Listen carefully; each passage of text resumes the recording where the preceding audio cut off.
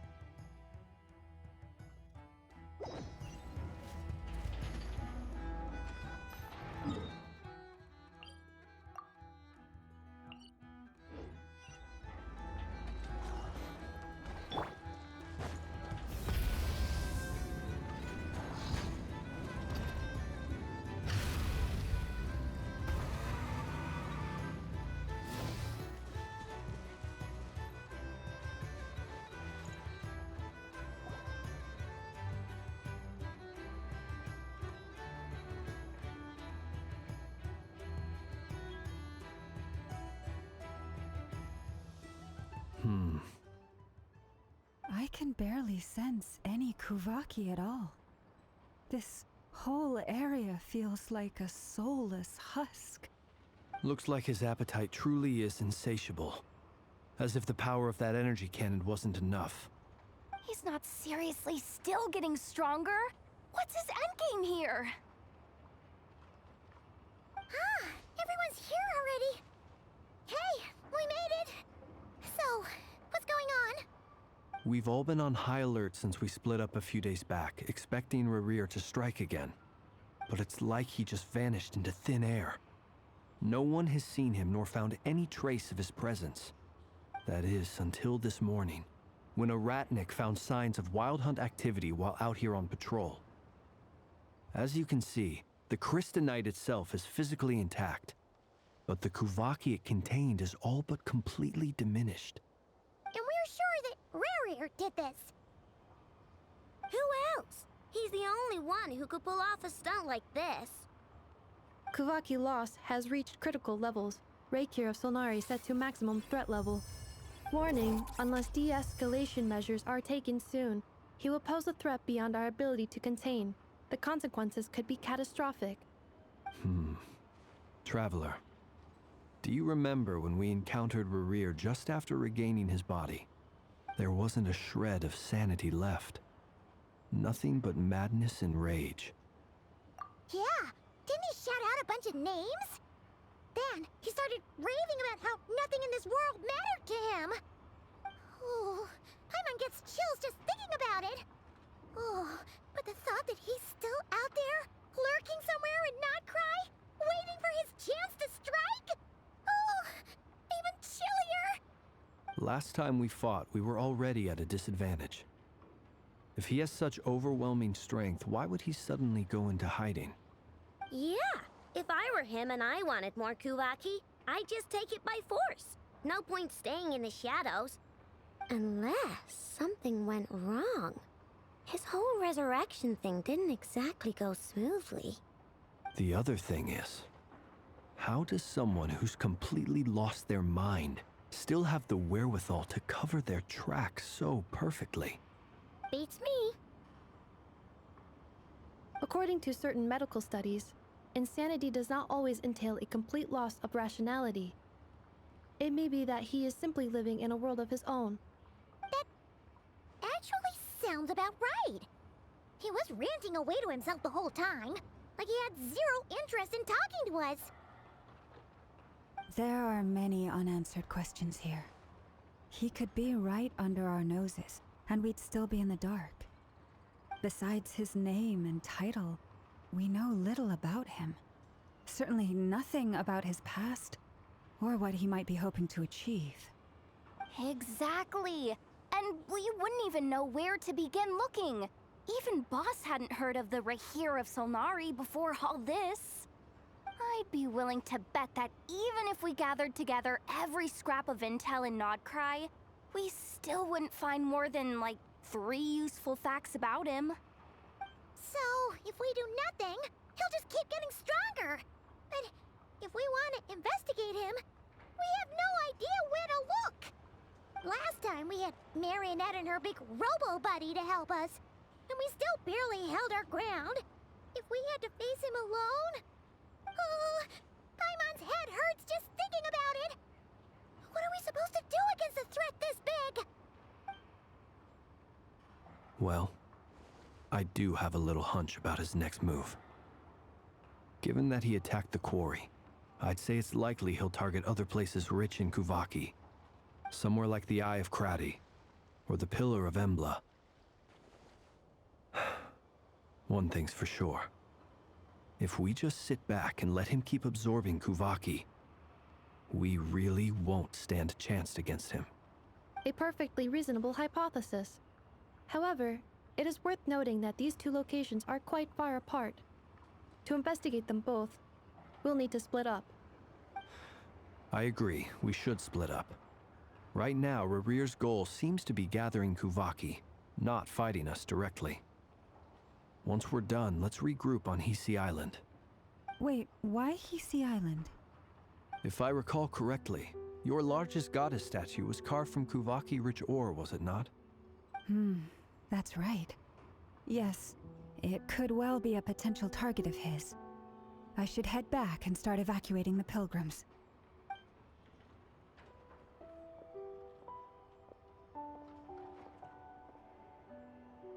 Splitting up's always gonna be risky. But I guess we don't have much choice, right? We're in a race against time here. And if we do run into Rarir, what then? That's when you follow the 3rd rule of treasure hunting. Run like the wind. Didn't you say the 3rd rule was go with the flow? I don't know. Did I? Anyway, whatever. In this situation, go with the flow means go find backup. Agreed. If anyone finds so much as a trace of Rarir, do not pursue him. Get out of the area and alert the rest of us as soon as possible. We need to put safety first. All right, we'd better get moving. Come on, Ineffa, let's go.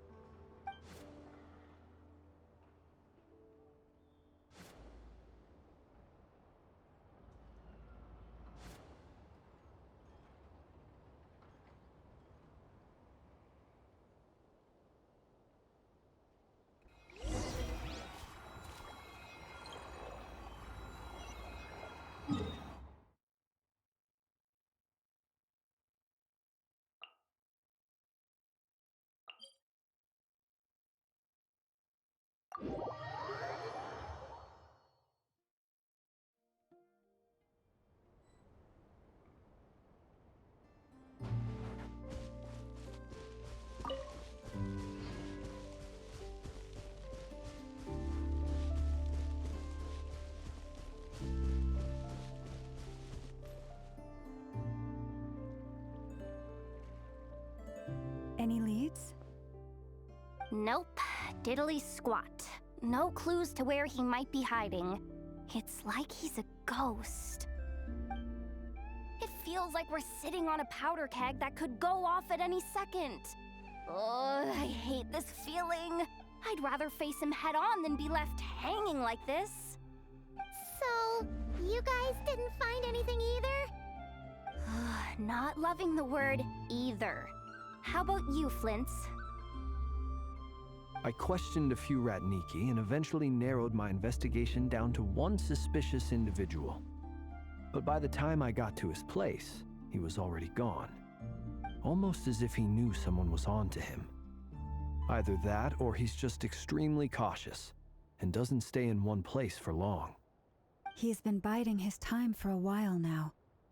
The question is, where or what is his next target? No idea.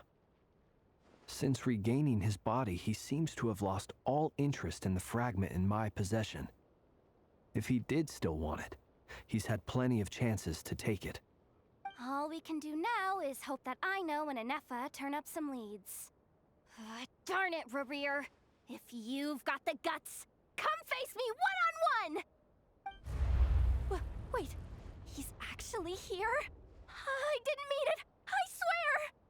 No, it's coming from Silver Moon Hall. The Lady Kutar might be in danger. Let's get over there, quick!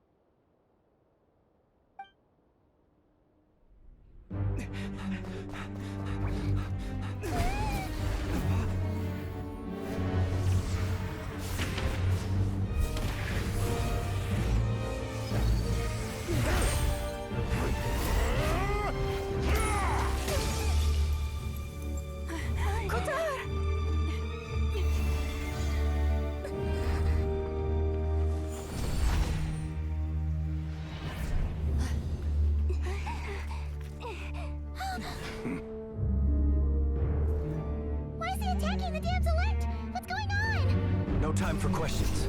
Stop him!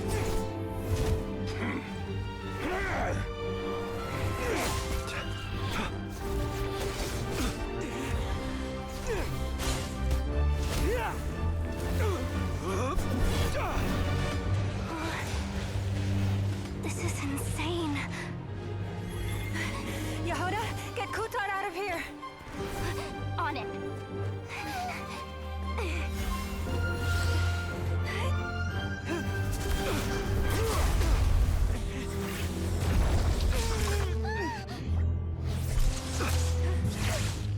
Look where your feeble light has gotten you. Now you shall plunge into darkness. Thalindus, soon I will find a way. Watch out!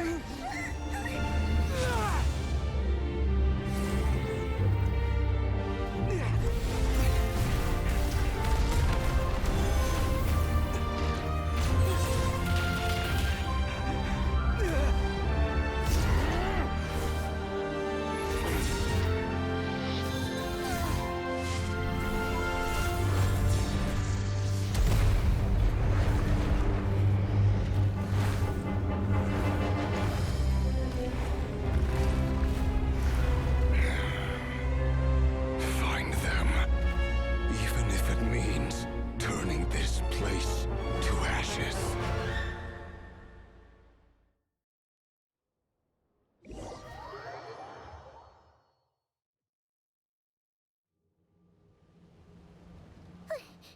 That was too close. We barely made it out of there alive. What's that guy's deal? How'd he get so crazy strong? He's a threat to this entire nation. I doubt his strength could even be measured by conventional standards. I have a question. When me and Anefa showed up, we saw him chasing after this lady like he wanted her dead. What was that all about? We weren't there for the whole thing either. They were already duking it out by the time we arrived. Yeah, we didn't see how it all started. It all escalated so quickly, we had no choice but to step in. Kutar, can you shed any light on the situation? Kutar. Cross-checking database. I see. So you're the one that the Frost Moon Scions refer to as the Moon Goddess? Wait, she's the moon goddess? Oh, no wonder she looks just like all those statues. There are many reasons why people might worship the moon, and just as many why they might despise it. I've never met that person before, but there was no mistaking his deep-seated hostility towards me. Why he holds me in such contempt, I cannot say. But since he hunts the power of the moon, it's no surprise that I am a target. Kutar. There are many potential motives. For instance, you help the traveler escape his grasp. This could be his way of taking revenge. It is also possible that he covets the Kuvaki inside you and seeks to take it for his own. The list goes on. But right now, devising a counter strategy should be our #1 priority. The likelihood of this location being discovered is close to 100%. A counter strategy?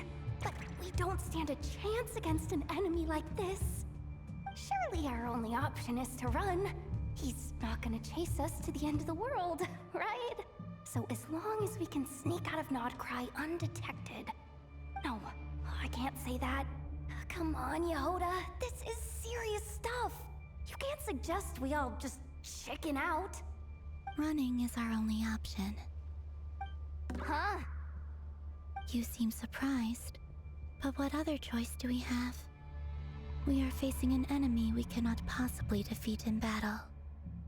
Well, I mean, yeah, but still. It's not too late. I can distract him, so you'll have plenty of time to make your escape. Wait, what? You're gonna act as bait? Doesn't that make sense? I'm the one he's after. There's no need for you to risk your necks on my behalf. A coyote doesn't stop for bypassers while it's howling at the moon. What is it, Loma? The Frost Moon Scions have already grown accustomed to life without their goddess. My presence here is no longer essential, and this is not my home, so you needn't ask me to stay. We can't just roll over and let him get away with this. That's not our style. Yeah, we can't just call it quits after everything we've been through together. Besides, she'd pretty much saved my life back there. If I just ditched her now, I'd never forgive myself. We can't overlook that you have saved our lives multiple times now. To talk of returning the favor would be a little crass for my liking. But suffice to say that we are friends, and friends look out for one another. Rira's true objective remains unclear. Even if we were to sacrifice Miss Kutar, there's no guarantee he would stop. But Kutar, I know why you left the Frost Moon Scions so long ago. It was because people started treating prayer as a form of trade. They would make self-centered wishes, force you to accept meaningless offerings in return, and then expect you to perform miracles for them, as if that were their entitlement. If it were me, I might have walked away too. But I believe that time can change everything, and that sometimes it takes losing something precious to appreciate its true worth. After much reflection, I've realized that this was never about whether the Frost Moon Scions need you. Any relationship based on need is purely transactional.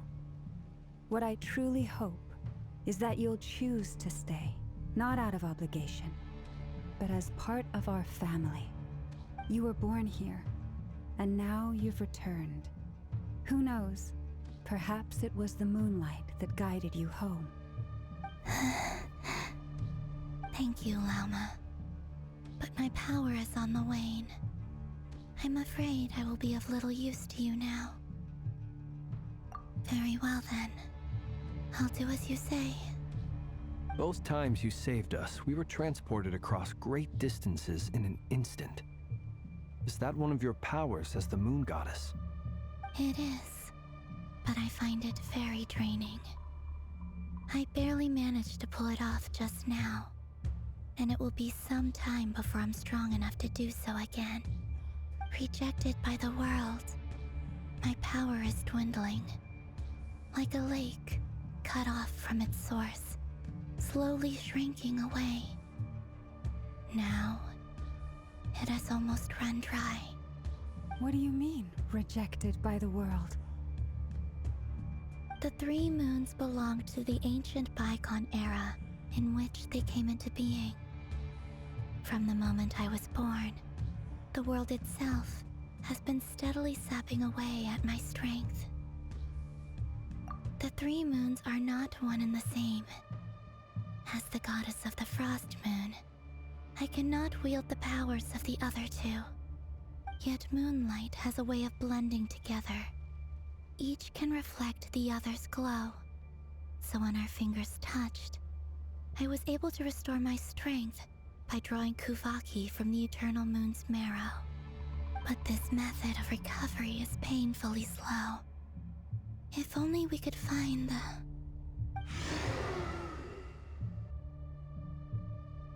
It's the Wild Hunt! Even faster than we expected. We'll have to finish this conversation later. See how those Wild Hunt creatures are running away from us. They're likely just a scouting party, which means Rerir won't be far behind. Then what are we waiting for? Let's get the heck out of here!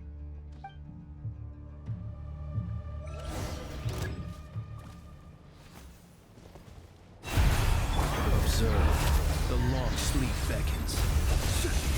Oh, they just keep coming! This is driving me nuts! Rerir's closing in on us. We need to pick up the pace. There's too many of them! And this time, we can't fall back on Kutar's house to escape.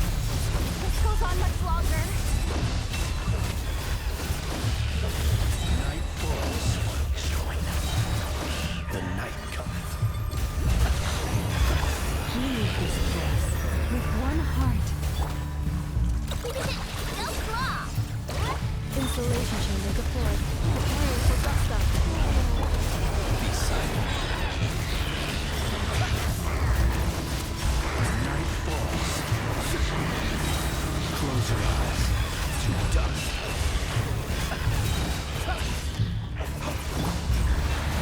By the frost my revolve.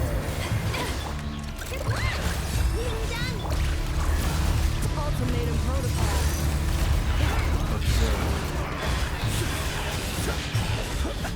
Be silent. Night falls. Night falls.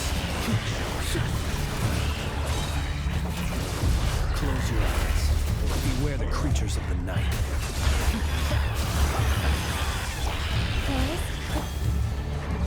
With one heart, we pray.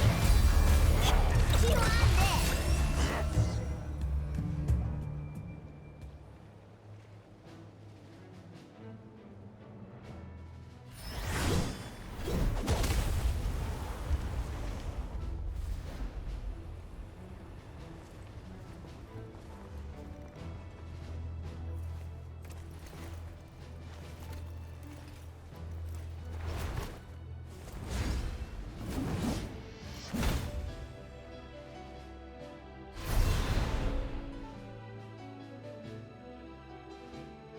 What's the matter? Bit off more than you could chew?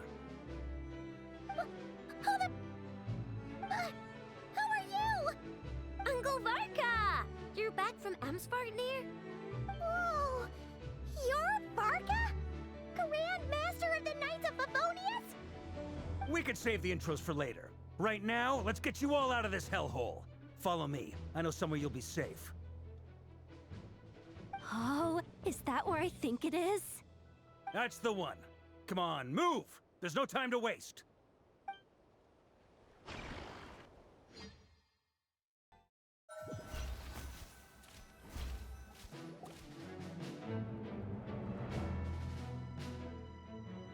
Wow! Where are we? This is so well hidden. Well, that goes without saying. This is the Knights of Favonius' meeting place in Nod-Krai, and a contact hub for the Northern Intelligence Network, aka the Black Market of Intel. No matter what faction you're with, it's the place to buy and sell information. Their headquarters are in Nod-Krai, but they've got contacts in every nation. As an expeditionary force on foreign soil, working with them has offered us the most effective way of getting our hands on reliable local intel. This is where we meet, so naturally, it's secure. Anyway, where were we? Folks from Nod-Krai should be pretty familiar with me by now, but I believe this is the first time we've met. Allow me to introduce myself. I am Varka, Knight of Boreas, and Grand Master of the Knights of Favonius. We've heard all about you. This meeting's been a long time coming. You look way younger than Paimon expected, but you definitely have that Grand Master vibe. Well, I'm no spring chicken. Just not showing my age yet. Definitely feeling some of that back pain today, though. Rushed back from Amsfartnir without a wink of sleep, only to get right into another fight with that freshly revived maniac. Another? You mean you fought him before? Yep. He wasn't nearly as strong back then, but he was still a formidable foe. I brought some of the knights along to give him a little surprise, but he saw us coming from a mile off. My squad took heavy injuries, and I barely made it out alive myself. We knew it might have been our last chance, so we staked everything on it. But still, it wasn't enough to stop him. I tried tracking him down afterwards, but he didn't leave a trace. Even in his unhinged mental state, he's as cautious as any trained operative. So, I decided to come find you. And as luck would have it, turned up to find you being ambushed by the Wild Hunt. The rest, you already know. Is that why he's been frantically absorbing Kuvaki these past few days? Because he sees you as a threat? Maybe I'm part of the equation, but even if I weren't, I'm sure he'd still be gathering power. He's clearly working up towards something. Note to self, Uncle Varka's strength rating officially upgraded. Guess it's my turn to ask questions now. So, what exactly has been happening in Nod-Krai? Why is the Wild Hunt returned in humanoid form? And why is it after you? That's a long story, but I'll try to make it quick.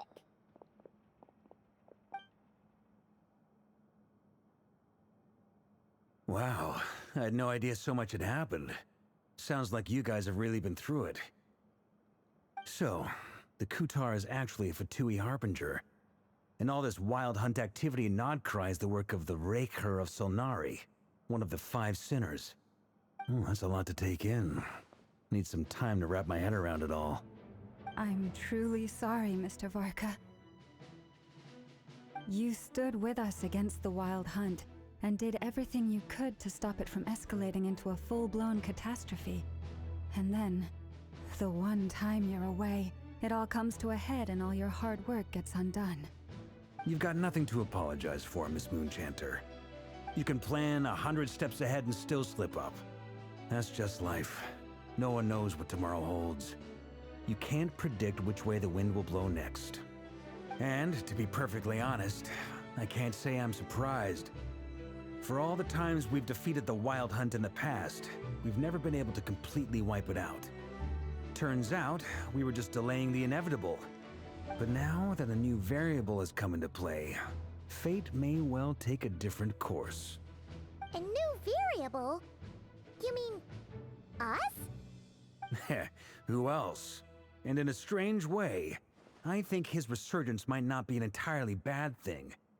The Wild Hunt is like an unrelenting force of nature, but Rerir is an individual with an agenda. He's gotta have a weak spot somewhere.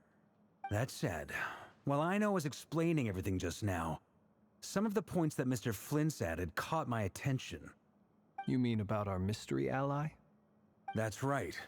From what you've said, not only did they lead you straight to some key files, they also shielded Hisi Island from a lethal Kuvaki blast. I don't know who or what could pull something like that off. Heck, even Miss Columbina doesn't have a clue. I hadn't heard the story about those files. Would you mind repeating their titles for me? Wild Hunt Phenomena Log, a Nod-Krai and Ratnik's Field Journal, and Kuvaki Survey Log. Oh. No. Still doesn't ring a bell. Another dead end. Guess all we can do now is hope that our mystery ally keeps showing up when we most need them. Still, it's safest to assume they won't be intervening again. From here on out, we'll have to resolve this crisis by ourselves. Your intel also explains something else I've been wondering about.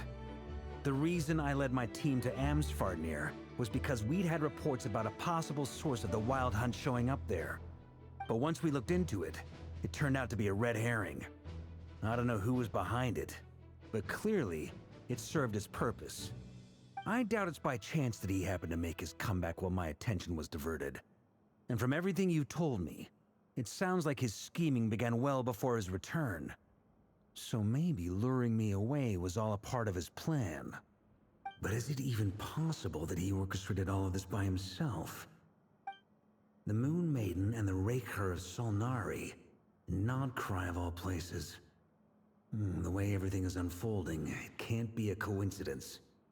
So, what do we do now? Got any ideas? Right now, we've got at least 3 things to consider. Let's go through them one by one. First, we need to figure out how to take down Rerir. If we can't beat him in a straight-up fight, the rest won't even matter. To my knowledge, the bulk of Nod-Krai's fighting force is already gathered here. But even with everyone united, we're still no match for Rerir in his current state, let alone with his power still growing. What if there was a way to tap into a new power of our own? How so? Have you thought of something, Columbina? 3 moons once watched over this world. The Eternal Moon was the largest. The Frost Moon was the brightest. And the Iridescent Moon was the most mysterious. They say that back then, the 3 moon goddesses wielded immense power. Enough to shape the workings of the world itself. I now bear the Frost Moon's power, and the Eternal Moon's marrow resides within the Traveler. Hold on. Are you suggesting? The Iridescent Moon, the last piece in the puzzle. That's right. If we can find the Iridescent Moon's marrow, I will be able to regain my strength much more quickly. The 3 moons are said to stir the tides and illuminate all things. Perhaps they hold further secrets beyond our understanding. According to my analysis, the solution is feasible. However, it is subject to one major condition. How do we locate the Iridescent Moon's marrow? I know a way, but we will need to visit the Fatui's Experimental Design Bureau. The Experimental Design Bureau? Are you saying we need to involve Marionette? Yes. I must speak with Sandrone. It's a long way from here to the Experimental Design Bureau. There's a high chance you'll be spotted. You shouldn't go alone. Then that's settled. Next up, our second priority. Somehow, we need to figure out Rerir's end goal. As you saw for yourselves, when he was still in his Wild Hunt form, everything he did was for the sake of recovering his body and resurrecting himself. His first act since then, after laying low for a while, was to try and assassinate this young lady. People's obsessions often reveal their greatest vulnerabilities. There must be a reason why he despises the moon so deeply. Perhaps it sheds some light on his title, the Raker of Solnari. The Wild Hunt has plagued Nod-Krai for centuries now. If we want to stop it for good, we have to get to the root cause of what's driving it. It's true. We still know very little about him. If Kuthar hadn't given us that lead, we wouldn't even know his name. But where would we even start? I doubt even the Intel Queen of Nod-Krai has a clue, and she has info coming out of her ears. Oh? That's a rather hasty conclusion for someone who's so painstakingly meticulous when it comes to dealing with machines. She heard me.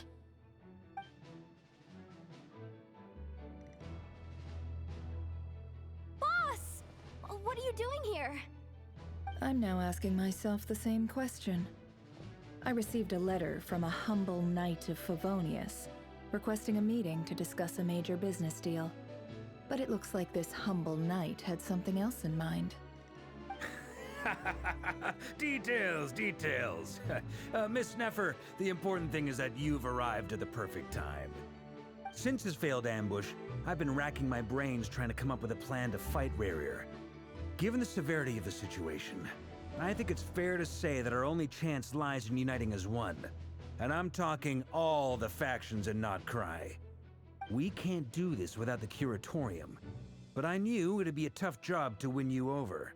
So, I took the liberty of reaching out for a little chat. Wait a sec. How did you even hear about this place, Nefer? Didn't you say this is meant to be the Knights of Favonius' meeting spot? And a contact hub for the Northern Intelligence Network?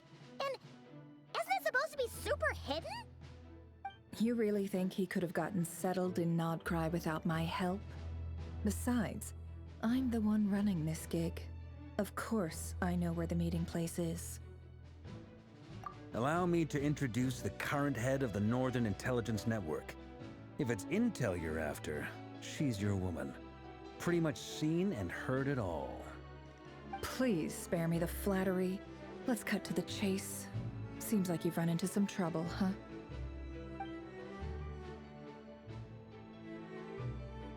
Well, this certainly qualifies as an unforeseen crisis. On behalf of the Curatorium of Secrets, I wish you all the best of luck. So you're just going to sit this one out? Why should I get involved? What could possibly be in it for me? What if we told you we can't do this without you? Oh? Then I'd say, you'd better make it worth my while. I don't work for free. I can't put a price on something like this. It's just not in my nature. But then again, you and I have always been polar opposites in this regard. So I can't exactly say I didn't see this coming. If you insist on compensation, I will pay you. Consider this a formal commission. Sound fair? You just don't give up, do you? Too bad. I know you well enough to know you can't afford my prices. The riskier the job, the more it'll cost. And a Moonchanter's stipend isn't exactly generous. Unless you're planning to start passing the donation box around among the faithful. Boss, just a thought. If they come up short, maybe you can take the difference out of my next few paychecks. Things got really dangerous during the fight with Rerir. If this girl hadn't saved me, I'd be ley line fodder by now. I'd be gone for good, boss. If there's any way we can make this work, I'd really like to help her. Please, I'm begging you. This is why I'm always telling you never accept favors. They are the hardest debts to repay. You have to be careful who you get involved with, or you invite all kinds of misfortune. Very well, Yehoda, I will help. But just this once. Don't count on this happening again. Flynn's, that fragment that Rerir was after, do you still have it on you? Of course. Let me borrow it. I need it to follow up on some leads. Wait, you actually have some leads? Shh. This is top secret information. I get it. We all have things we'd rather keep to ourselves. Plus, I know we can count on you, so we'll leave the intel gathering in your hands. And that brings me to the third and final item. We need to find a way to distract him. We need time to make our move, so someone will have to stall him. I'm in for this part, no matter what. Anyone coming with? Count me in too. Come off it, you two. Quit playing heroes. I'm way ahead of you here. And Nefa did a scan of the Moon Goddess's Kuvaki signature, and we're gonna use it to make some decoys over at the Kramkake craft shop. Anyone who's in, follow me. Once they're ready, we'll deploy the decoys across Nod-Krai. So as long as the rest of you keep moving, he won't catch on to your scent and won't be able to track you down. I like it. Genius idea. No biggie. All right then, we'll split into 3 teams. Once your team has finished their mission, return here and wait for the others. Dismissed!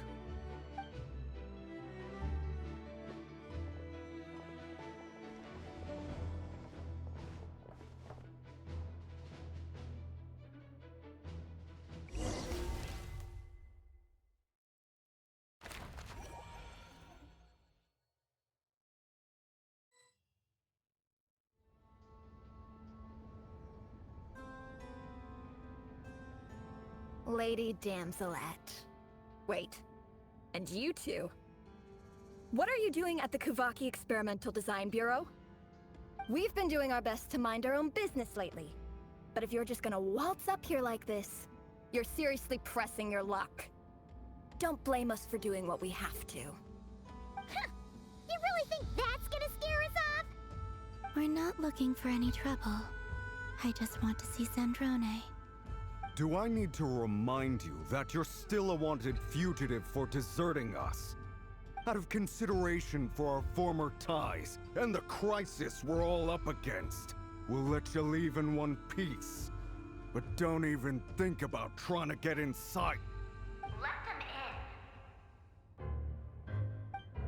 But... Are you going to make me repeat that? no, my lady. Zandrone seems to be in a good mood. Must be maintenance day.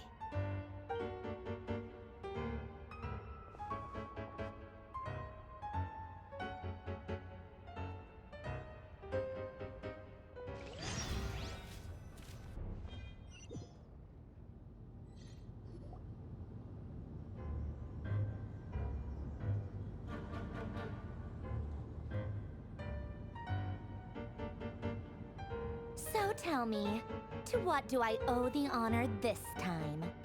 Actually, before you answer that, just so we're clear, we're not colleagues anymore, Columbina. I don't owe you anything. I promise it's nothing big. It seems like you've gotten the wrong idea here. The only reason I let you in was because I was bored. It seemed like a way to kill some time and satisfy my own curiosity. Whatever miscalculations I may or may not have made in the past, I haven't lost the plot enough to even consider sticking my neck out for your sakes. I'd like to speak with Arlecchino. What? Huh? You mean the knave? I'd like to speak with Arlecchino. Is she in Nod-Krai? No, she's not. Once the work on this facility was completed, she went back with the Rooster and Regrator. The only ones in Nod-Krai are me and... What is it you need to speak to her about anyway? Rerir is hunting me. If I'm going to face him, I must first retrieve the lost moon.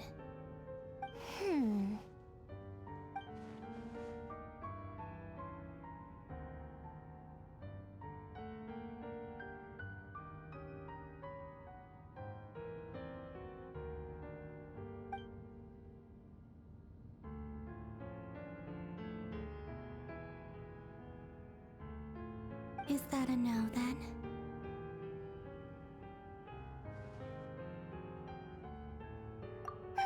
As if I need reminding. I was this close to settling things with him before someone decided to whisk me away to their weird little garden. Have you held any tea parties lately? Tea parties? Yeah, obviously. You don't seriously think we'd pack it all in just because you aren't here. If anything, they've been more eventful than ever.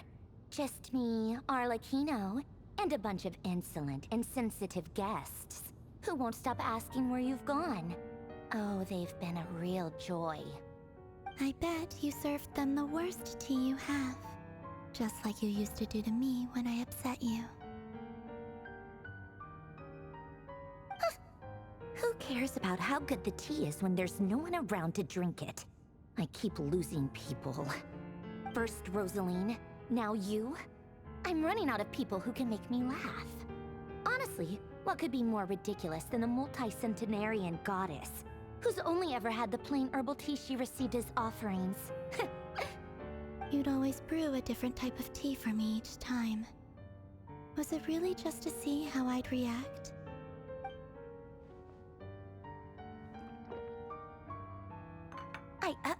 Well, duh. Why else? Watching you squirm was practically my only form of entertainment.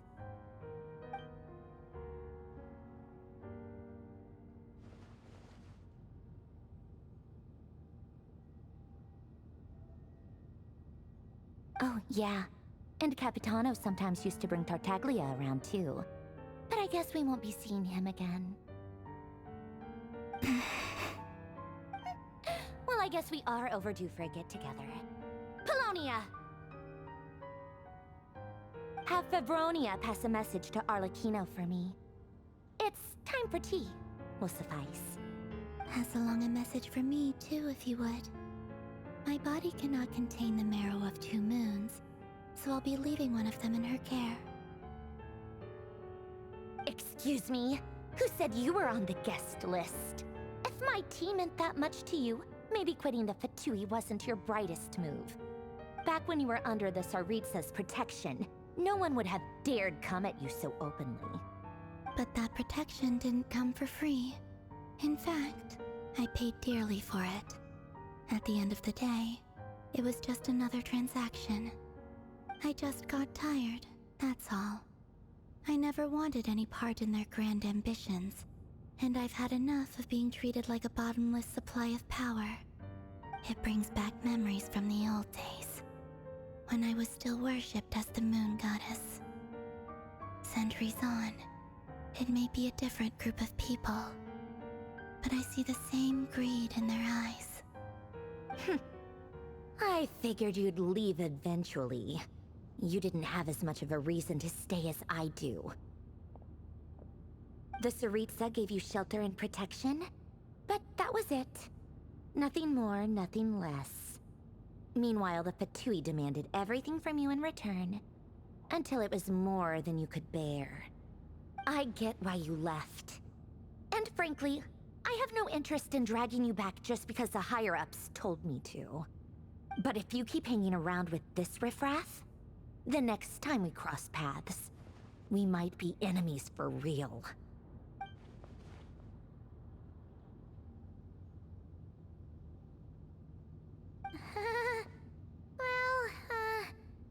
Guess that's our cue to leave. That might be your plan. But it sounds like someone else wants you to stay a little longer. Huh? What do you mean? Listen.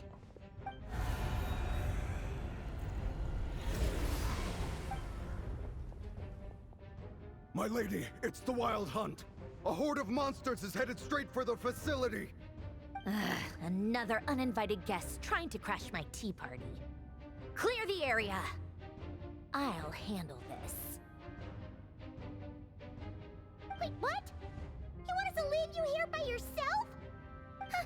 You'll be lucky to make it out of this alive. You really think you can afford to worry about me? Go on, get out of here. You may have stopped Polonia from crushing him last time, but I've made sure that won't happen again. The entire Experimental Design Bureau is rigged for war. Stay and watch if you want, but it'll be at your own risk. You're not flagged as friendlies in a weapon system.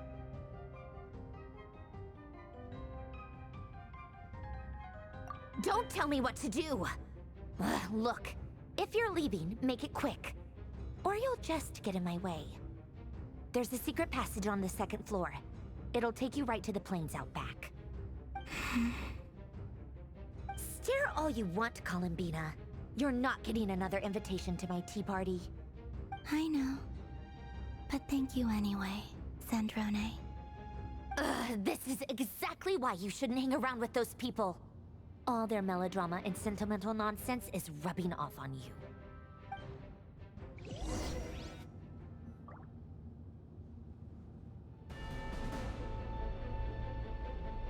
Come on then, Mr. Ray here. Let's pick up where we left off. It's your Wild Hunt monstrosities versus my beautiful creations. Let's see who comes out on top.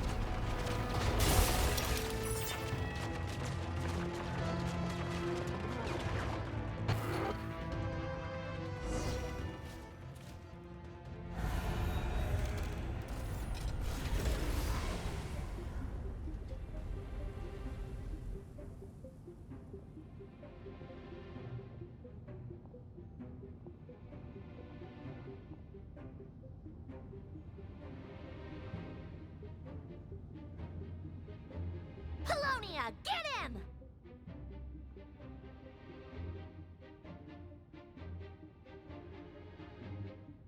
I've upgraded Polonia again since our last encounter, and uploaded every last scrap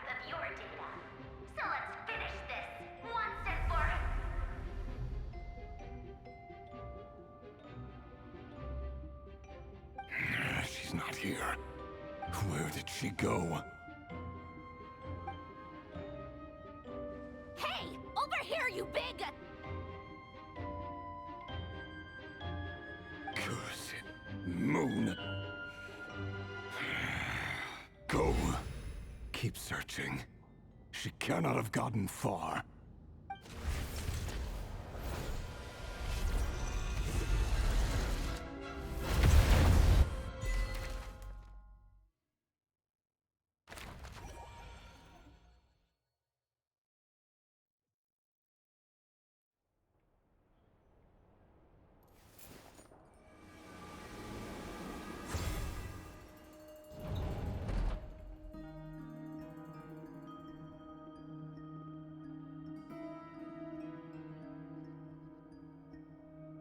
So this is your method for investigating Rarir's past. It almost looks like some kind of ceremony. Good deduction. But it's quite a different affair from what you're used to with the Frost Moon Scions. Whoa! First time I've ever been in here. Boss always said it was off limits, so I pictured some kind of creepy dungeon. But it's actually kinda nice. Oh, I guess this must be Sumero decor? That's where Boss is from. And that nice shopkeeper who sold me my treasure compass.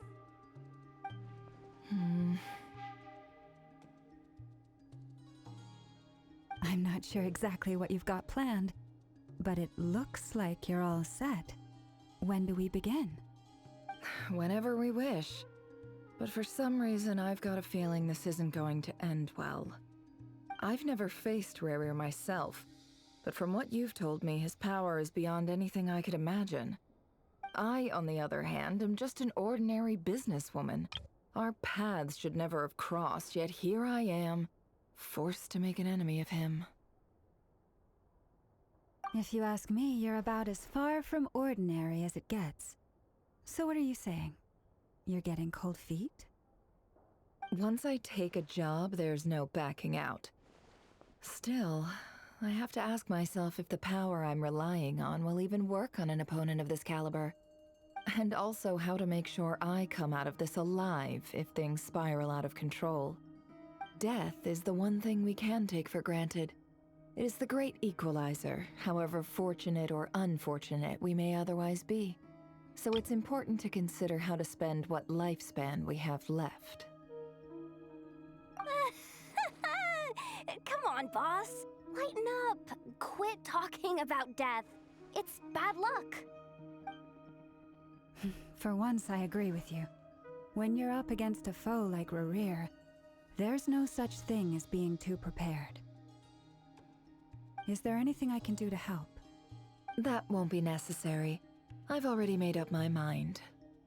Time to cash in a precious favor I've been saving for a rainy day. Yehoda, I need you to find someone for me. The sooner the better. Eh? Find who? That shady merchant who sold you an overpriced treasure compass the other day. Come on, boss. You're pulling my leg again. In what way is she shady? She showed up when I was completely lost and sold me a neat little gadget that was exactly what I needed. Trust me, she's a good person. Anyway, I know who you're talking about. Don't go anywhere. I'll be right back.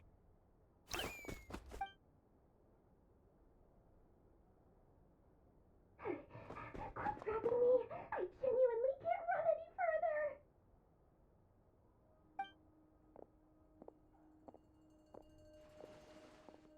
Hey, aren't you? What is it? What's the big rush? You dragged me out of a dream where I was literally swimming in Mora. I'm charging double my usual attendance fee. See, look how easygoing she is. After that rude awakening, she could have completely snapped at us. But instead, she kept it together and just asked for an extra fee. Dori Sangama Bay? I never would have pictured you two doing business together. If you want to make it big in Nod-Krai, it's all about connections. Lady Nefer just so happens to have a lot of intel that interests me. And she also did me a big favor in the past. It was back when I first arrived in Nod-Krai. My trusty assistant, the genie in my lamp, had an adverse reaction to the Kuvaki and fainted. And when you know it, that's when I suddenly find myself in a life-or-death situation. Good thing my compatriot was there to swoop in and save the day. I've been giving her a 30% discount off all of my goods ever since. Now, so that no one here feels left out, I'm willing to extend a 20% discount to fellow friends of Boss Nefer. Plus, any other friends you send my way will enjoy 10% off. What can I say? The great Lord Sangamabe is nothing if not generous. So, let me guess. You've run into some trouble? I've got everything you could possibly need. And the more you buy, the more you'll save. You guessed correctly. What have you got in the way of survival gear? The one type of gear I've never been short on. What are you looking for? A jetpack fresh from the Academia's labs? An ancient suit of armor dredged up from the bottom of the sea? At the very least, I need to know what kind of opponent you're dealing with here.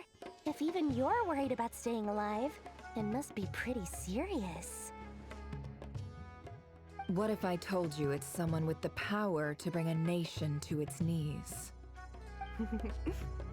Is that so? Then we really are talking top-shelf treasures. I don't have anything like that in stock right now. I'll have to ask my supplier. Your supplier? A powerful woman, make no mistake. I can't reveal her identity, but luckily for you, I hear she's planning to visit Nod-Krai in the near future. If you're willing to wait, I can ask her when she's here. Can't say exactly how long that'll be, though. Then, let me put it another way. What would you do if you encountered an enemy like that? Roll over and serve yourself up on a silver platter? Course not! I have a handy little trinket from one of my generous suppliers, which... Hold on. What exactly are you getting at? No, no! This is for my personal use only! Let's just say I'm borrowing it, all right? Just for insurance purposes. You'll get it back later. Favors are the worst kind of debt to owe, and now you've got a chance to repay one. A win-win situation, don't you think? Fine. You can borrow it for 5 days. No, make that 3.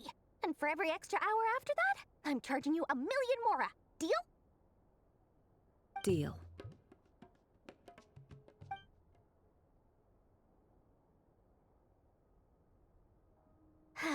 What a way to start the day. Now, was there anything else you wanted? Or can I go back to bed now?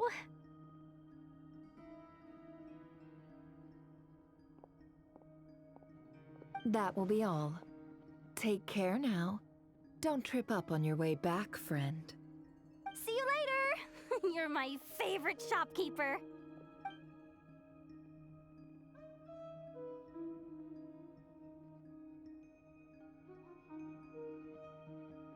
Excellent. Everything is well and truly ready. The ceremony can now begin. After initiating the ceremony, your minds will follow me wherever I go. You will see many strange things in your mind's eye. So remember, don't be frightened, and don't make a sound. Now then, let us peer into the Raker of Solnari's past.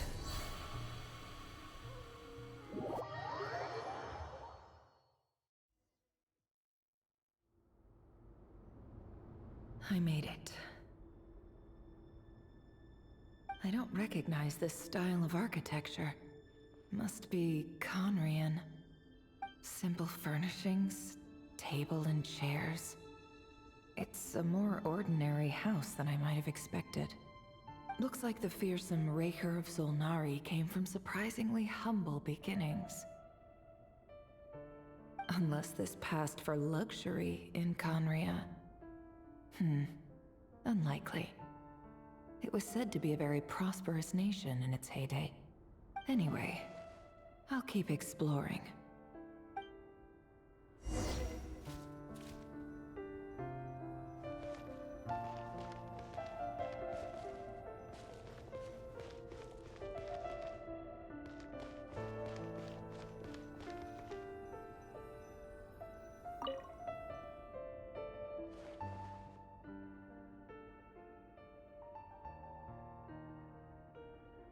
Hi, River. Since you're working extra hours tonight, I thought I'd keep myself busy by checking out that new kebab shop. I've heard good things about their menu. I'll test it out, and if it's as good as everyone's saying, let's go back together sometime. P.S. New stash from the Universitas Magistrorum. I brought some goodies home. A few teacups and a pin rack. Hope you like them. They didn't sign their name, but they must have been close. Sounds like they were living together.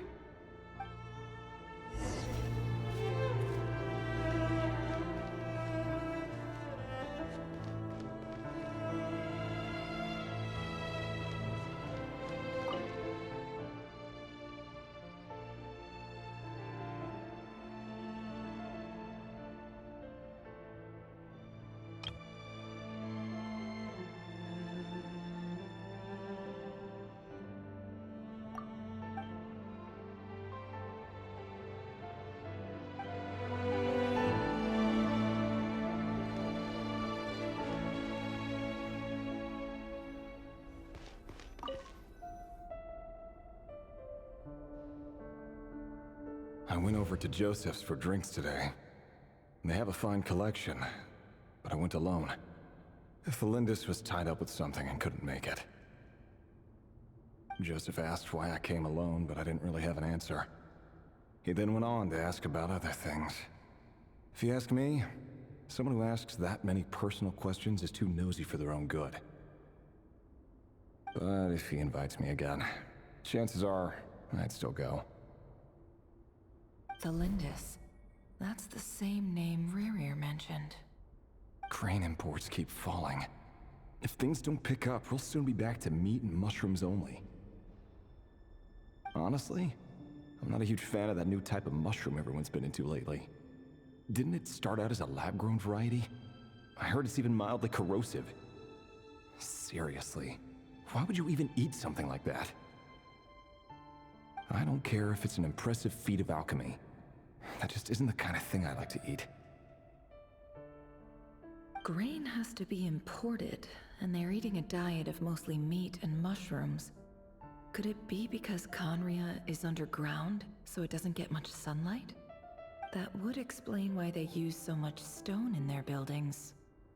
They even use alchemically modified strains for food. Seems like the people of Conria don't have many options when it comes to dining. I've just about saved up enough now.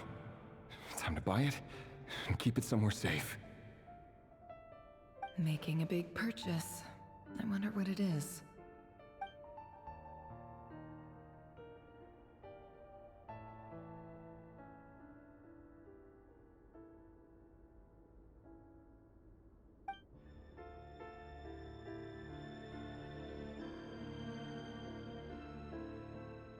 He really is a professional.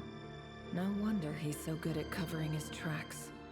Despite what he's become, it seems like he's retained certain habits, at least in this regard.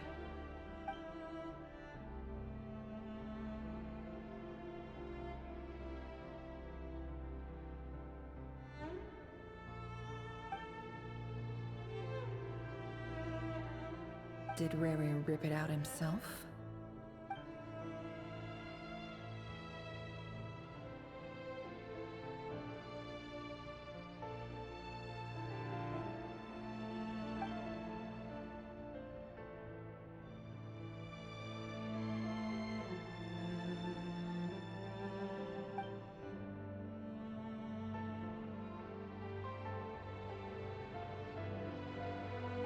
Before I met you, I was convinced that my heart was nothing more than a stagnant pool. The burial place of a fallen moon. A withered, windless grove where the waters rested forever unrippled. It was you who helped me see that my heart hadn't entirely withered away. That it could still beat to the rhythm of love. This is just trivial sentimentality from the looks of it. Why would he go to the trouble of hiding that? The burial place of a fallen moon.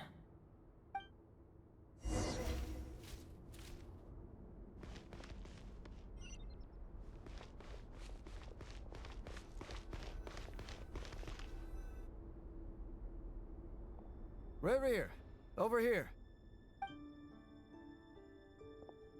Dane!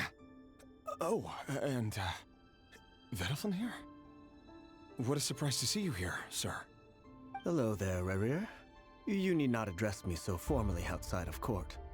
He doesn't get that much free time, so I invited him over for a drink.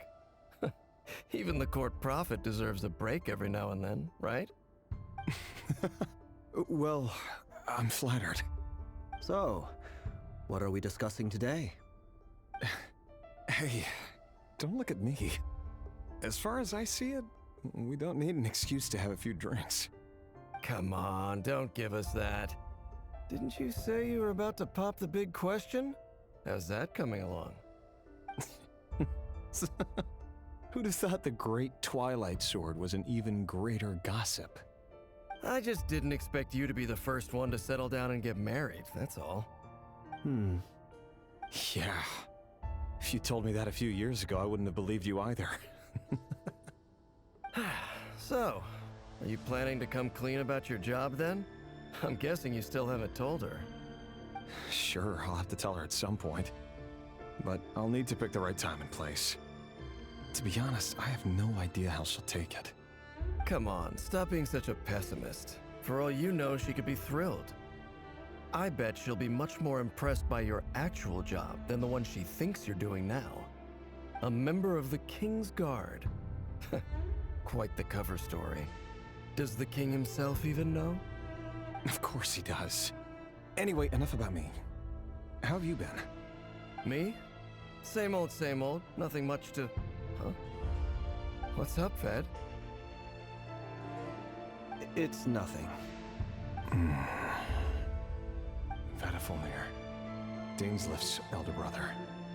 Renowned throughout the court of Conria as the Visionary, and said to possess a wisdom far beyond the reach of any ordinary man. And yet, despite the gulf between us, he seems to have something to say about me. Does he even know me? Does he see me as a friend of his brother, or just another of the Vinster King's blades? Why did he react so strongly? Was it really to do with what we were talking about? Brown, curly hair and brooding blue eyes. So this is what Rerir looked like back in the day. Perfectly normal. No different from anyone else. As frightening as this monster is in the present, there's something even more unsettling about seeing the human he used to be.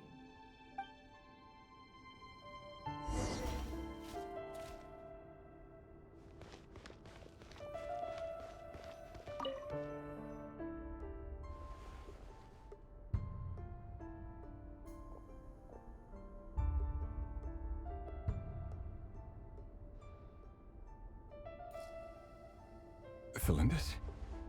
You're back early? Our equipment's being serviced today, so I got off earlier than usual. How's your day been? Aw, why the long face? Is something the matter? Has your boss been giving you a hard time again? Went for a drink with Dane and the others after work. Isn't that a good thing?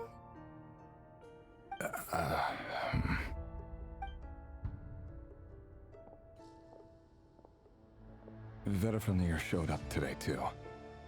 You know, Dainsleif's older brother. Ah, Mr. Vedaflin. Yes, I've heard of him. They say that everything he says ends up coming true. He overheard Dainsleif mention that I'd recently proposed, and seemed to have an issue with it. But when I asked what it was, he kept it to himself. So, You're worried? You can be such a child sometimes, Revier. We're nobodies. Why would the Visionary be concerned about us? I'm sure someone in his position has much bigger fish to fry. Maybe you're right. You worry too much, Revier. We've been together for ages now, and everything's been going so well, has it not? You've even proposed to me. So, you do remember. Tell me then. What's your answer? Like I said, I need some time to decide. You can't just rush into things like this. We may be nobodies in the grand scheme of things, but if we want things to work out, we've still got to plan ahead. All right. Take your time. Just don't keep me waiting forever. Nobodies. Sounds about right. In the eyes of people like Vedalfnir and Dainsleif, what do we matter? Can someone whose gaze is so fixed on a far-flung future even see the present clearly? Besides, the dynasty's fate rests with the king and his inner circle. Whatever I do, it won't make much difference. Meanwhile, every idea they come up with and every decision they make, it affects everything. These days, the king is lost in his research, and the purge of the Crimson Moon bloodline grows ever more intense. The opposition tried to speak out, but nothing came of it. And I'm under no illusions as to why. Because we eliminated them and got rid of their bodies. A man can have 1,000 reasons to carry a sword, but there are few good excuses to use it. Yet the king has never even considered a gentler approach, and he never will. What becomes of someone who kills on another's behalf? Can he ever find true peace?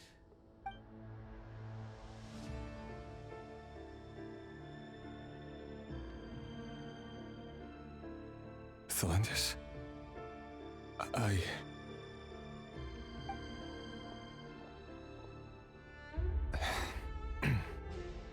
It's nothing. You were right. Fate has never smiled upon nobodies like us. But by the same token, it's unlikely to bear a grudge against us either. There's no reason we can't keep living happily together, cherishing the simple joys of each day as they come. See? You just need to stay positive, Revier. I can feel your warmth, your breath.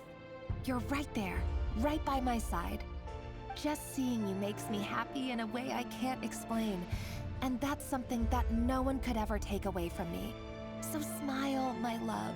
Let go of that frown. You're right, Thelendis. I've just been overthinking things. That's better. Getting caught up about things like this will only ruin our evening. Speaking of which, all set for the ball tonight? I need to go get ready. You go ahead. I just have a few things to take care of, then I'll come join you. Even busier than the big shots, huh? Fine, I'll go get started. But don't be late. If you keep me waiting too long, I won't be a happy bunny. Relax. I'll be there. Seriously, though, you drive a hard bargain. You're really gonna leave my proposal hanging and still expect me to take you to the ball? Well, that goes without saying. I already told everyone I'd be coming with a dance partner. Besides, they're two completely different things. Let's take it one thing at a time, all right? All right. White outfit it is. It seems like Rerir was deliberately hiding his ties to the intelligence services by giving the impression that he was just an ordinary member of the Vinster King's Guard. He clearly doesn't want his would-be fiancée to know about his other life. Then again, that's hardly surprising. People in the intelligence trade rarely do. Who'd have thought we were in the same line of work? Let's dig a little deeper.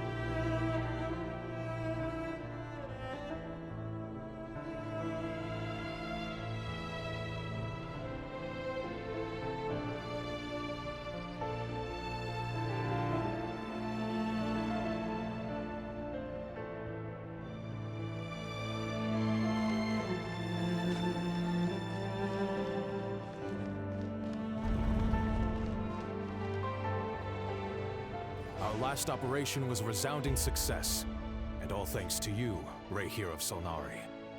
In total, we apprehended 32 dregs of the Crimson Moon, and 67 accomplices. After all these years since the dynasty's fall, so many of them still linger on. Indeed, it cannot be denied. Yet it was destiny that the Crimson Moon should be overcome by the eclipse, and that His Majesty, the all-seeing Vinster King, now guides our nation on the path to prosperity. Conria has no further need for a dead moon.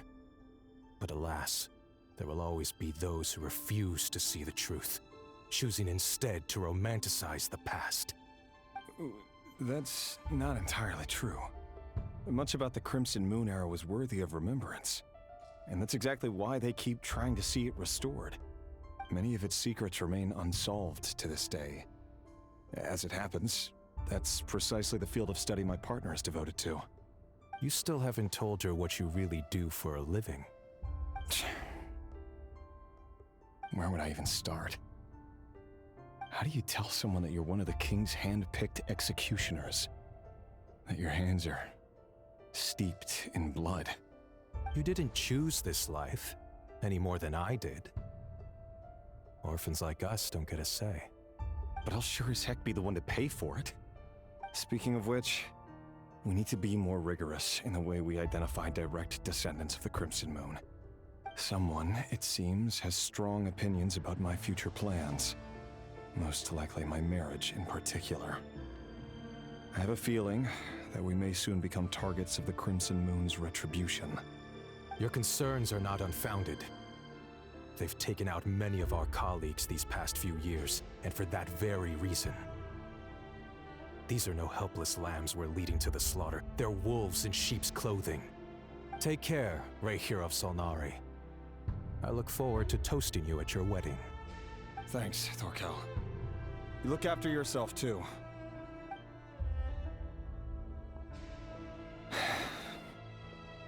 Thelindis, I never wanted to keep this from you. You're the last person I would ever want to lie to. But that's exactly why I can't tell you everything. There are things you shouldn't know. Things you cannot know. The moonlit dynasties are a thing of the past. Yet even now, with the sun shining high in the sky, there are those who would call forth a dead moon's ghost. Could that be why Vedalfnir held back? Or was it because of some court secret he's not at liberty to share? I have to get a clear answer from him. No matter what happens, I will protect Thelindis. Rerir seems to be very concerned by Vedalfnir's reaction. Vedalfnir and Dainsleif, the Visionary and Twilight Sword. So that's what they were really like. I've investigated this whole area now. There doesn't seem to be any other memories here. Should I try somewhere else? Wait a second. What's this black smoke?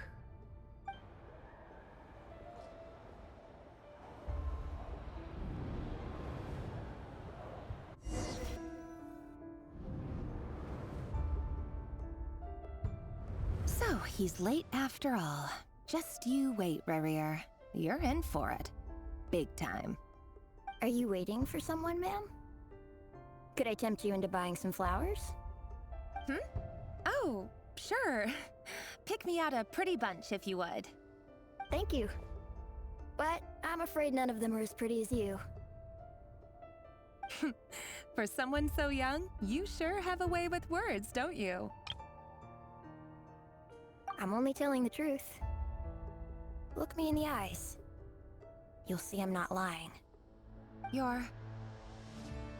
May we have a word in private? Who are you? And what do you want? It doesn't matter who I am. Too many of our kind have fallen lately, so I decided to take the risk of reaching out. Not long ago, the Ray here of Solnari led an assault on one of our strongholds. We suffered many casualties, and many who came to our aid lost their lives as well. Sorry, I don't know why you're telling me this. And I don't want to get involved. Wait, hear me out. This time we finally got a clear look at his face and learned his true identity. His name is Rarier, and he claims to be one of the King's guards. What did you say? A cruel irony, isn't it? The man you're set to marry leads a double life as a brutal executioner. But surely, he must have caught a whiff of the blood on his hands. Why are you telling me all of this now? Simple. It's because... How strange. Rarier was nowhere to be seen in that memory. It clearly belonged to the Lindis. Rarier couldn't possibly know what happened if he wasn't even there. Why would her memories appear in his fragment? The ceremony won't last much longer. I think it's time to call it a day.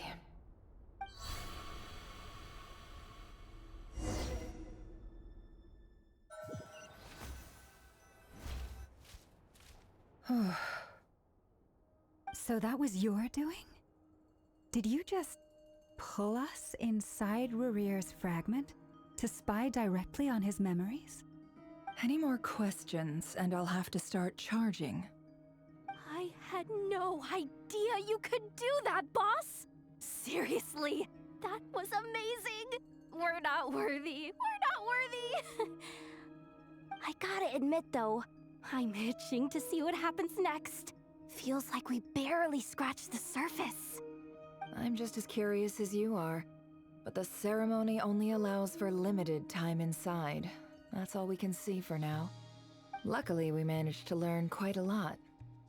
So far, so good. I just hope the others are doing okay too. Especially the group with the Traveler. Their mission is a risky one. Let's hope it's all going smoothly. If you're worried about them, go see how they're doing.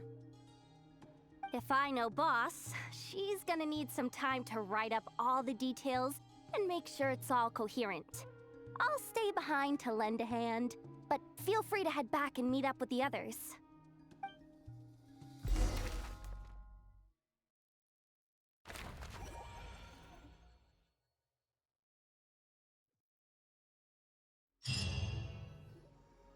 Oh, they've been prowling around for nearly 2 days now. These things just won't quit. Oh, they might not have seen us yet, but them constantly sweeping the area, our way out is completely blocked. Oh, that's never gonna work. One little slip up and it's game over. If they spot us, they'll run straight back to Rarier. And once he knows we're here, it won't be long before he's breathing down our necks again. Oh, guess you're right. All right, time to zip it.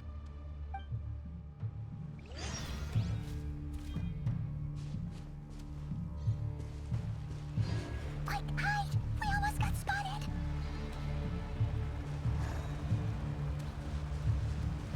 Phew, that was a close call.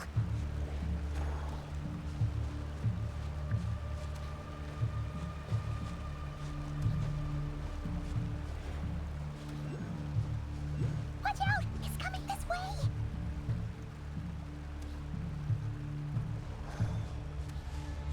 Keep going. We're nearly there. This is the final hurdle.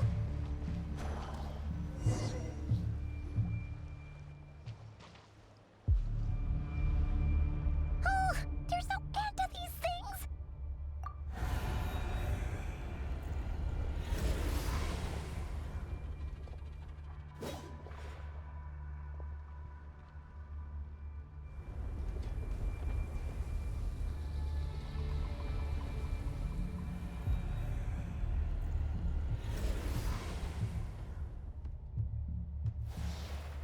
Fire. Fire? Wait, what's that smell? Oh no, there's a fire!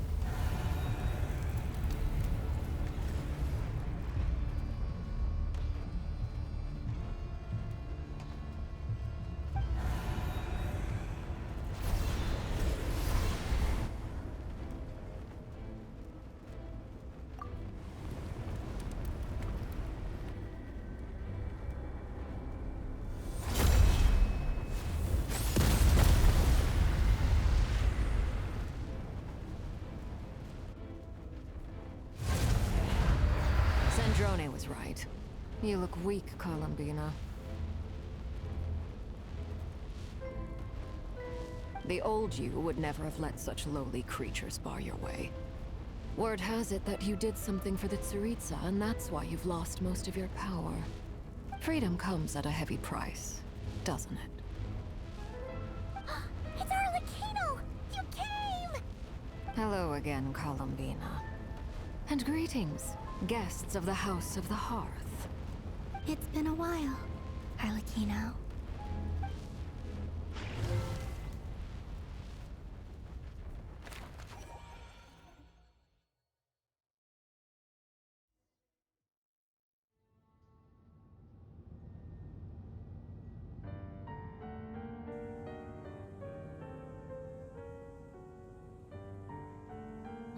Stupid right here of stupid Solnari. Ugh, whatever. I've got all the data I need. Next time we meet, you're finished.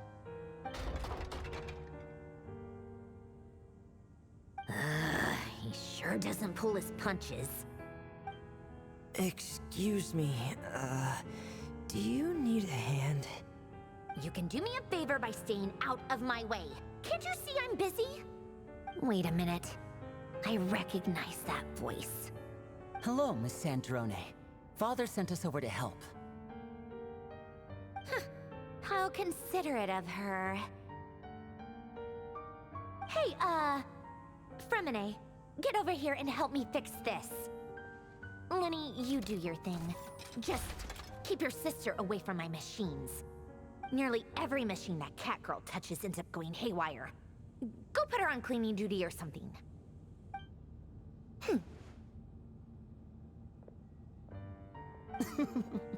Then let's start downstairs. Fremine, we'll leave this place to you. You've got it. Wait a second.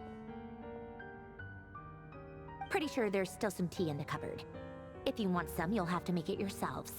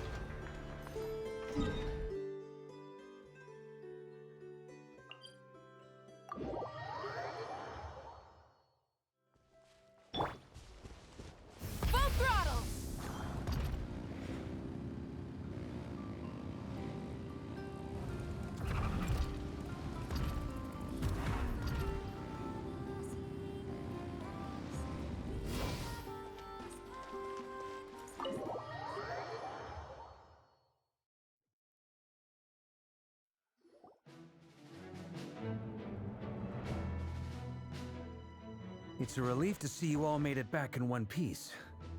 Huh? Feels like there's quite a few people missing. Where's Flint's and the others? And what about Nefer? I returned ahead of them.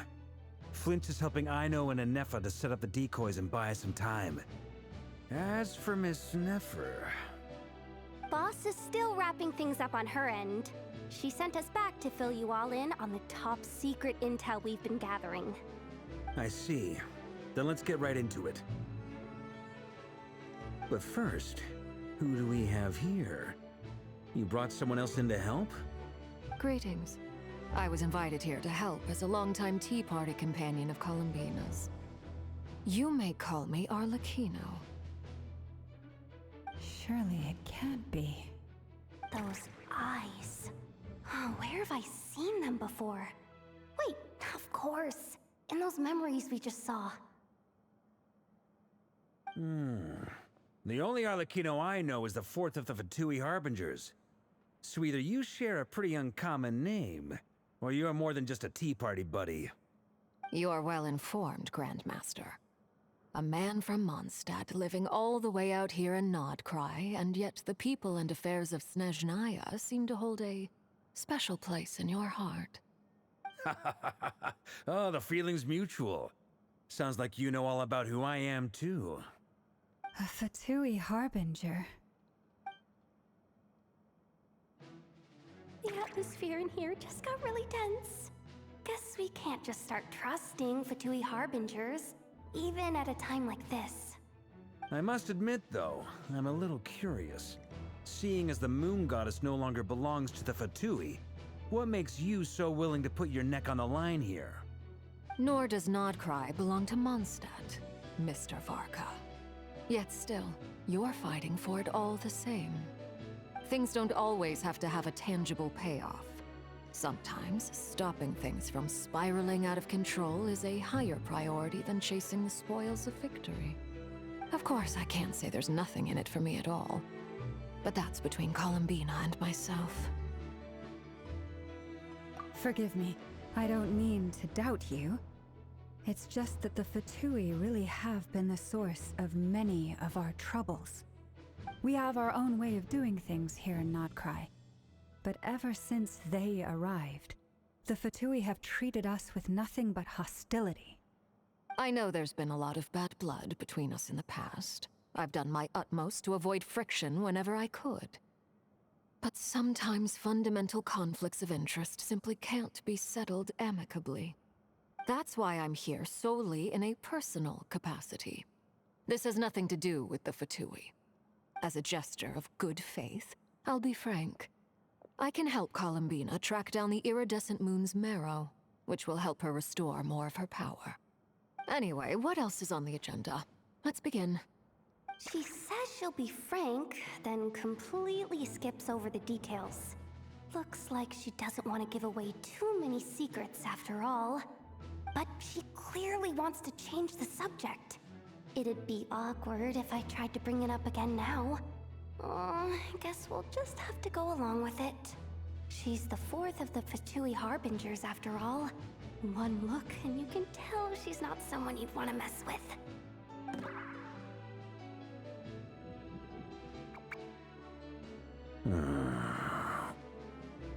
Well, since Miss Arlecchino sounds confident in her ability to handle that, we'll proceed to the next topic. Yehoda, time to share that top-secret intel. Alright, listen up everyone. First, we now know that Rerir was originally a Conrian secret agent whose primary mission was to hunt down and assassinate the so-called Dregs of the Crimson Moon. The Dregs of the Crimson Moon? In the memories, there was a lot of talk about the Crimson Moon and Eclipse, and a whole bunch of other stuff from the time of Conria.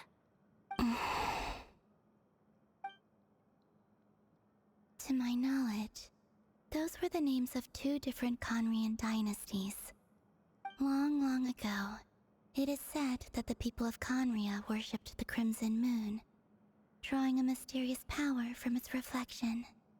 But one day, a coup saw the Crimson Moon eclipsed, hence the name of the new dynasty that replaced it, and how it became the new emblem of Conria. Still, long after the Crimson Moon dynasty had fallen, the last ruler of the Eclipse dynasty, the Vinster King, still coveted the secrets it left behind. So, he sent the Rehir of Solnari to secretly hunt down the Crimson Moon's few remaining followers. In those days, Rerir showed no signs of madness. In fact, he was as normal as any other person. Oh, and he had a fiancé, or at least a would-be fiancé, called What's the matter?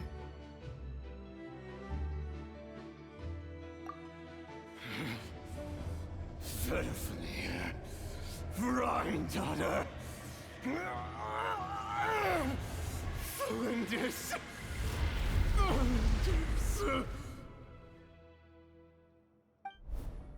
Interesting. Anything else? What about this would-be fiancé of his? Do we know anything about her? Well, she was a researcher at the Universitas Magistrorum, but it felt like she was hiding some kind of secret. Oh, and one more thing. For some reason, Rerir's fragment also contains some of Thelindis' memories, though only a very small portion. Well, no shortage of potential leads, I'll give you that. In any case, it sounds like we can conclude that while Thelindis was still around, Rerir appeared to be lucid and quite normal. Thelindis, it seems, must have been the one thing in this world that he couldn't let go of. Tell me though, were these pure-blood Conorians we're talking about here? Why do you need to know that? Hold on. If she was a pure-blood Conrian...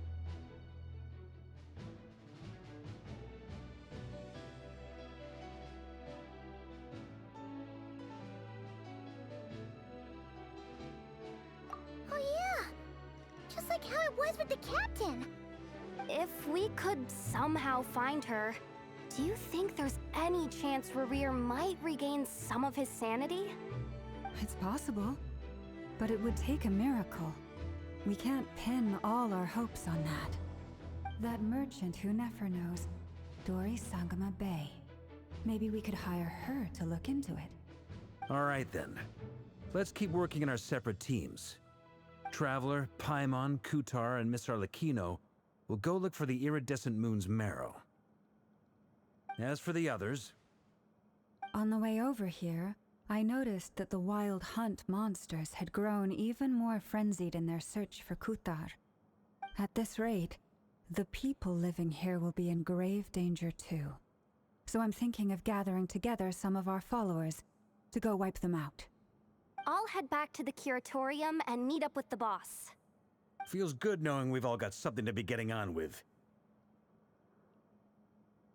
Given that the Wild Hunt has been a lot more active lately, the Lightkeepers have likely begun their own operations too. If that is the case, someone will need to pass the news on to Flint's. I'll hold the fort for now, then discuss our next move with Flint's, Aino, and Anefa when they get back. Alright then. Well, the clock's ticking. If that's everything, we'll be on our way. We'd better get moving too. We'll try to buy you as much time as we can. Relax. Just do your thing. Now, I decided to call in some backup since things are getting so hairy. Our reinforcements should be here any minute now. Stay safe, everyone. Dismissed.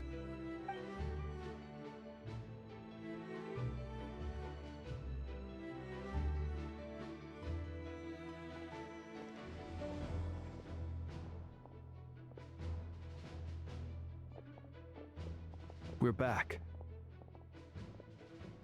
Did we get here a little early? Or a little late? A tad late. The others have already set off. To summarize, our resident moon goddess has found us a new ally, and Boss Nefer has uncovered some promising info.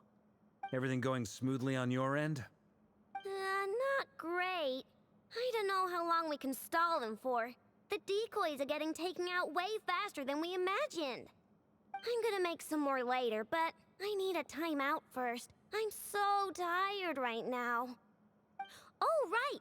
Inefa, could you fill in Uncle Varka on what we just discussed with Flint's? Sure. Uncle Varka, you previously told us about how when you went to investigate a source of the Wild Hunt in Amsvartnir, you discovered that it was just a diversion. But according to Flint's intel, several outbreaks of the Wild Hunt had already occurred in Nod-Krai in the period leading up to that. That was before Rerir had regained his body, when he was far from regaining his full strength. In other words, in theory at least, he still lacked the means to act in two places at once. Flint's, with everything that's been happening, the Lightkeepers across Nod-Krai are rallying to fight back against the Wild Hunt. They're gonna need your help. I know, I'm sure you're capable of coming up with something far more effective than decoys. But for now, you should stay here and get some rest. Anefa and I will head back over to Amsvartnir to see if there's anything I missed. I told you Uncle Varka would say that, didn't I? A deal's a deal. Not a word about my snack intake for the next week. Database updated. Reliability of Aino's predictions increased. What does that mean? They were betting on how you'd respond after hearing their intel. It's the obvious choice, isn't it? That's hardly worth betting on.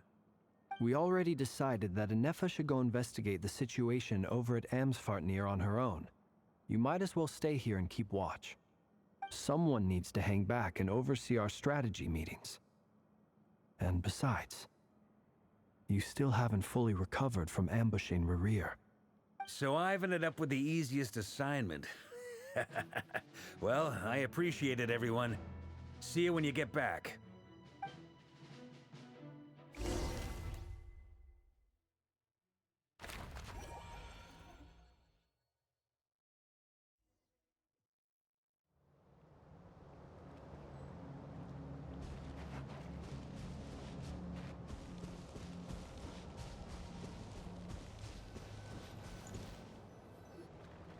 Here, this will serve as a good spot to cross over. Arlecchino, hold up a second. Since you brought us all this way, would you mind telling us what you've got planned? We still haven't got the slightest idea what's going on here. And if even Columbina doesn't know where the iridescent moon's marrow is, how do you? Simple. Because I am an inheritor of the royal bloodline of the Crimson Moon, and one of the last surviving embers of the Two Worlds' flames. Huh? Are you serious? Isn't you're a descendant of that Crimson Moon dynasty we were just talking about? The one from ancient Conria? Your surprise is understandable. I was also taken aback when I first learned of it.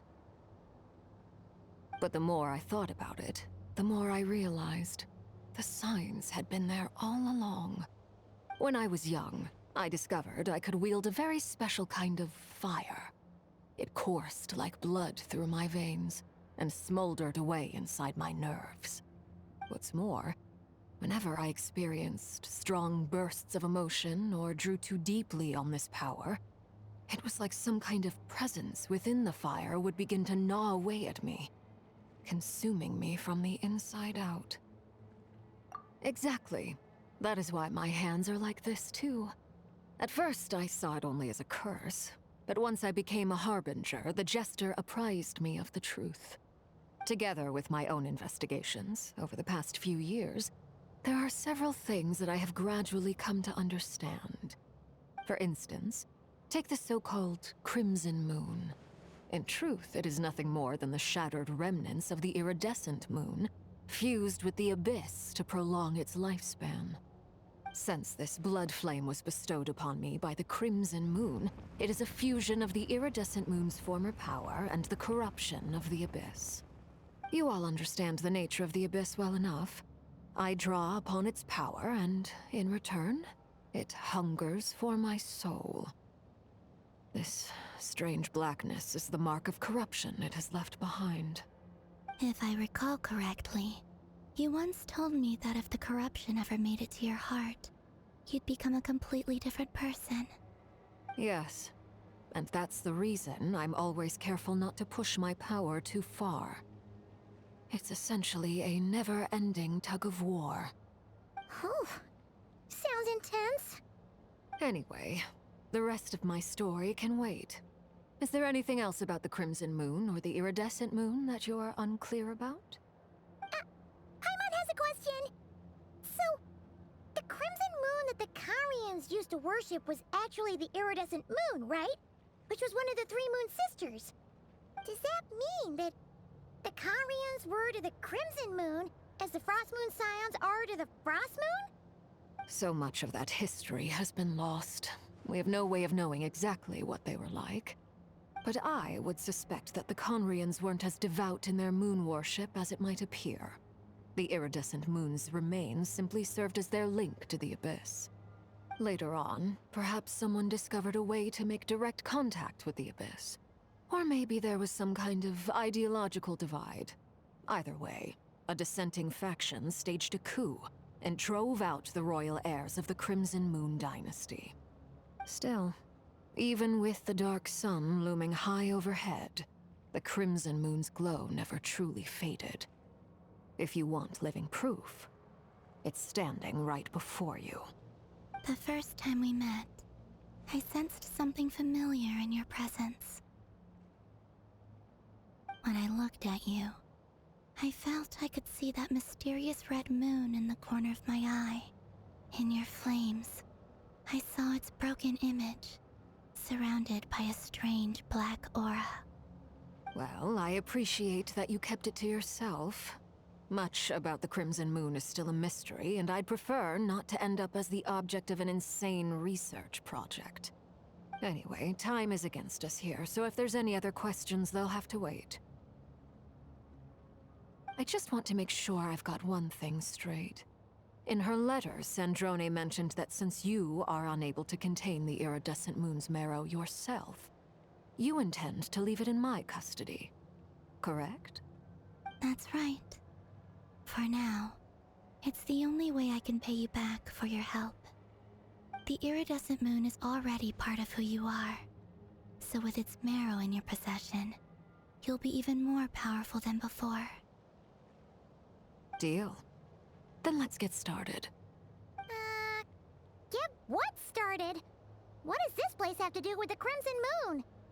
When I first became a Harbinger, the Jester gave me a book called Paranhari, also known as Leobranto Inamorato. You should be able to buy a copy next time you're in Fontaine.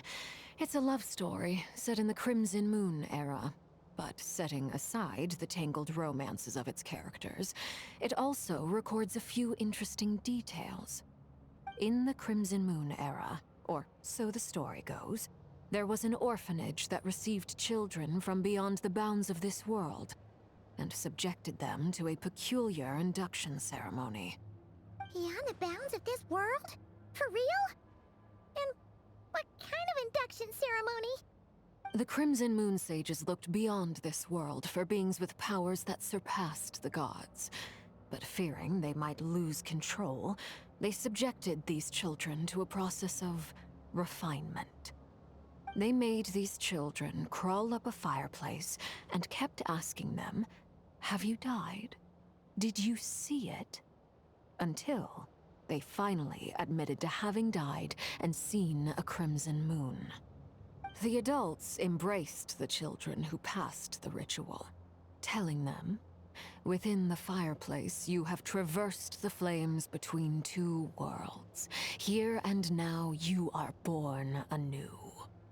The book leaves much unsaid, but I suspect that this was their way of branding the children they had enrolled, leaving an indelible mark upon them so that they would forever live in the Crimson Moon's light. That explains why I can't sense the Crimson Moon's marrow in this world. It makes sense that it would be sealed in a special space that can only be accessed temporarily through some kind of ritual. But there's no fireplace here. Do you see a chimney anywhere? Oh, are we supposed to build it ourselves? Okay, fine. Paimon will go find some bricks. That won't be necessary. The fireplace is purely symbolic. The key to the ritual is crossing the flames between two worlds. In other words, the flames that burn within me. Those burned away by such flames leave behind a kind of ghostly afterimage in the world. In the days of Conria, people believed they could be used to bridge the gap between the two worlds of life and death. In short, I can open a passage to that space for you. That's the easy part. The catch is I'll need to stay on this side to keep the passage open, so I won't be able to come with you. Once you're inside, you'll have to find your own way.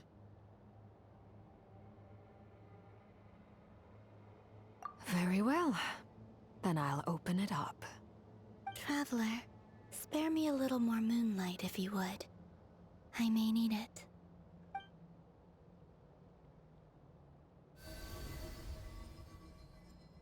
Thank you. I feel like I've recovered some of my strength now. It should be enough to move us across short distances and confront whatever dangers might await.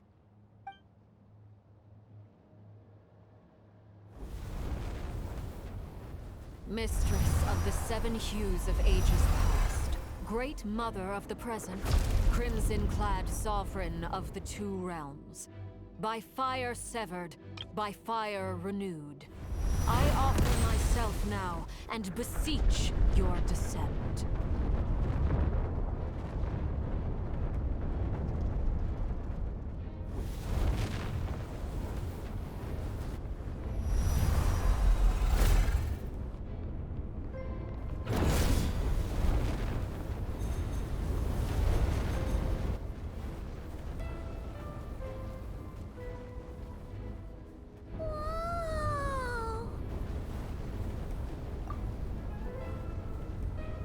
One word of advice.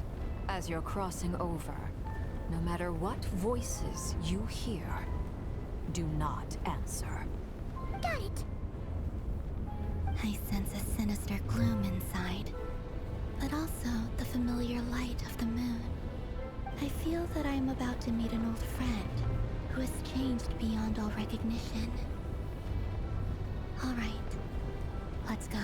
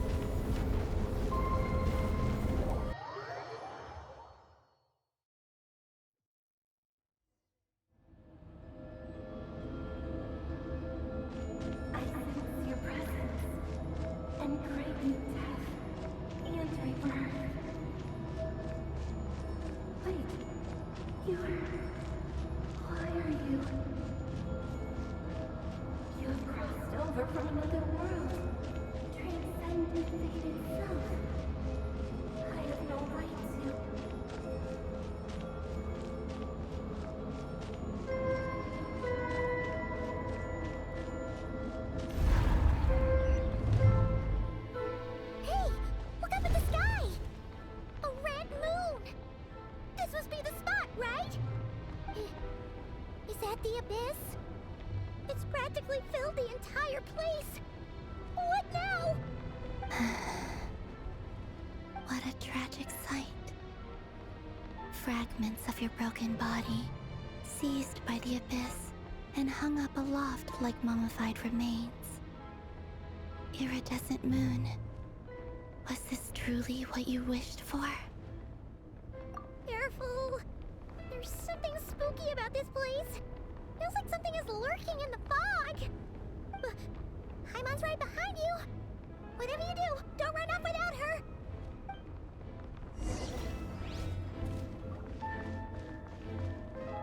By the way, Kalambina, didn't you tell us that the iridescent moon had shattered into pieces? The moon up there looks pretty cold, Paimon.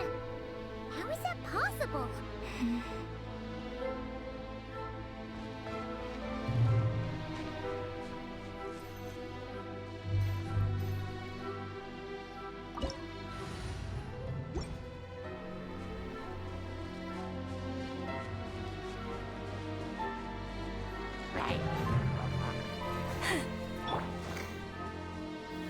Solidify! Leave this.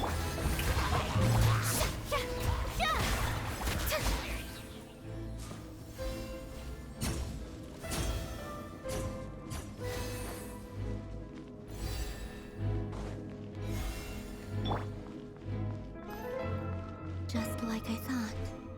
It was only a facade.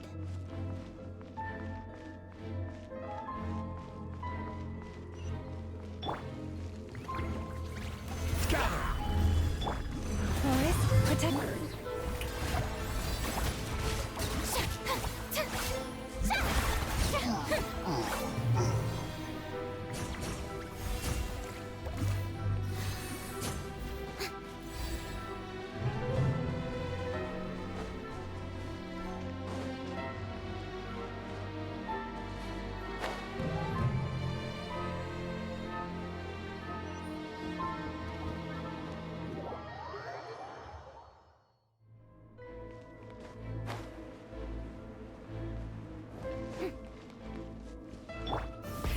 Rev the engines!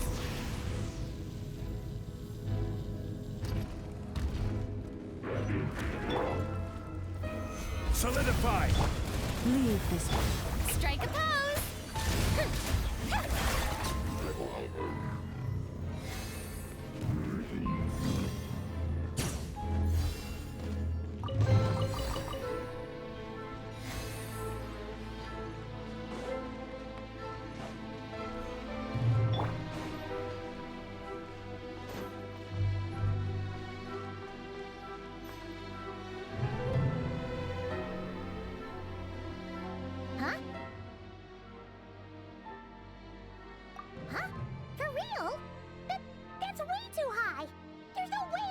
can't reach it.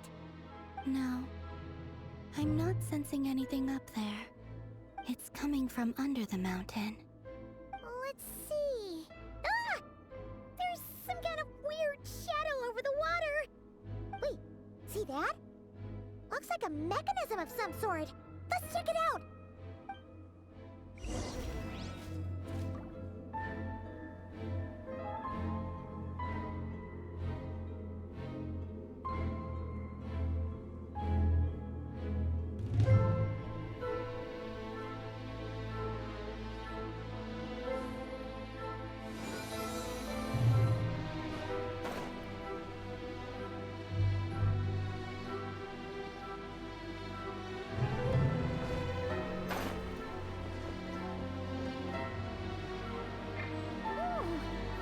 Looks like a device from the time of Kalia.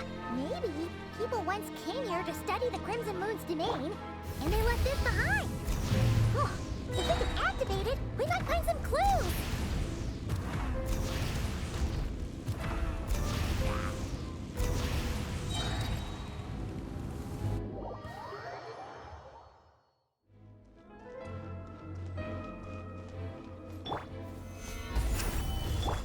Forest? Shower me with praise!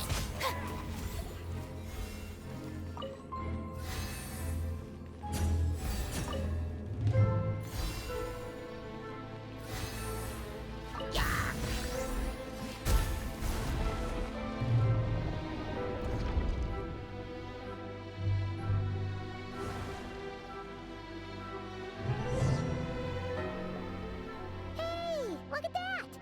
Now that the mechanism's running, the shadow in the water looks different. Do you think these mechanisms might be the key to unlocking the secret? Let's try to find more of them! Thalindis, we'll leave the rest of the research in your hands. We'll be heading back now. I hope this isn't ruining date night.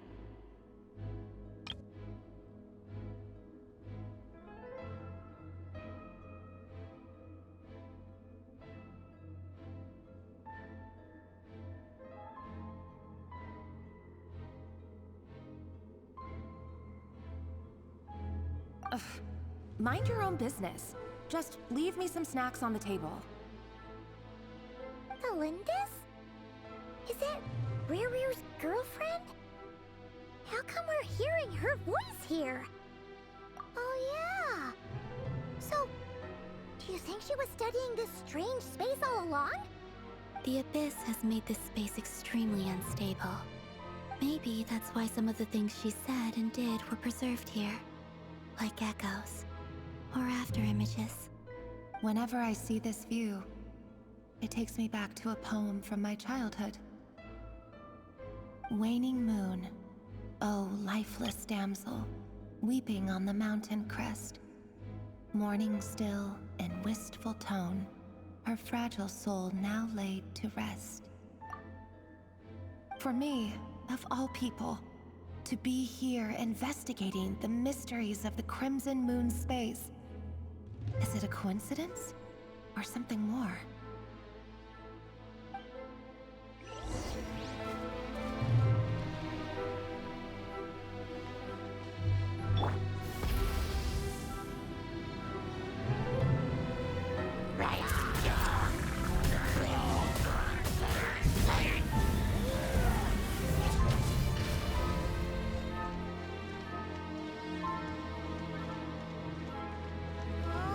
Looks like the Abyss has messed up this mechanism. We need to find a way to get it working again. Let's see if there are any other devices nearby.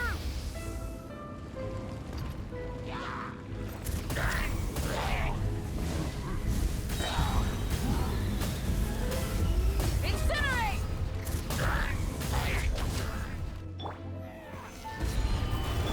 You poor lost.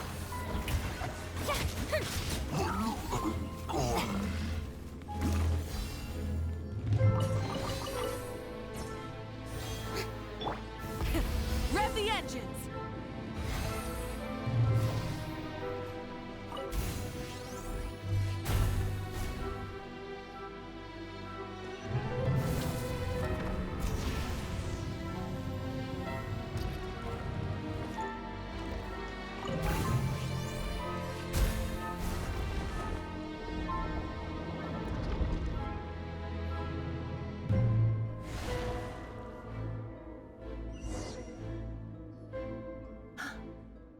see.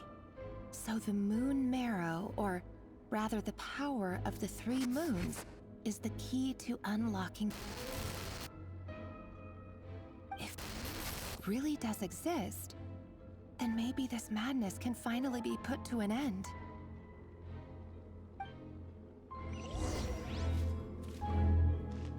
Full throttle!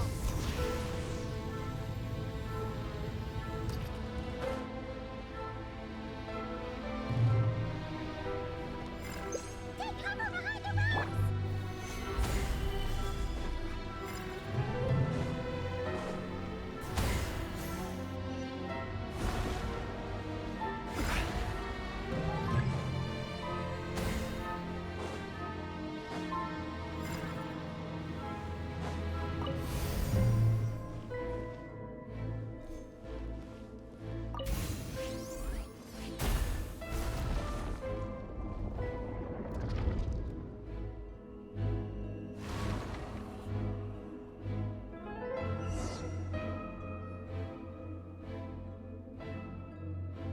With the Abyss inhibitors in place, I should be able to access the chamber with the moon marrow. Oh, Rerir, with every step you take, you're drifting further from what you truly desire. But you're not the root of the problem. Ever since that outsider set foot in Conria, the Vinster King has sunken deeper into madness. If only I could get my hands on that outsider.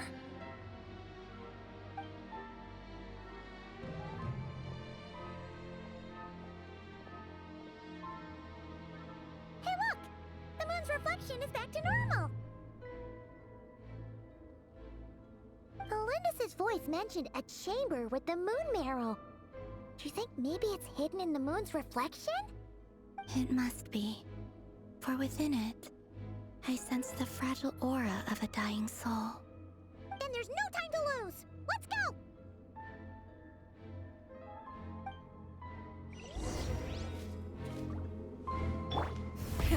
Rev the engines!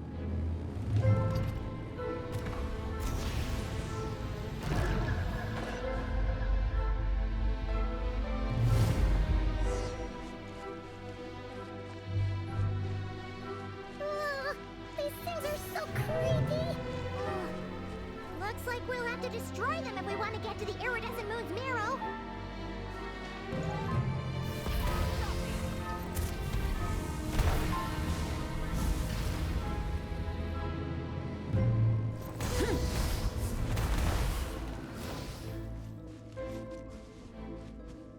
That must be the iridescent moon's marrow!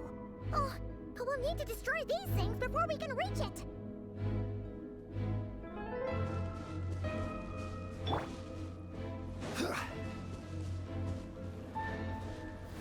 Solidify!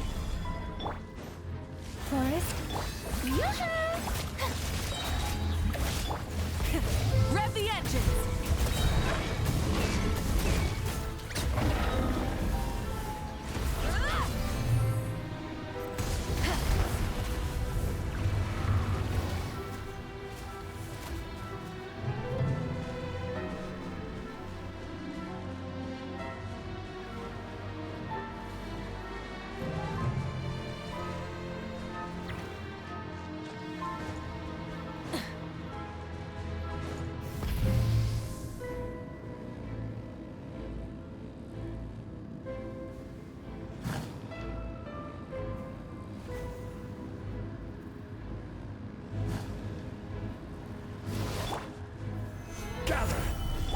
Leave this.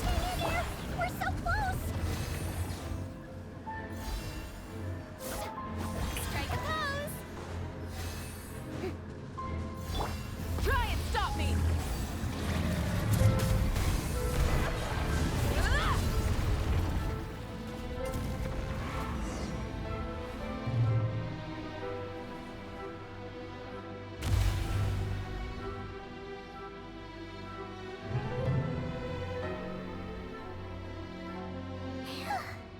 We finally did it! The iridescent moon's marrow. Still burning away like an undying flame, yet now contaminated by the abyss. it has taken on a new form entirely. If we can purify the abyssal power within, we should be able to obtain its untainted essence.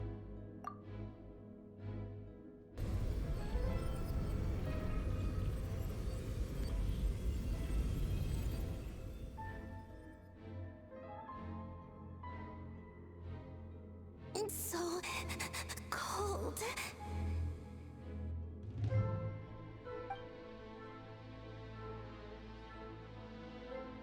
Is it you? Are you here? Huh?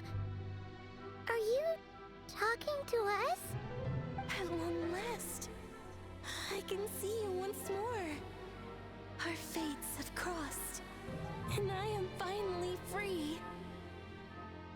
I'm sorry, I lied to you. Even knowing what was to come, I still couldn't let go of the fear in my heart as death drew near. The moment the moon shattered, my body began to split apart piece by piece. Like I was being cut into pieces by 1,000 blunt blades. My thoughts scattered as the cold crept in. But I could not bear to fade away like that. Tell me, what was it that brought you to us all that time ago? If only I had possessed your courage, then I might have been spared this torment more painful than death. You look so puzzled. That's how I felt too when I first saw you. But trust me when I say that everything happens for a reason. Farewell, Hypo.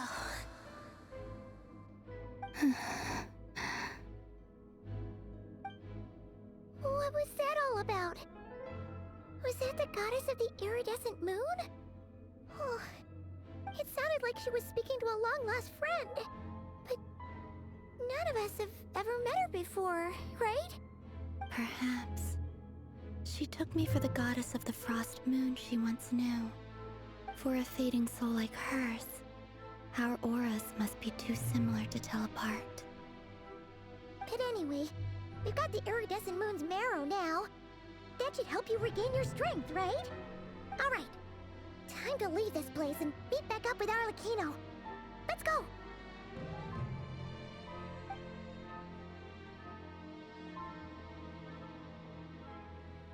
That's odd. This place looks different than when we came in. Waning moon, Huh? oh lifeless damsel. Oh.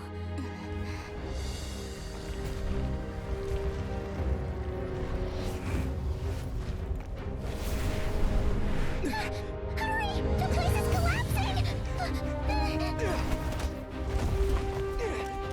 It wants to trap us here. Who's it? The abyss? Now we've taken the moon marrow. All that's left here is a dark will. It will show us no mercy.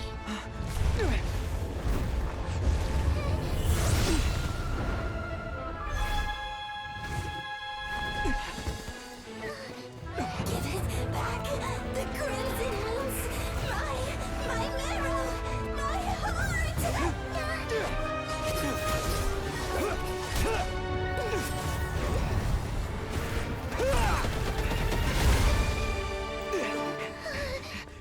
Finally!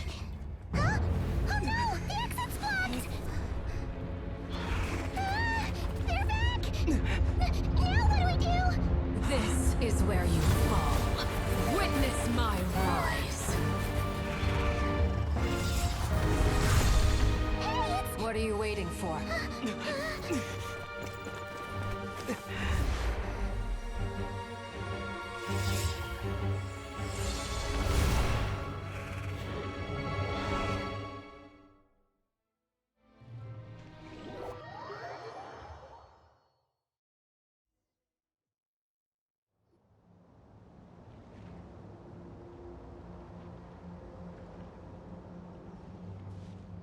Oh, we made it! Was that you, Arlecchino? Did you save us? Wait, your hands! They're... Oh, this? Don't worry. It's a small price to pay. The Abyss wanted to trap you inside, and I defied its will by bringing you out. No wonder it's a little angry. No. I have paid the price, albeit a small one, and it cannot be undone. My hands have already fused with the Abyss. Purification would simply destroy whatever's left of them. But surely... Oh... We're so sorry, Arlecchino. Paimon can't believe you'd make a sacrifice like this for us. As much as I'd like to call it a favor, the truth is I was simply holding up my end of the deal. Well, Columbina. Yes, you did your part. And as promised, I will leave the iridescent moon's marrow in your care. From this day forth, may the two worlds' flames burn ever more brightly.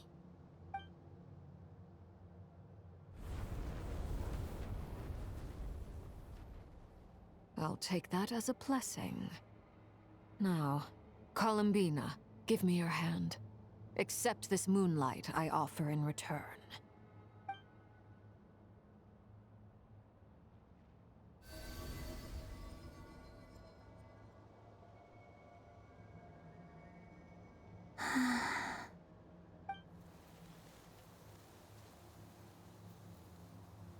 Feeling stronger? Oh, hey, Columbina! Are you okay? I'm fine. Our powers are a little at odds, that's all. By the Frost Moon's authority alone, wielding the power of the other moons was always going to be a stretch. Still, I think it's fair to say that your strength has returned, at least to the level it was at as Third Harbinger. It's still not enough. There's no way I can hope to challenge Rayrier like this. Just one more ray of moonlight, if you would. It's okay. I can take it.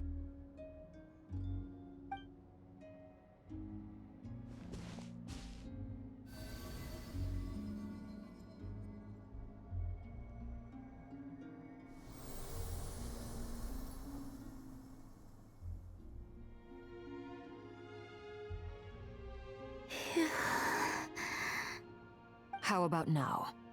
Fighting fit? At the very least, I won't have to stay hidden like before. I want to see him gone from Nod-Krai.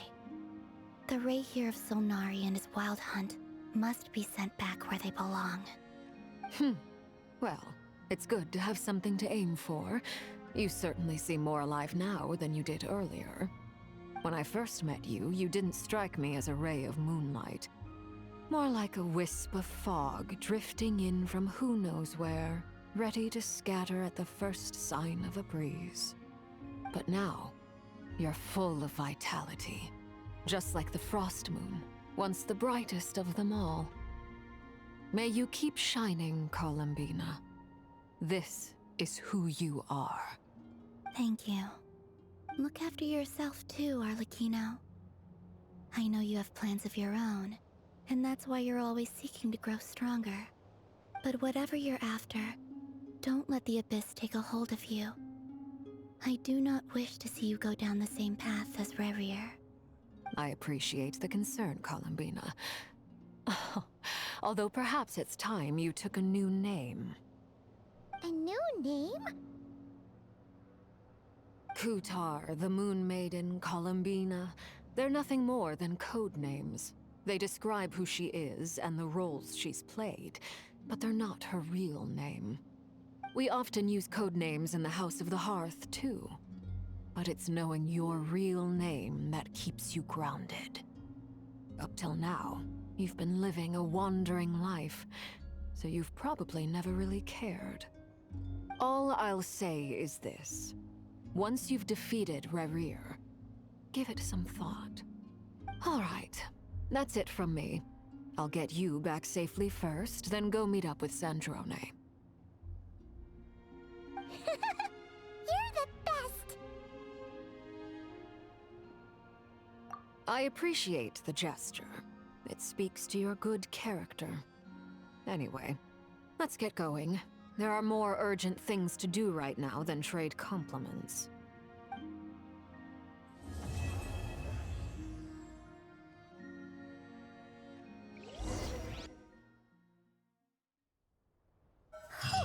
It was a close call, but we got the iridescent moon's marrow and restored Columbina's strength. And that's all that matters. In other words, mission accomplished. Paimon wonders how everyone else is doing.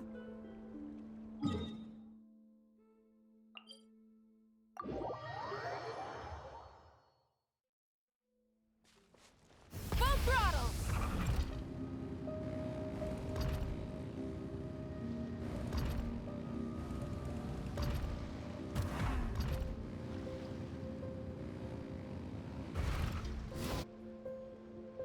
Oh, do you think the others are making good progress? Hope it's all going smoothly. Oh, hey look! They made it back as well! Flintz! Llama! How did it all go? All is well, thank you. Nefer and Yehoda had to stay at the curatorium to wrap things up, so they won't be joining us for now. I ran into Miss Anefa and Miss Aino on the way back. Their work is still in progress, so I suspect they won't be back for a while either. You seem rather cheerful today, Mr. Flintz. I certainly am. I achieved what I set out to do and came away with more than I bargained for.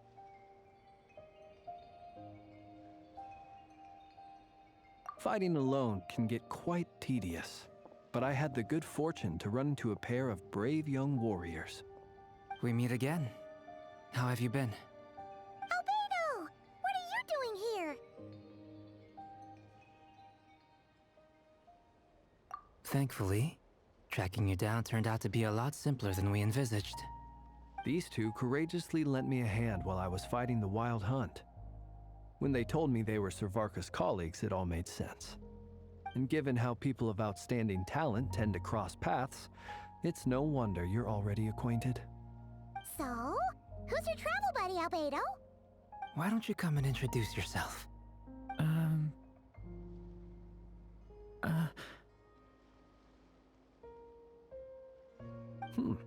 A gentleman of few words, I see. And a rather stern countenance. I presumed you were acquainted with him. Is that not the case? It's nice to meet you. Again. We've technically met before. Wait a sec! You're Minnie Durin! That's right. It's me. I'm glad to see you again. By the way, he says it's okay if you drop the mini. Yeah, I'm not as mini as I used to be. Interesting, isn't it? The first step towards blending into human society appears to be reflecting on whether one's name really reflects who they are. Wow! You look so different!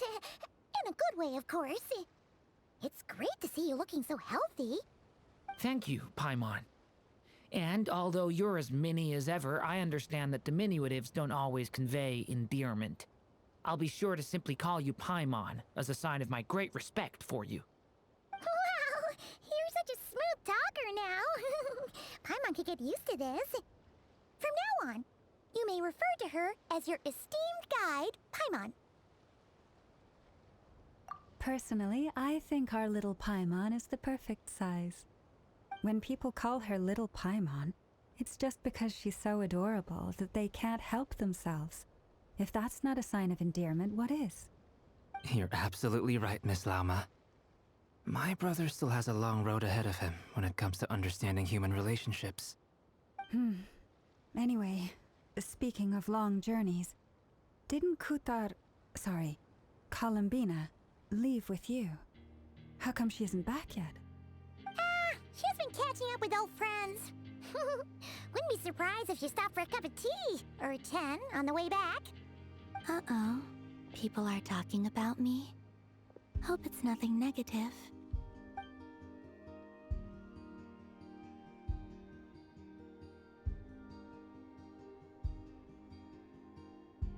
Judging from your expressions, I'm guessing it all went well?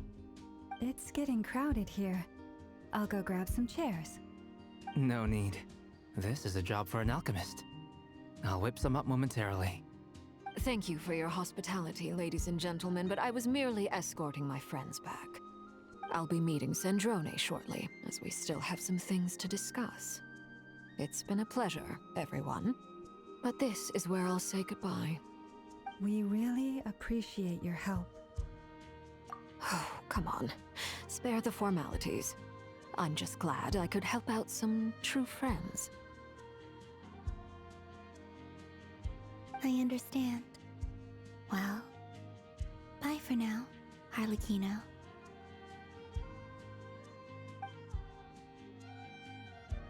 Oh, this place is hopping. It's probably a good thing one of us left. Otherwise, we might not fit all these people in. Are you saying we're about to run out of chairs? As a matter of fact, I am. Come on in and see for yourself.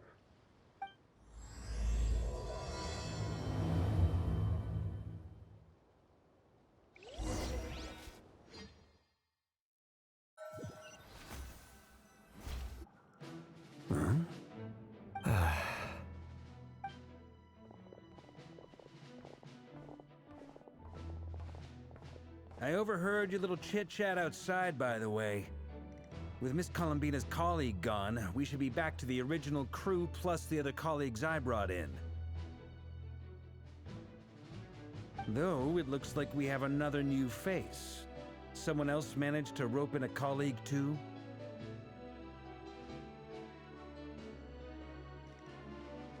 Frankly, you and Paimon are the only people I know here. This here is Dainsliff, colleague of Tibet's greatest guide, Paimon, and greatest adventurer, the Traveler. Well, not exactly colleagues, more sort of friends. When someone else jumps in to do the announcing, you know you're speaking to someone important. Let's hear what he has to say. Note to self, once Paimon knows your name, the rest of the world will soon follow. When he comes looking for us, it's usually something important. Paimon's guessing you've heard about the Wild Hunt, then. From the looks of it, you're about to hold a meeting. If I were to say that the Wild Hunt is our mutual enemy, would that earn me a seat at the table? As the saying goes, the enemy of my enemy is my friend. Mr. Dainsliff, there's a seat with your name on it. Though, I can't promise the same for everyone else. Hey, Albedo, think you can rustle up a couple more chairs? After all this time apart, Grandmaster Varka's first order is to rustle up a couple more chairs. I've missed this. Is he being sarcastic? Hey, he's your brother. Why are you asking us? I've still got a lot to learn about the nuances of human conversation. Trying to decipher Albedo's way of speaking has been like jumping in at the deep end. Oh, good point. Paimon gets you now. Don't sweat it. There are people who go their whole lives without getting the hang of it. You're ahead of the game already. I wonder what's taking Nefer so long. Perhaps you should go and check in with her. If anyone can hurry her along, it's you. I just got back from the curatorium. Besides, aren't you curious to see what's taking her so long? Miss Nefer doesn't strike me as the type to share secrets. And since gathering intel is her specialty, I'm guessing she'd prefer to keep her methods confidential. Under such circumstances, would it not be tactless for me to impose? Oh, but it's fine for me to impose. What can I say? You have an unrivaled ability to garner people's affection, Miss Moonchanter. Besides, you have far more in common with her than I do. All right, then. Impressive. She barely fought back at all. I admire your powers of persuasion, my friend. As I'm sure Miss Lauma will realize soon enough, the trick in life is to always pitch in with other people's responsibilities so that you can be selective with your own. Another trick is to simply hide in the background. Spoken like a true sage. Anyway, looks like we've got some time to kill before the meeting. Let's take a little breather, folks. And feel free to chat amongst yourselves. We'll get down to business once the other two arrive.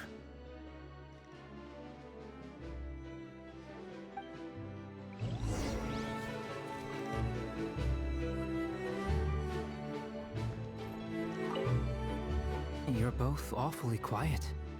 Why don't I start us off with an icebreaker? Much obliged. Have either of you ever had your portrait painted? If not, I'd be glad to help. That sounds like a lovely idea. You know how to paint, then? I dabble occasionally. He's an excellent painter. Tables, chairs, people, dragons, you name it. He'll paint it for you. I'm flattered. If I ever get the chance, I'd like to give it a try myself. I'll bear that in mind. Anyway, how about you, Durin? What sort of portrait would you prefer? Oh, I'd be fine with anything. Whatever style feels best to you. Very well. Then I'll play it by ear. You can replicate any style I want? I can try. If you show me a sample, I'll do my best to match it. Thank you. In that case, I'll dig up some reference material for you.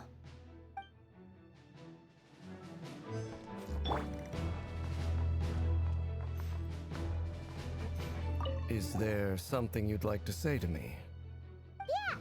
For starters, why'd you just show up here without even giving us a heads up? If you think back to our previous interactions, you may recall that that's hardly out of character for me. You do have a point there. Oh yeah! You'll need to find somewhere to stay the night too, right? Want to tag along with us? You never know. We might get a group discount. Sure, let's do that. Great! Paimon will handle it! And in return, we can get Dainslift to be our very own personal bodyguard. If that's what you had in mind, you should have said so sooner. I'd be happy to help. Oh, okay then. Paimon was only kidding, but good to know. Anyway, since we're all here together, we might as well watch each other's backs. That's just what friends do, right? Indeed. Thank you.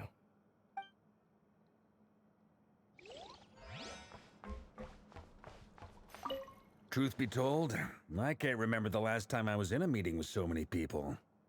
You're not alone there, my friend. The Lightkeepers also struggle to bring everyone together for a serious discussion. I don't doubt that.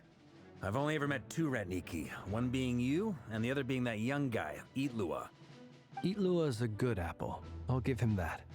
He's kind, honest, and regularly delivers supplies to my lighthouse. A true Ratnik to the core. In that sense, he puts me to shame. So you're what? A fake Ratnik? That's what it sounds like you're saying. But I get the feeling that's not quite what you meant.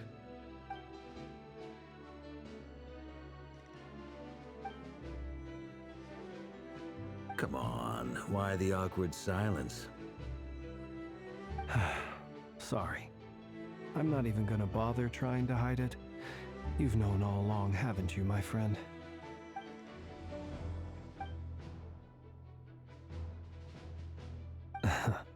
Now that was an awkward silence. Let's just keep this between ourselves. Probably best if Itlua doesn't know, huh? That goes without saying. Gotta be careful what you share with youngsters, after all. Anyone else in the know?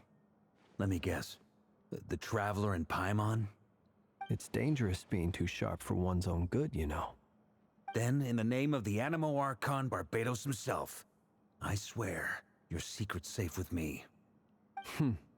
When we went for drinks, you said that you and Barbatos were practically best buds. In the light of that claim, do you really expect me to take your oath seriously? Of course. Just as long as you don't go spreading around the fact that I'm close with Barbatos, all right? Fair enough, then. Nothing like a bit of mutual leverage to seal the bonds of friendship.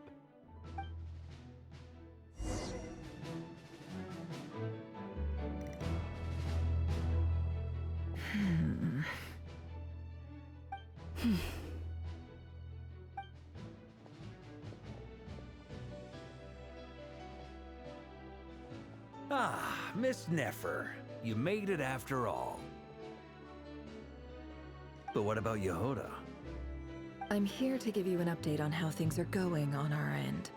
Once this is over, I'll be heading straight back to continue my work. I left Yehoda back at the Curatorium to watch over things while I'm gone. Huh.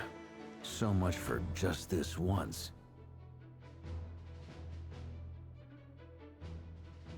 Shh! Not so loud! We're on a roll here! What if she remembers and suddenly decides to back out? Did you say something, Mr. Varka? Huh? I didn't say anything. Right, Flint's? Must have been a frog. They get so noisy around here at nighttime. It's like they're putting on a concert in the background. Anyway, before we begin, there's a few introductions to make.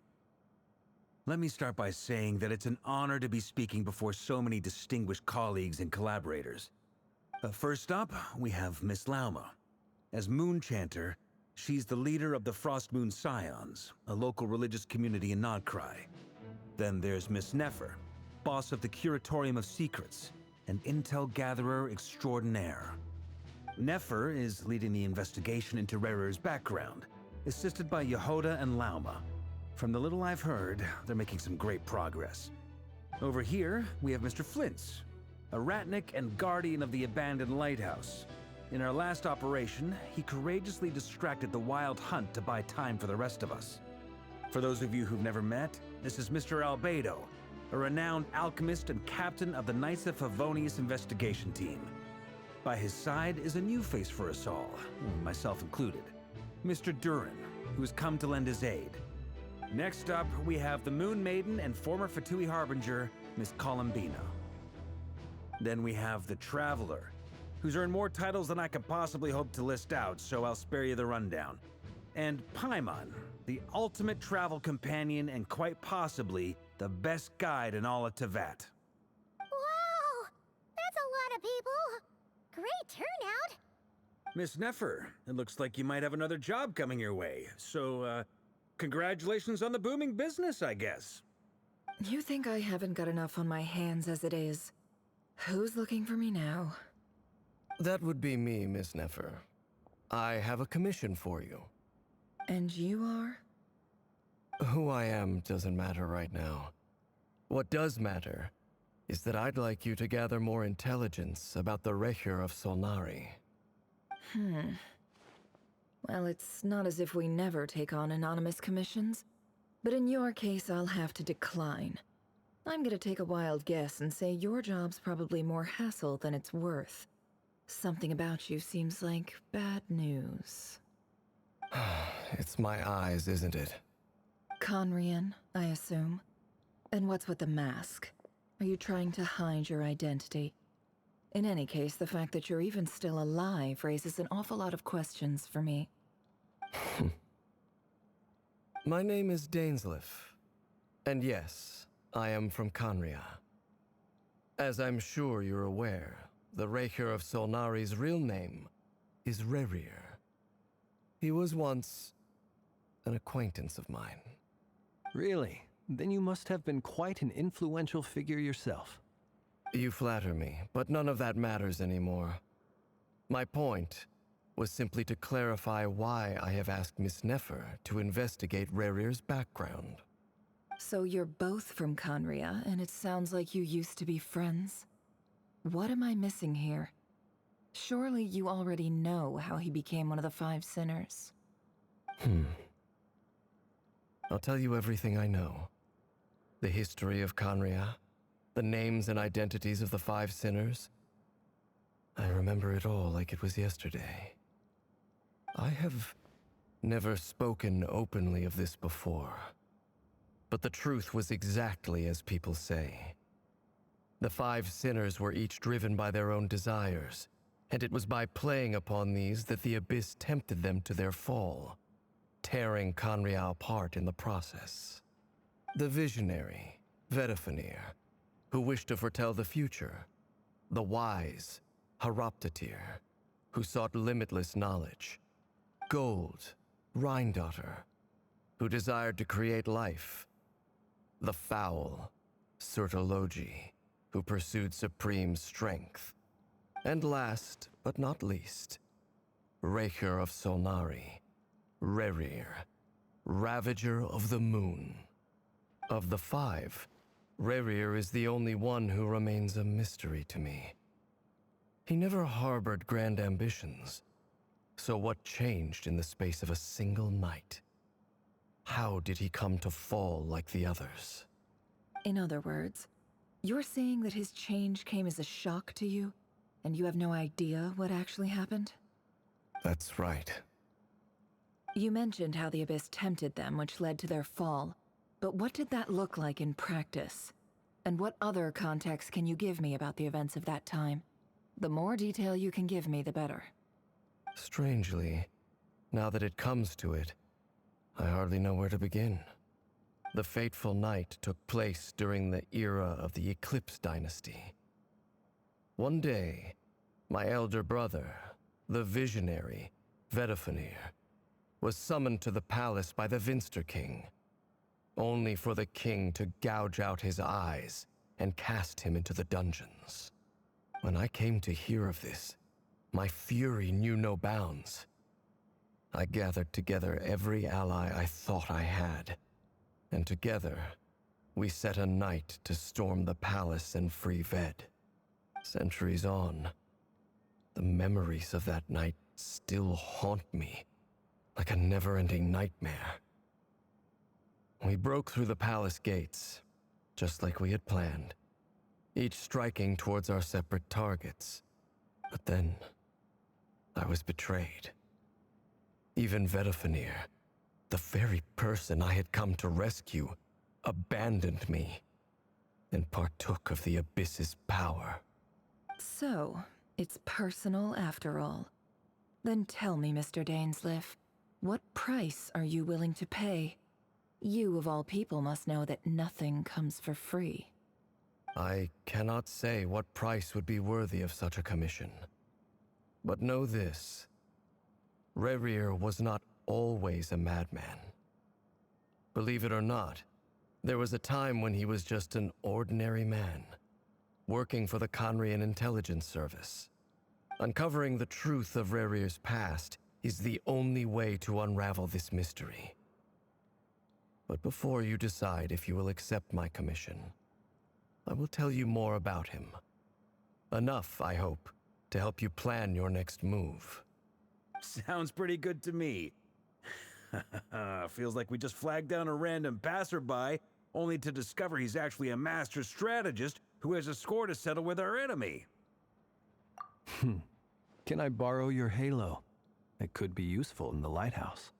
Hey, enough with the wisecracks! Besides, isn't that lamp of yours bright enough already? Relax. It was meant to be a compliment. If that was a little over the top for your liking, I'll make sure to tone it down next time. I'll give your proposal some serious thought, Mr. Dainsleif. Let's speak in private once the meeting is over. Before that, there's a few things I'd like to share.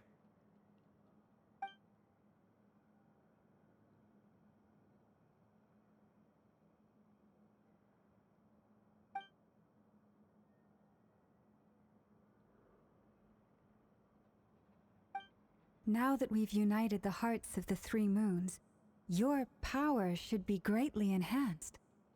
But it seems like that hasn't happened yet? I believe it will take a little longer. You've done so much for me, so I want to be completely honest with you all. Even though I'm doing a lot better now, the truth is, my recovery will likely be an ongoing process. From the moment I was born, my power has been slowly ebbing away. And that is because Tevat has never accepted me. Even with the moons united as one, it seems my rejection cannot be undone. So far, I have yet to find a solution. It may turn out to be a problem that will plague me until the day I finally leave this place behind. Even so, I will do everything in my power to help you drive out the Ray here of Solnari. As Arlecchino put it, this is not about chasing the spoils of victory. It's just a gesture of heartfelt gratitude. Kutar.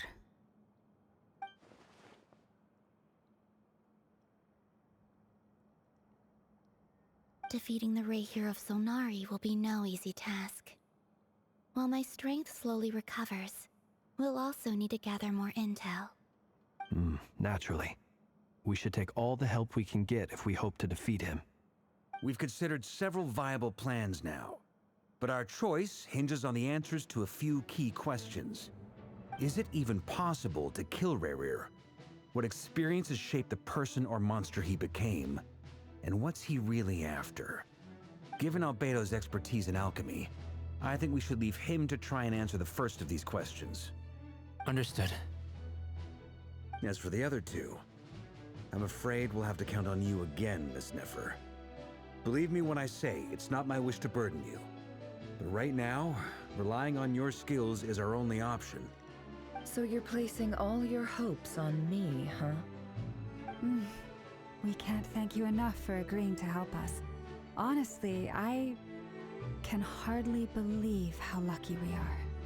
You sure have a talent for changing your tune, Miss Moonchanter. Timid like Yehoda one moment, then flinches insincere flattery the next. Ladies, please. I must object to your portrayal of me. That's all. Feel free to keep bickering. Just pretend I'm not here.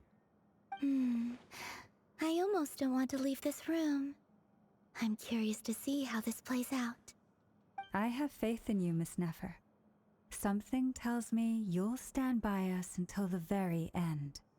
Oh? And what makes you so sure of that? What if I suddenly decide that my compensation is insufficient? This isn't about the money. I can sense that you've got a deep-seated distaste for Rerir. And knowing you, that alone is motive enough. Look at them getting along so well. Like two peas in a pod. And I'm the one they accuse of insincere flattery. There is no justice. Miss Lauma, you have to understand something. Unlike you, I don't actually enjoy having everyone's hopes on my shoulders. Is that right? Well, maybe the fact that I'm willing to put my hopes in other people says more about me than you. But the fact is, I also trust you. And that's because I know that you're someone we can count on. Anyway, we've got our plan, so let's get moving. Mr. Dainsleif, let's talk. And Traveler, once we're finished, if you've nothing else planned, I'd like you to come with me. This whole experience is teaching me a lot. For instance, I now know that when other issues come up in the future, I'll have far more luck getting Lauma to convince Miss Nefer than trying to do it myself. Hate to say it, friend, but that's one of the funniest things I've heard in a while. Why? You think I've got it wrong? Quite the opposite. But what makes it so hilarious is how long it's taken you to realize.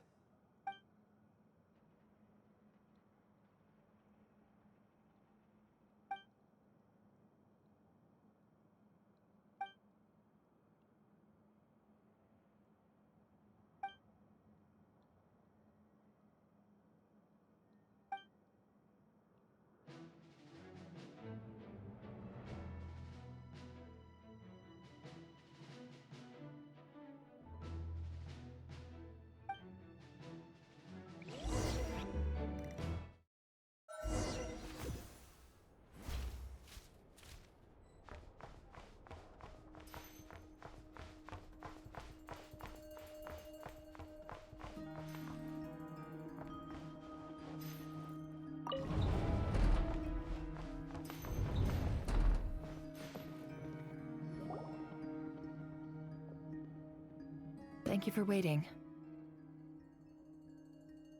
It's okay. We actually used the time to help Dainsleif get a room at the hotel. That's very considerate of you. Now, I trust you share my curiosity about Rarier's past, and you seem fairly familiar with Mr. Dainsleif already. We spoke at some length after the meeting. He was the one who suggested I should invite you to join this operation. He feels confident that these secrets will be safe with you. Dane has a lot of faith in us, that's for sure. Likewise. I appreciate that you got right on board without interrogating me about why I invited you. It shows that you trust me to explain everything in due course. That's because we know what you're capable of. We appreciate you too, Nefer. You might have been forced to help in the beginning, but this time, it was your choice. That's one way to put it. Another is this, that once a decision's been made, it's set in stone. After that, my only goal is to see it through. Alright, so here's how it is. I'm going to access Rarier's thoughts again using my confidential method. Now, I'm sure you've seen things like this before on your travels, so you're surely well aware of how dangerous it can be. The reason I've gathered you all here is to ensure my safety during the proceedings. I plan for us to enter the fragment of his consciousness together, and once inside, I will focus on searching for information.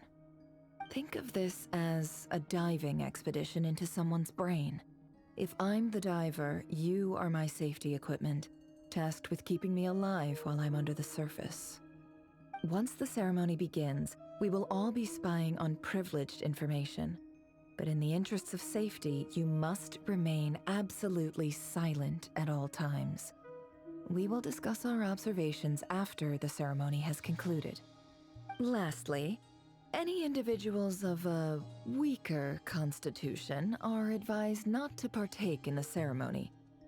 In any case, Paimon has her own job to do, which requires staying in the room but not joining the ceremony.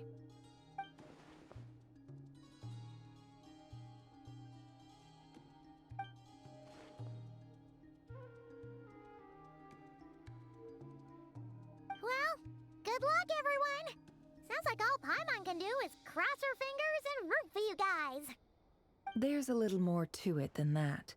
I was being serious when I said you have a job to do. While the rest of us are inside Rarier's mind, it's imperative that we have a team member on the outside. In the event that something goes wrong, you will be our first responder. I don't anticipate any issues, but the extra level of safety will be greatly appreciated. I second that. This is a dangerous operation here, and you're our whole rescue team. That's pretty much the most important job in the crew. So, Paimon's like the lifeguard? Yeah, that makes sense. All right, got it. Good. Please, take a seat. We'll get started momentarily.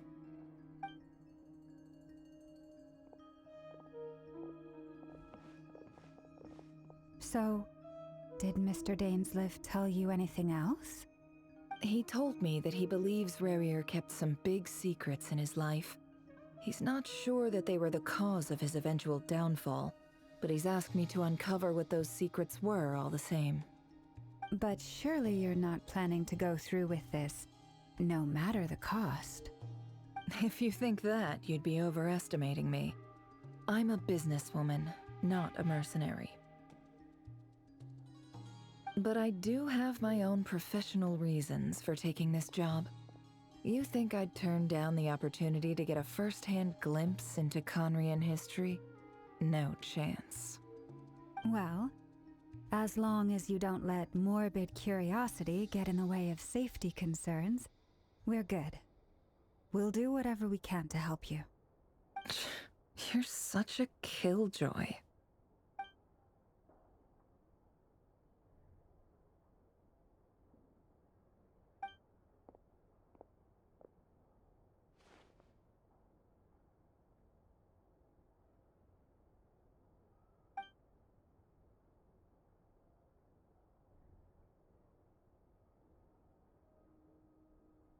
All right, I'm good to go.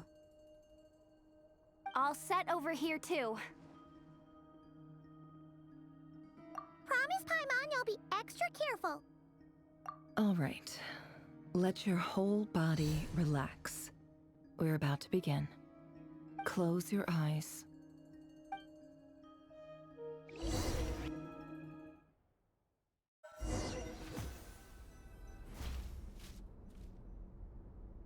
Phew.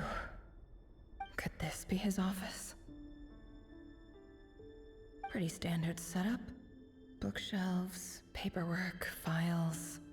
According to Dainsliff, Rerir used to be an intelligence operative. Chances are there's plenty of top-secret intel stashed away in this room. Is this where you keep your secrets, Rerir? Can't say I'm not looking forward to this.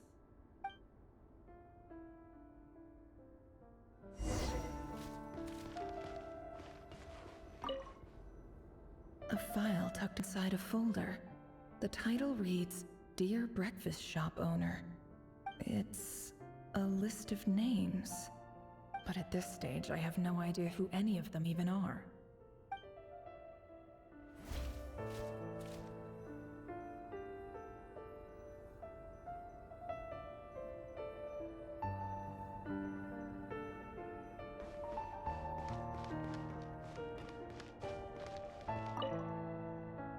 Bookshelves full of documents. Looks like these are all files, packed with the personal details of individual Conrians. The Crimson Moon dynasty preceded the eclipse.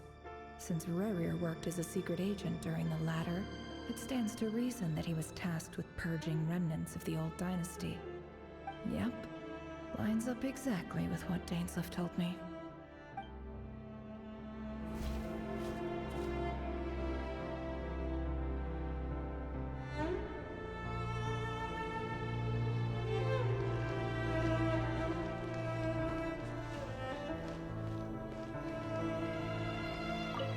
Even gloomier than last time. I wonder what's changed.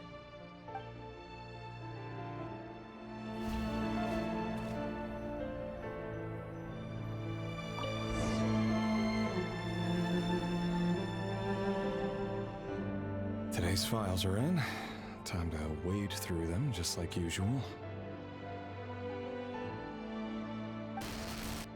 Male, 51.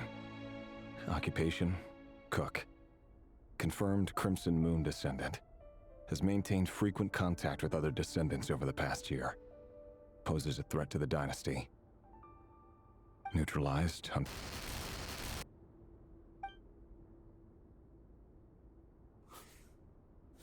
This one should be archived under purged targets.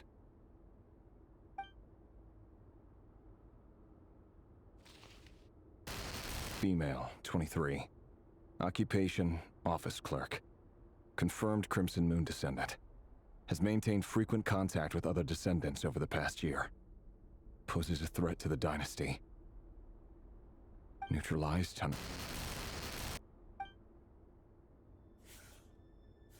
Another one for purged targets. Sounds like she was that other man's daughter. Never mind. What's it got to do with me?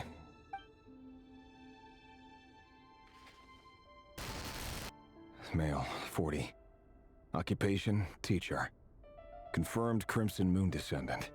Has been observed making contact with other descendants during the past year. Poses a threat to the dynasty. Neutralized on... Just another nobody for the archive. Come to think of it, I remember surveilling this man. A case like his never would have been considered a priority in the past. Huh. He barely even interacted with other Crimson Moon descendants.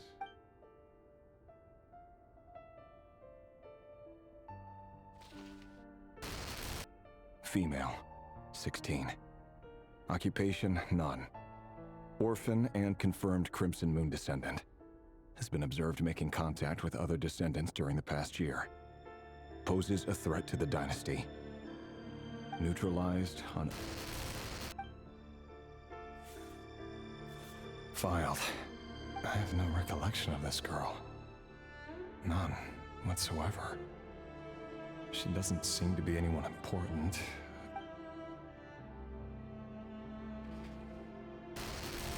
Female, 13. Occupation, none. Orphan and confirmed Crimson Moon descendant. Has been observed making contact with other descendants during the past year. Poses a threat to the dynasty. Neutralized and... Filed.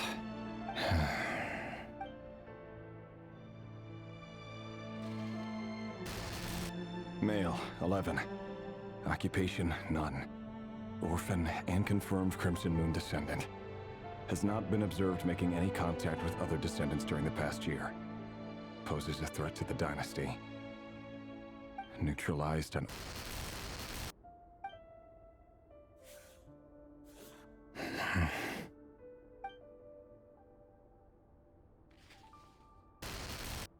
Male. 6. Occupation, none. Orphan and confirmed Crimson Moon descendant. Poses a threat to the dynasty.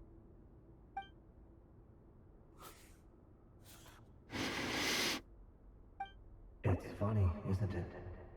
Your job is becoming both harder and easier at the same time, depending on how you look at it. Sooner or later, the Crimson Moon descendants will be completely wiped out. But as their numbers dwindle, they become harder and harder to track down. That's not how it is.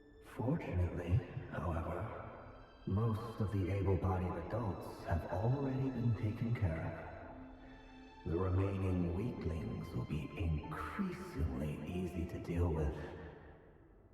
No! No. My job is to ensure the survival of the Eclipse Dynasty. And the only way to do that is by eliminating any and all potential threats.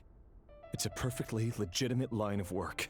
Every single one of my colleagues can attest to my fairness. And if my friends were aware of the facts, I know they'd back me up too. Assuming, of course, that they were aware of all the facts.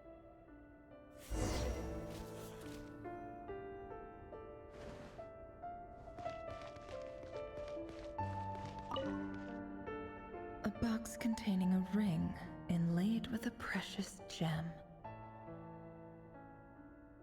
Must be for his girlfriend.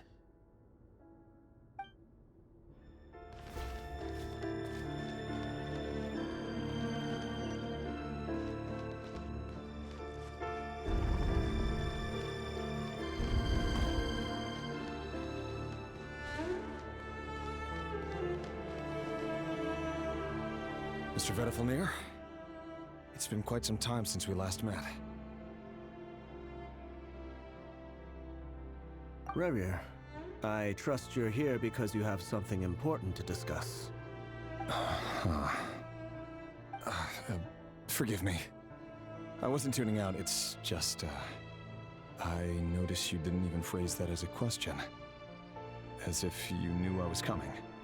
Tell me, does someone in your position ever feel the need to ask questions at all? It is indeed within my power to foresee certain things. Things like your arrival. I was just thinking. It won't be long before I'll be inviting both you and Dane to my wedding. That isn't a lie, but nor is it a fact as such. It's a wish, isn't it?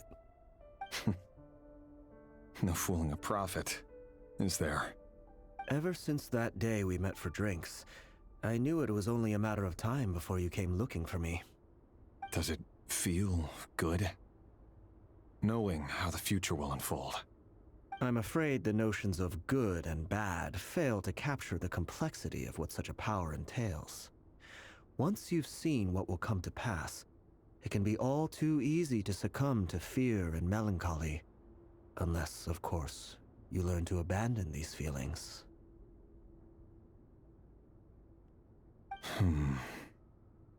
You fear my silence, and long to hear the words I left unspoken that day. That's right. You must have noticed my reluctance to broach the subject, and the reason is simple. Because the truth could never have lived up to your hopes. For both our sakes, such words are better left unsaid. The burden of prophecy was never meant for your shoulders. So who exactly do you deem worthy to hear your prophecies? None but our exalted king? Or rather, our king as he once was. You're closer to his majesty than I am. You must know better than anyone how much he's changed. You say that as though it is to my benefit. Yet precisely because of that, I dare not speak rashly. A king can turn out to be the most virtuous of rulers, or a tyrant more terrible than the most vicious of dragons. You are so wise and far-sighted, yet still you would have me live in fear of the unknown? You make a fair point. Especially given my silence alone was all it took to send you spiraling downwards. Very well then. Let me offer you some advice. And I say this not as a prophet or a visionary, but simply as the brother of your friend. For many reasons, there is very little chance of your marriage ending in happiness. If happiness is what you seek, you should find another fiancé.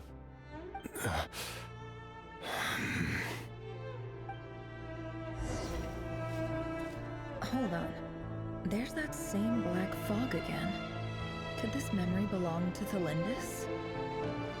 Guess I'd better tread carefully.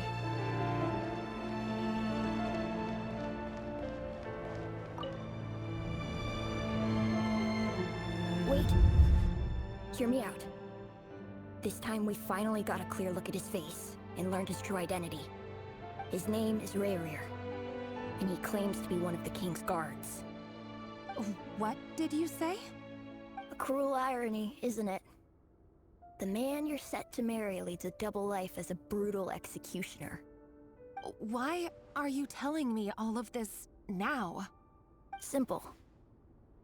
It's because I want you to kill him. You are the only person he would never suspect. No, absolutely not. I would never dream of doing such a despicable thing. So you'll just stand by and watch him slaughter us to the last? Do not forget that the blood of the Crimson Moon flows in your veins too. The blood of the Crimson Moon? What does that matter now? The dynasty has long been dead and gone. You think that alone is reason enough for me to throw away everything I have? Why wouldn't it be? You two were once a child of the Crimson Moon, just like me.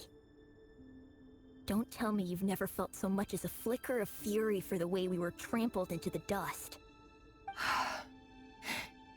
As long as you promise to abandon this pipe dream of restoring your dynasty, I can try to persuade him. Or have him persuade the Vinster King. Persuade the Vinster King? Do you even know why he's so obsessed with hunting us down? Why he keeps trying to force us to hand over our secrets over and over again?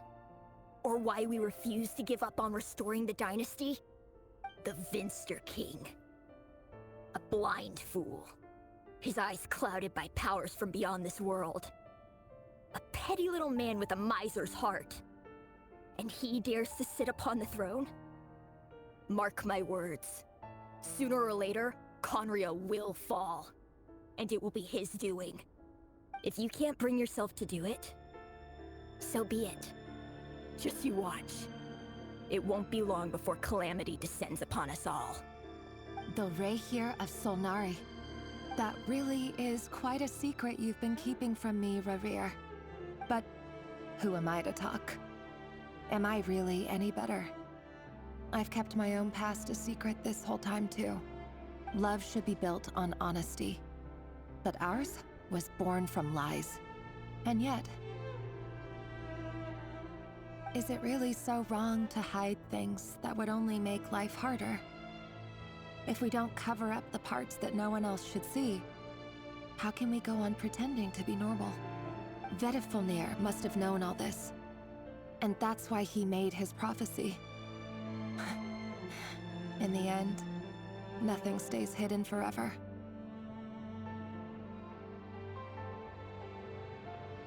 But I won't just sit by and watch this disaster unfold. I'll do everything in my power to protect what I cannot afford to lose, no matter who I have to face.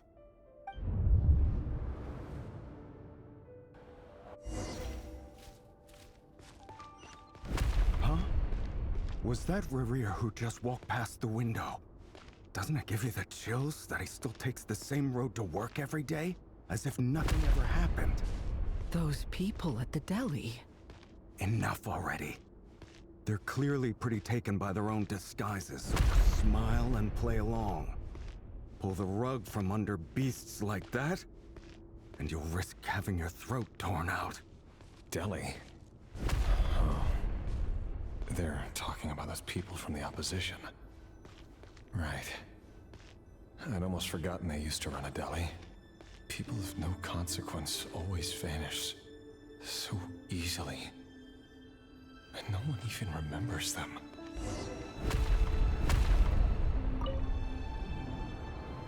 But surely you can see he's not the man he pretends to be! So many have died already, and they say that the king's madness grows with each passing day. We're not going to survive this, are we? But why does it have to be this way? Do we really deserve to die just because of the blood that runs through our veins? Felindis, are you even listening? Sorry, Freether. My mind was off wandering. I heard you, though. You're talking about what Rerir said. He's just following the king's orders. He's a secret agent, and it's his job to hunt down rebels and dissidents. By the time you first met him, he'd already taken lives. Maybe he was using you from the very beginning. No. Rerir has no idea I have anything to do with the Crimson Moon. My family are only distant relatives of the main lineage, and besides, my eyes are perfectly ordinary. Truth be told, apart from my teacher, pretty much no one knows I have any connection to any of it. It's been a long time since my family severed ties. But as Orlog said, who could possibly talk sense into that raving lunatic of a king? No one! I'll work something out. Trust me, I'm with you all. But for now, you need to keep yourselves hidden. Don't let anyone find you, anyone at all. Don't forget that Rerir is an Eclipse operative. You need to be extra careful when he's around. And when I am too. For now, don't come looking for me. And if anything happens to me, just act like we've never met. If even you can't escape this, what hope do the rest of us have? But after all this time together, surely he wouldn't lay a hand on you. I won't speak in his defense, nor can I give you a clear answer to that question. But I'll do everything I can to put an end to this. Here, hold on to this. If an opportunity to escape presents itself, take it. You'll be glad you took some spare change. You call that change? But what about you? I've got a job, and there's still money coming in. But you can't go anywhere right now. Please think about yourself for once.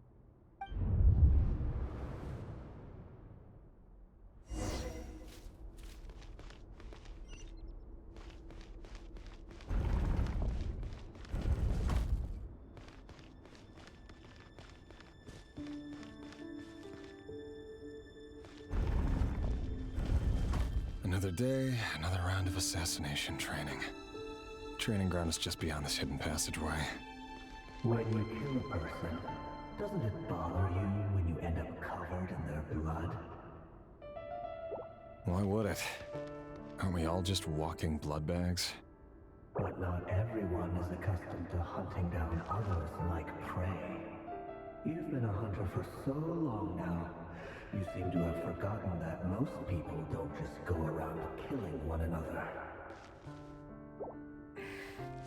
Leave me alone.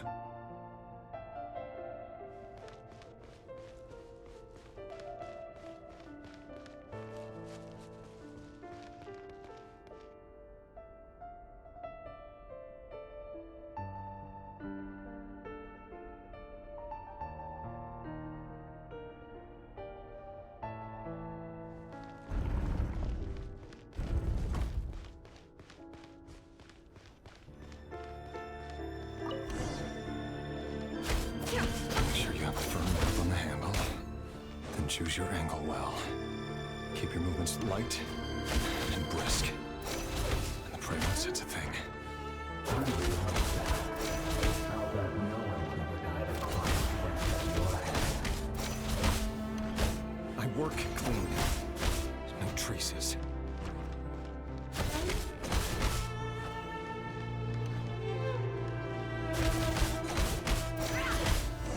That doesn't make it openly above board, though. That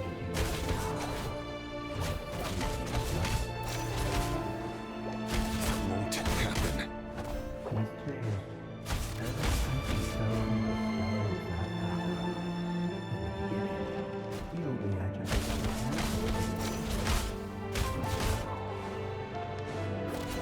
Once I did, I've always been guilty. And I've carried out my work flawlessly.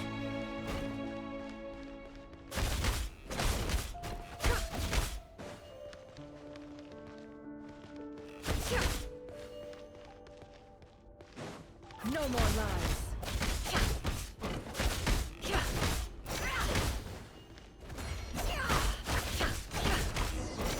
You know I fell into this, don't you? Was it because I didn't trust you? Or something else? No!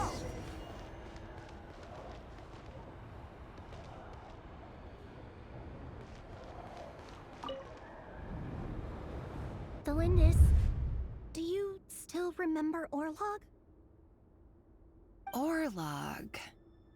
The boy who was pretending to sell flowers. You spoke for quite a while, didn't you? Yes, we did. What about him? He was arrested 2 days ago. Chances are he's already dead. He... I just don't get it! After everything he's done, why do you still stand by him? Or does it mean nothing to you that people keep dying? No, that's not... Just hear me out. I need to go now, Thelindis. They're looking for us. You take care too. If you ever need a place to hide, come find us.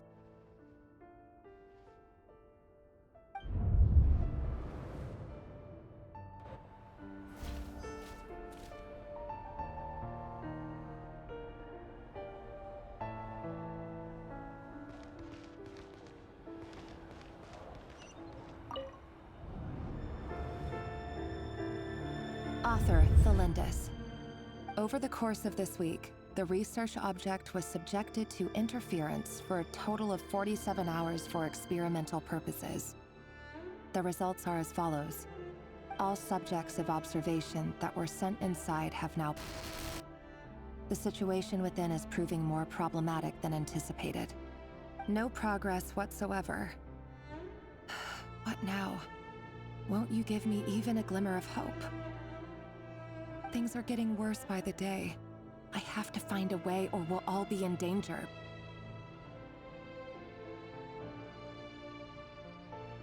But I... If all this research comes to nothing, what then?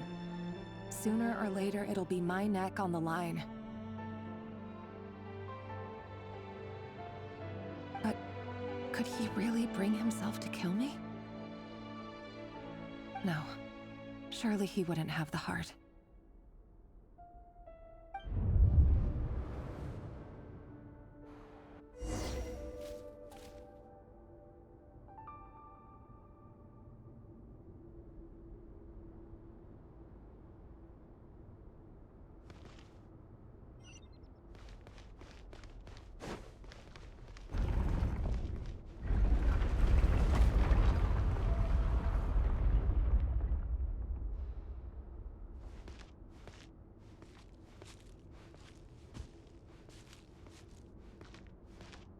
Why won't you just let us go? We don't even know each other. All we want is to live ordinary, peaceful lives. You want... to live?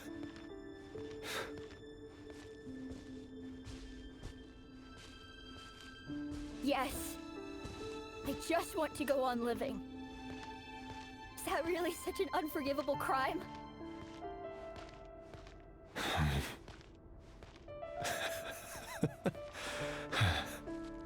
You want to go on living. I want to keep living too. To keep living forever. That's why I have no choice but to continue on the path I'm on. If only some savior would suddenly swoop down and change the way the world is. Too bad that's not going to happen. Imagine that. If there really were such a person, you and I wouldn't be standing here like this, would we?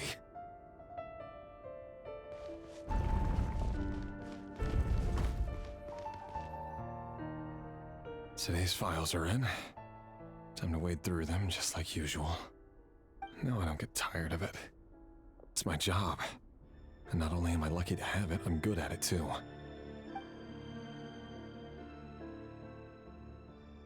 Huh. Wait. That's... Thalindis?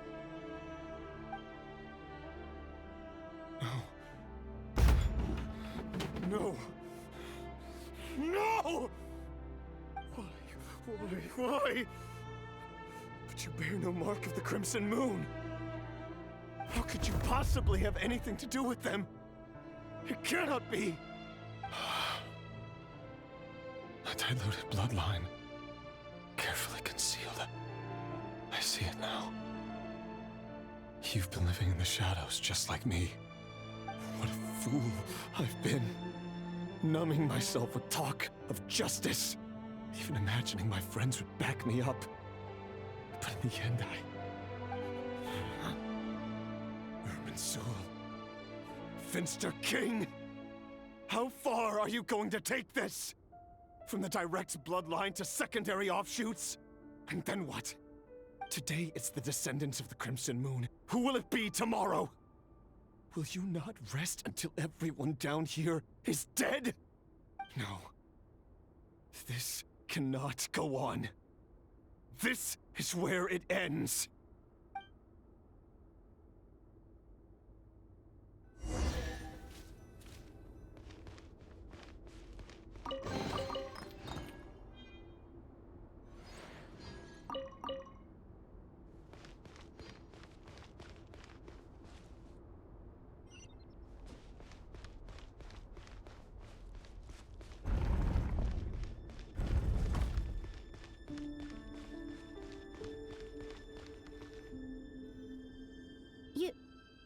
You're really letting me go? I am.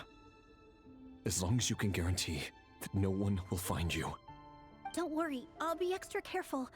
No one will know I was here. But what about you? Me? If you let me go, you won't be able to complete your mission, will you? Good point. In that case, maybe you should stay. No, please! I just want to see the outside world again. To... Go on living? Yes. I know you're a man of your word. So please, just let me go. If I let you leave, what will become of me? Just kidding. Go, now. But remember, don't let anyone know you were caught. We'll be seeing each other again very soon if you do.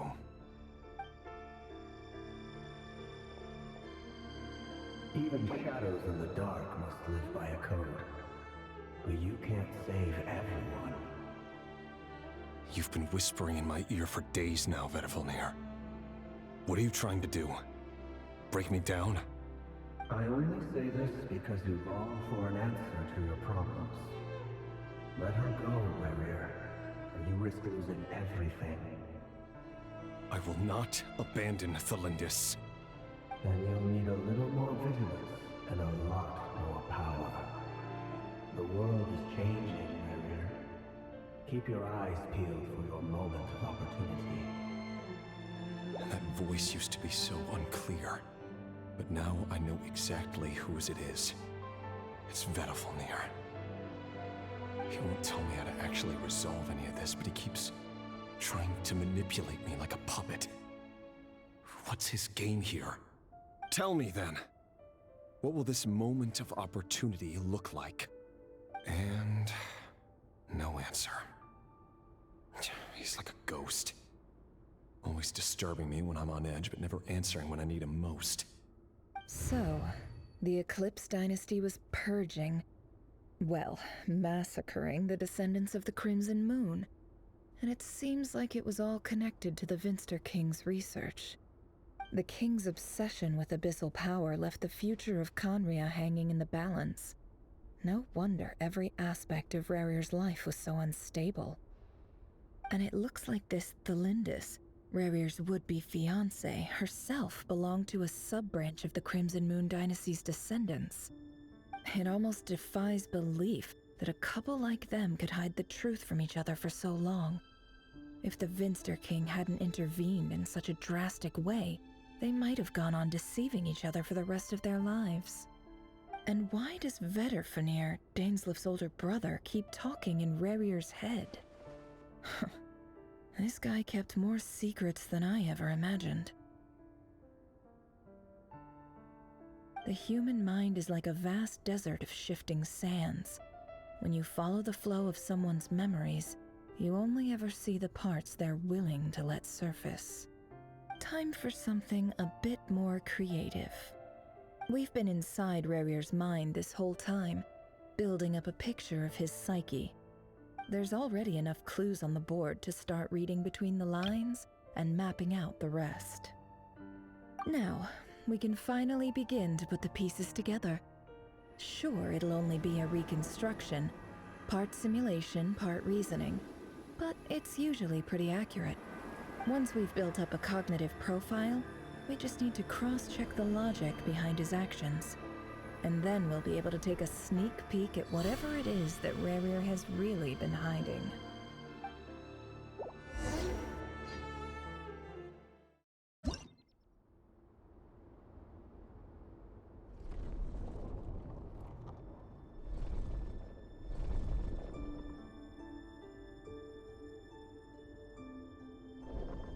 Rarir, are you there?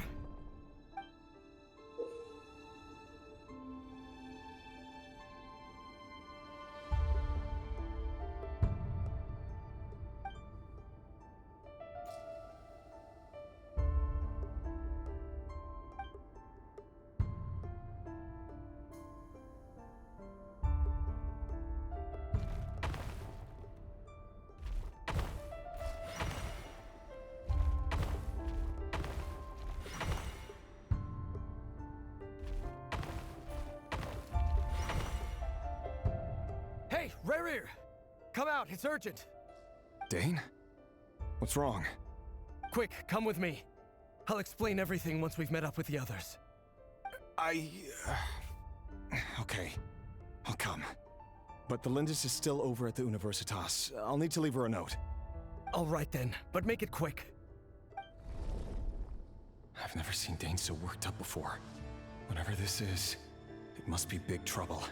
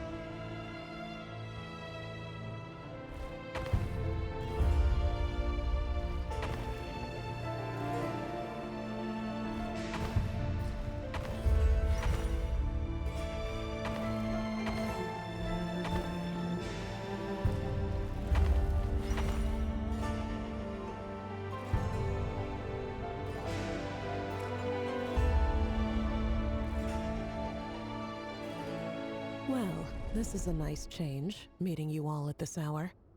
When men and women of ambition can speak face to face in broad daylight, I say that's a big step forward for our dear Conria.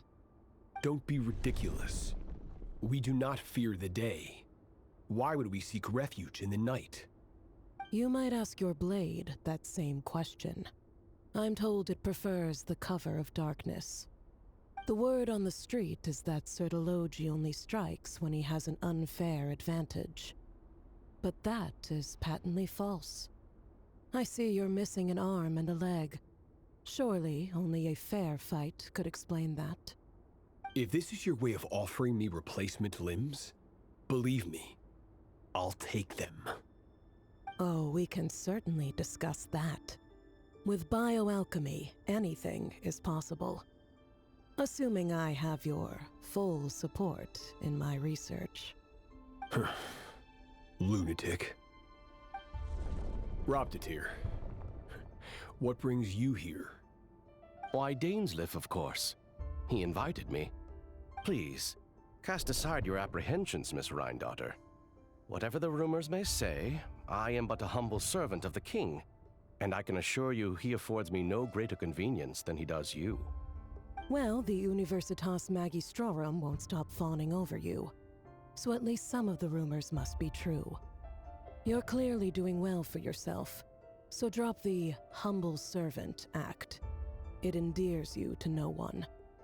You're president of the Universitas Magistrorum, the chief royal mage known as the Wise by royal appointment, and by far the most favored among the 4 pillars of Conria. Vice President Veit doesn't even try to hide his envy when he sees you. My success is the product of hard work and good luck. It's as simple as that. Were the king not such an extremist, I hardly think I would have received a senior post at my age. Of course, no job is without its gripes. Serving a king like ours can be a challenging task, as I'm sure you can imagine. And as for Efterveit, in missing out on the presidency, he's dodged a mountain of stress. Like everything else in life, it comes with pros and cons. You're all here. I apologize for the short notice, but it was an emergency.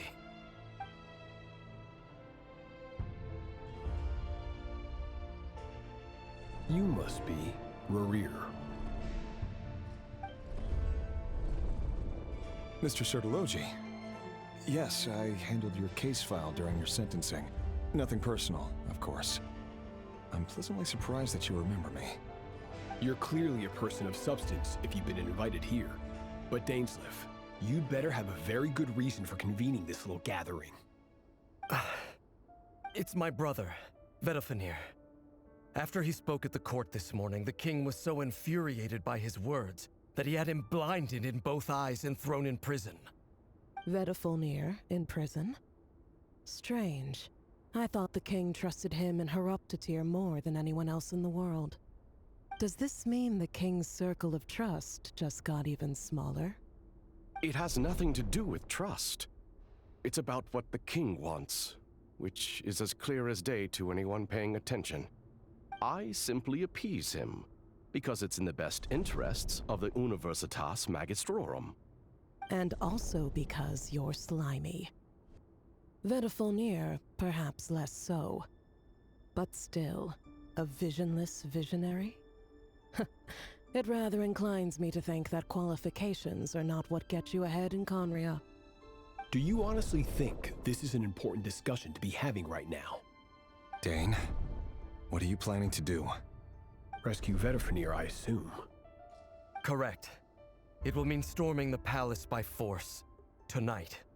I need all of you on my side. That's far too dangerous. And don't forget, Dainsleif, you're captain of the Royal Guard. You swore an oath to the throne. Hmm? You've been planning this for a while, haven't you? I have no desire to commit treason. But whatever critique the king may have of Vedofenir, disfiguring your most loyal subject for putting the best interests of his court and nation first, this is not the conduct of a wise ruler. My blade will force the king to see the error of his ways. So, Vedofenir's prophecy enraged the king. I'm sure it wasn't what he wanted to hear, but if he won't take counsel even from the visionary, that is deeply troubling news. The extent of His Majesty's madness is now all too clear. The question is, how does a man like me get out of this situation unscathed? You have noble ambitions, Dane, but I'm afraid they don't do much for a guy like me. I'm not interested in saving the world. All I want is a letter of pardon. A letter of pardon? For whom? Thelindis?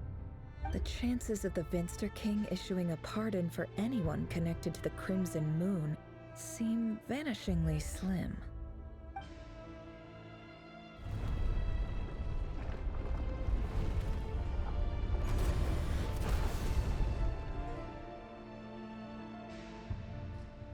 This black fog over the board must have some connection to Thelindis. But why is it taking this form? Does it have something to do with Rarir's past?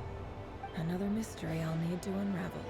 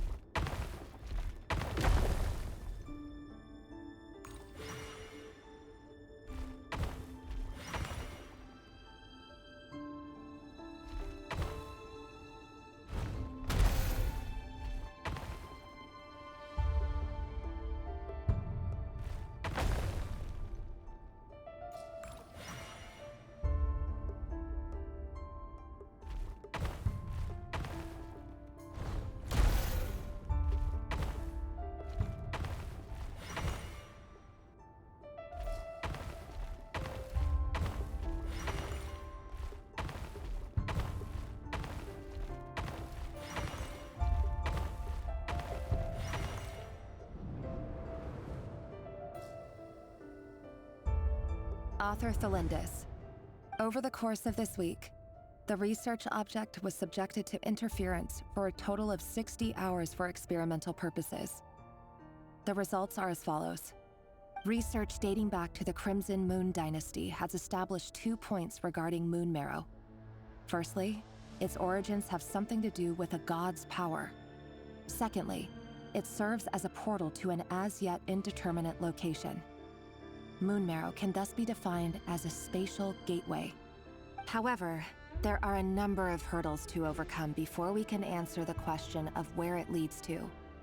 To start with, opening the gateway requires a specific power source, which the relevant literature indicates. An enormous amount of power is then required to keep the gate open. Currently, the total power output of our instruments remains in the single digits. To make matters worse, I am now the only staff member remaining in the Moon Marrow lab. The Universitas Magistrorum recently decided to move most of its personnel into abyssal energy research, which has stymied all Crimson Moon-related projects. This is not a wise move. I have always maintained that placing all our hopes in a single source of power is risky, especially one as poorly understood as this. As well as making ourselves overly reliant on a single resource, we are neglecting other promising technologies. I apologize if this comes across as disrespectful. But as a Moon Marrow researcher, I desperately want to see the world beyond the gateway. If we really made it there one day, what would we find? And how would we go about taming the unknown? My imagination is endlessly fueled by questions such as these.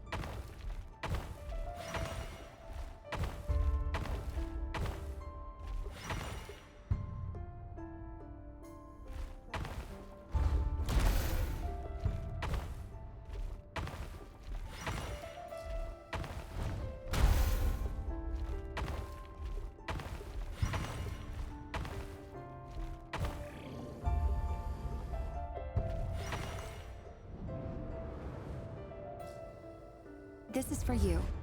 I heard you're gonna leave the city with your parents. Thelindis, did you hear about what happened? I've heard nothing. Rerir got back very late last Friday, and he was acting a little unusual, but he slept pretty well, so I'm guessing whatever he did was a good deed. You never saw him, and I don't know what he did. And this conversation never happened. You understand? What if he finds out that you pried into his secrets? Don't be silly. I don't know what secrets he does or doesn't have. All I know is he's just a normal guy who happens to run some errands for the king. Are you scared of him? I don't know. The Rerir I know doesn't match the person you all describe. Logically, I should be scared of him. And yet, I don't want to lose him. But enough about that. You should get going, and be careful with the package I gave you. Keep it secret. Keep it safe. What's in it? A piece of the moon. All you need to know is that as long as you keep it safe, then in the future, everyone will be able to see a red moon. A red moon? You mean our moon? That's right. Our moon. Promise me you'll look after it. I promise, Thelindis. The Crimson Moon bloodline will never die out. Its light, the color of blood, will become like a fire that flows in our veins, no matter how long it takes.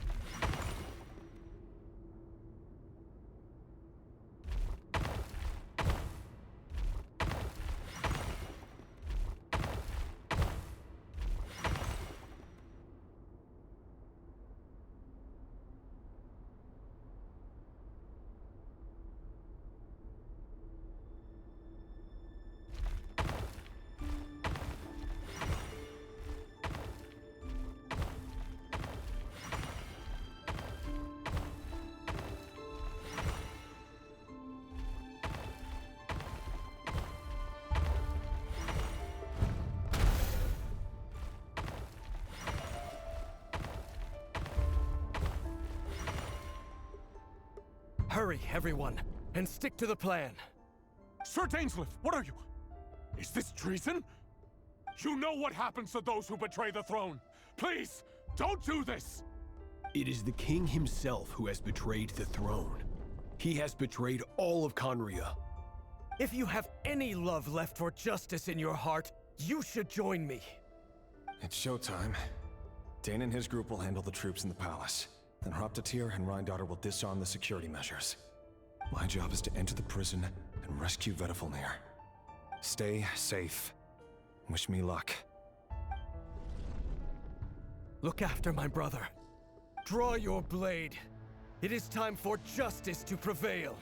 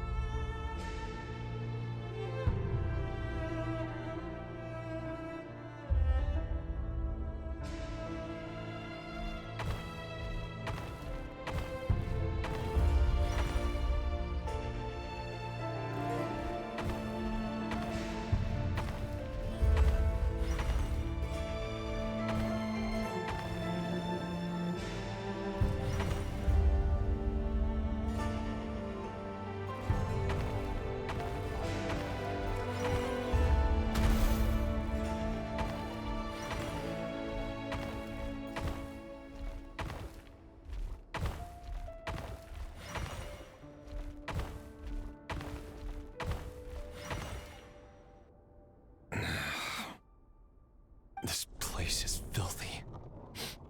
And the smell is abominable. Clearly, the king doesn't allow his prisoners a single shred of dignity. This is dire. Found you. Hello, Mr. Vedifalnir. It's you. Surprised?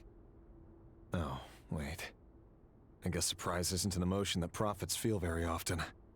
I certainly felt some surprise in the moment when I was blinded. Surprise at the king's sheer ignorance. Surprise at just how unfairly this world responds to words of earnest remonstration. I'm curious. What did you prophesize this time? It wasn't a prophecy. It was a word of warning. Someone had to say it. The king has forsaken all reason in pursuit of his obsessions. I simply told him that if he continues on this path, Conria will surely fall. But he didn't listen. Worse still, he stabbed you in both eyes and locked you away. Dane asked for my help. The court is in complete chaos now, but I'm sure you predicted that.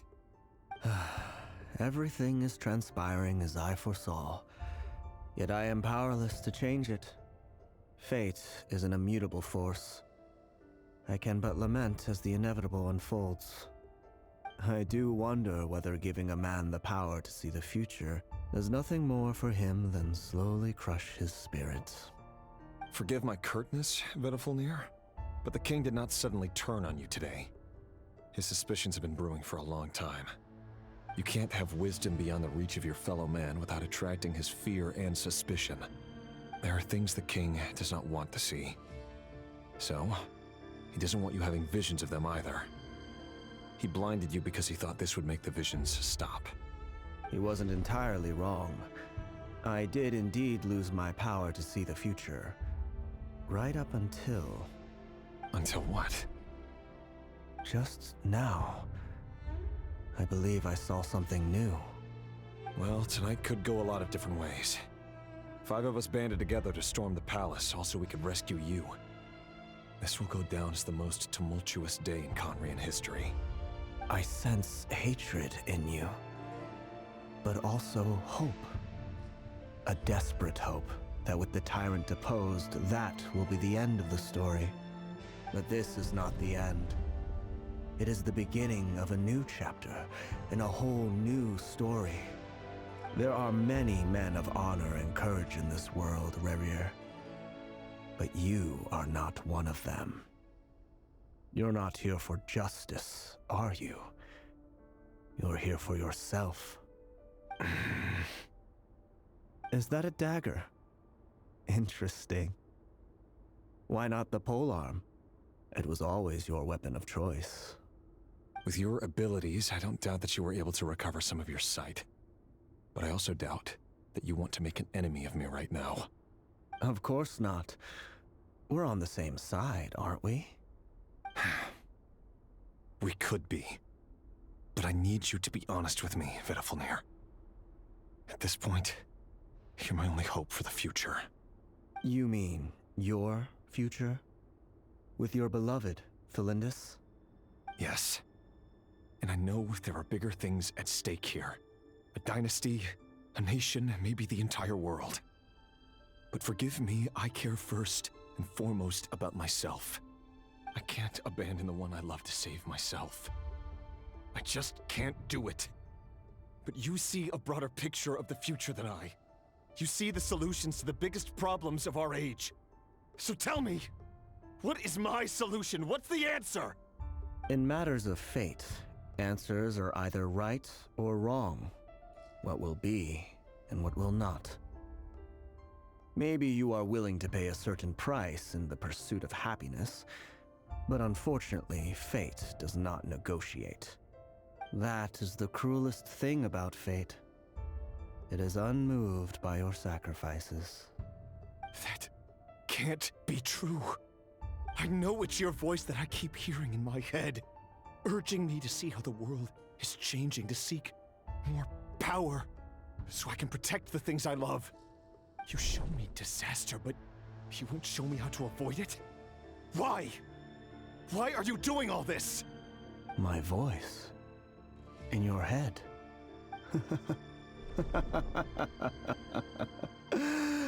So, you hear it too. The voice that steals your mind, gains your trust, and drives you crazy. It turns out that we are not so different, you and I. Vedafilnir just broke into the strangest smile I've ever seen in my life, as if he'd discovered some monumental secret. But then he suddenly switched to looking extremely weary. Very well then. My advice to you is as follows. You must persevere. Whatever trials and tribulations you may face, be steadfast in the belief that they are your path to the future. For as long as you live, your story with Thelindis shall not come to an end. That is the only chance you have of fighting back against fate. It is up to you whether you believe my words. Regardless, that is all I will say on the matter. I have no right to intervene any further. I will hold you to your word. Thank you for setting me free. In return, I will tell you one more thing that you cannot afford to ignore. Just then, a strange wave of energy rippled through the city. We had no idea what it could mean. If I were you, I would head to the Universitas Magistrorum. The Universitas? Oh no! I'm sure we'll be seeing each other again very soon, Rerir. Whatever Vedafilnir said, I didn't catch it. I didn't even help him out of the prison. There was no time to lose.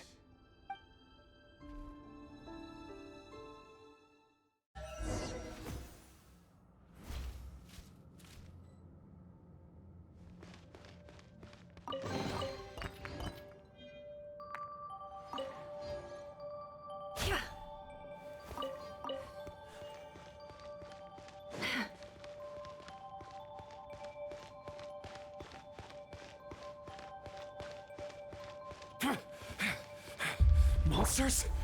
Is this Rhindaughter's doing? Or the Universitas Magistrorum? Out of my way!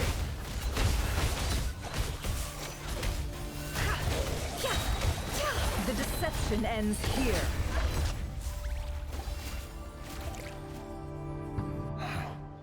The Universitas. That reminds me of a rumor I once heard.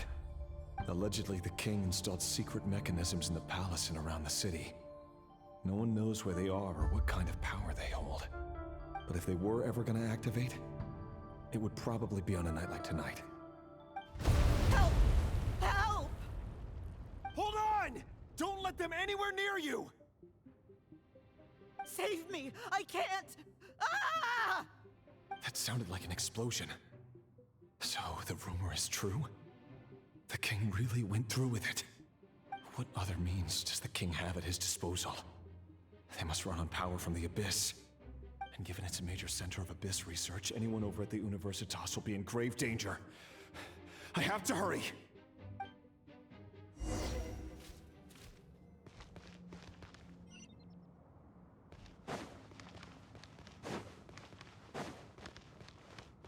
Can't hide the truth.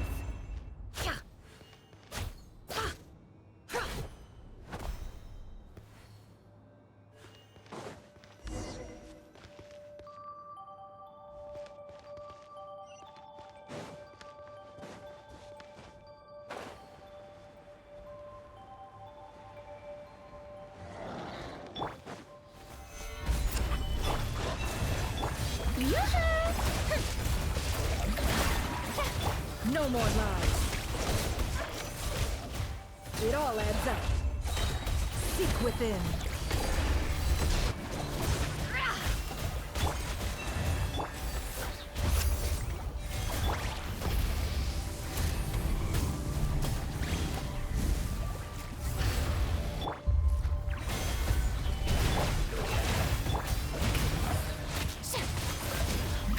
Can't hide the truth.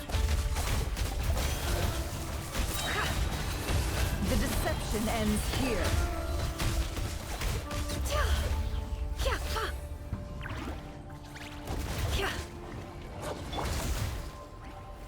Gathered! You pull. Strike a pose!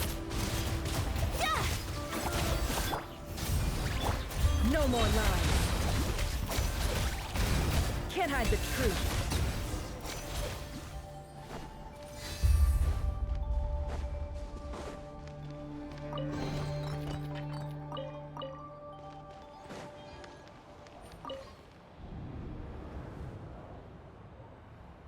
Monsters! At the Universitas Magistrorum? Why now?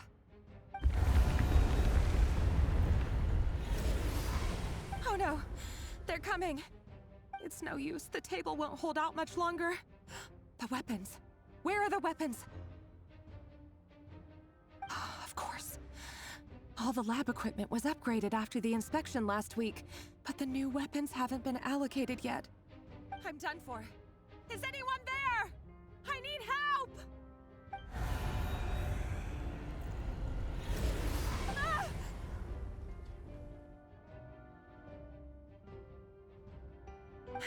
Stay back! Please stay back! Please!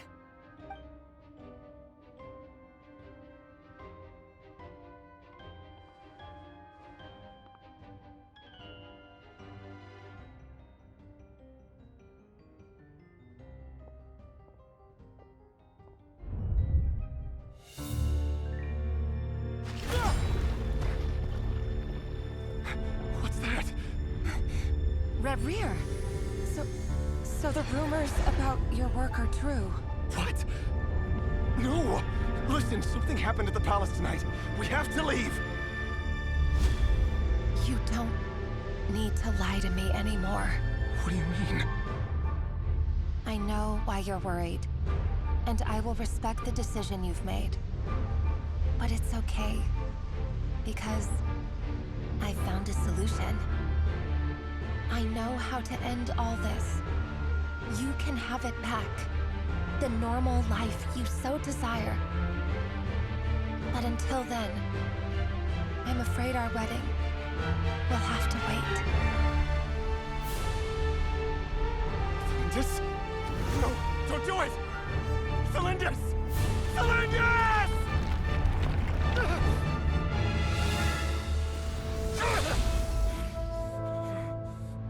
I told you, Rerir. Let her go. You will find someone better. No! No, I won't do it! I have to save her! By what means exactly? A lowly pawn. You lack the power and the strength of will. Do you know why? Tell me! Come to the palace. Join us.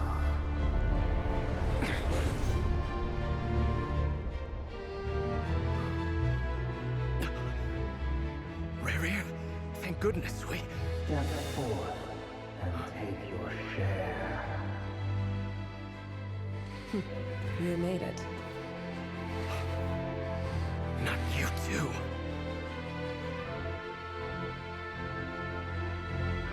Hatred or grief, despair or desire.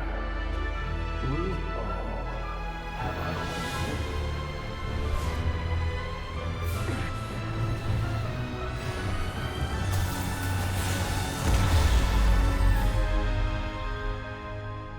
Rerir. Rerir. Thalindis? Were you daydreaming?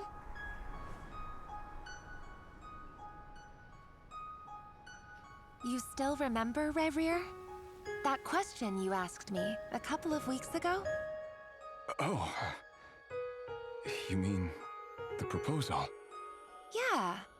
I'm wondering, where do you think would be a good place to discuss it? Maybe in the garden? Or were you thinking a fancy restaurant? It's your choice.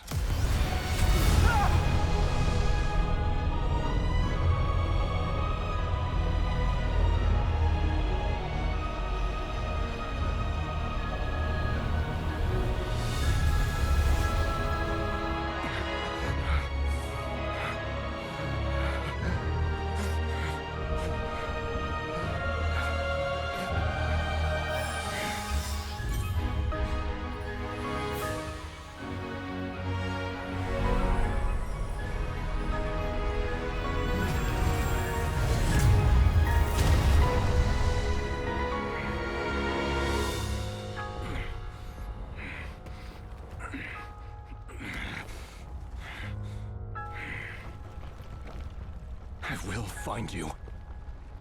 And then, you can give me your answer.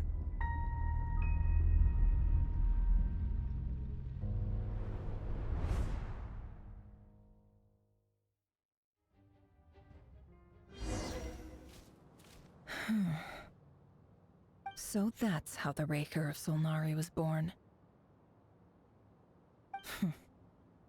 A monster created by circumstance is a monster all the same.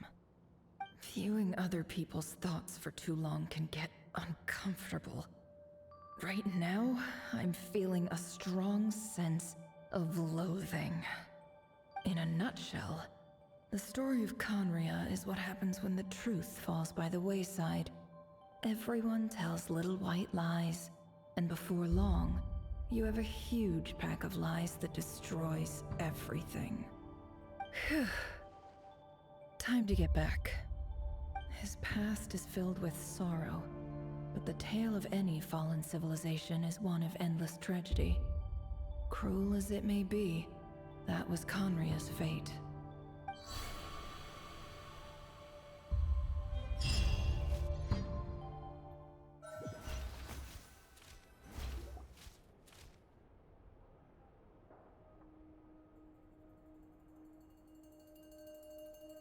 Everyone, I'm back. Can I get a standing ovation? Never!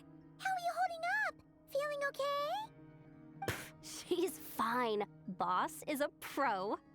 Yes, I'm fine. You will have seen the events of Rerir's life through my thoughts. It's now clear that he is just a regular nobody, driven by personal tragedy, as he said himself. I mostly agree. There's only so much we can know about him from his memories alone, but they did give us a clear glimpse into his life in Conria. However, I would not consider Rerir to be a nobody. He was deeply involved in the events of that era. Yet, when the catastrophe of a generation strikes, nobody is safe. Sounds to me like you're speaking in riddles again. Is this you urging me not to abandon the people of Nod-Krai in their hour of need? That's not what I meant. Although I do hope you choose to remain a part of the plan. Without you, the mission ahead will be all but impossible. Then try to remember that I respond better to the carrot than the stick. And I don't appreciate being bossed around. Now, as for you, Missy, you were excellent. You stuck to the rules of the ceremony and kept your mouth shut the entire time. Bravo. Cool! So, can you fill me in on the deets now? Most of what I saw went right over my head. Patience. You'll hear the whole story, don't you worry. But let's meet up with the others first. It will save me narrating it twice. Yehoda? Yes, boss! Let me get that door for ya. That's more like it. For a moment there, I was worried you'd forgotten about the first clause of your employment contract. Forgive my curiosity, but what does the first clause say? It says I gotta do the annoying stuff that boss is too lazy to do for herself. Like opening the door, pouring the tea, yada yada. Is that right? If something is in the contract, it's because she willingly agreed to it. Rest assured that the Curatorium abides by the very strictest of labor policies. You don't seriously think I'm cruel enough to treat her like my slave? In any case, I've hardly shied away from my share of the work today. Hope I don't catch Flintz and Varka lounging about in their chairs, enjoying a leisurely cup of tea. There's nothing I dislike more than other people enjoying themselves while I'm hard at work.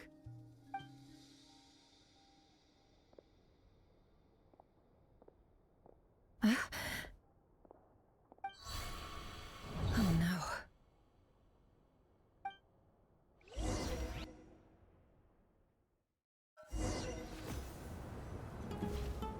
Sorry to disturb you, but we seem to have run into some trouble. Evidently so. Don't worry, I'm not about to leave you to fend for yourselves. I'm not that kind of boss. And it would go against the Curatorium's labor policy. I'm sorry? What did you hear me say? I wasn't talking about labor policy. Wait. How long have I been standing here? Not long. You just appeared by the door a moment ago.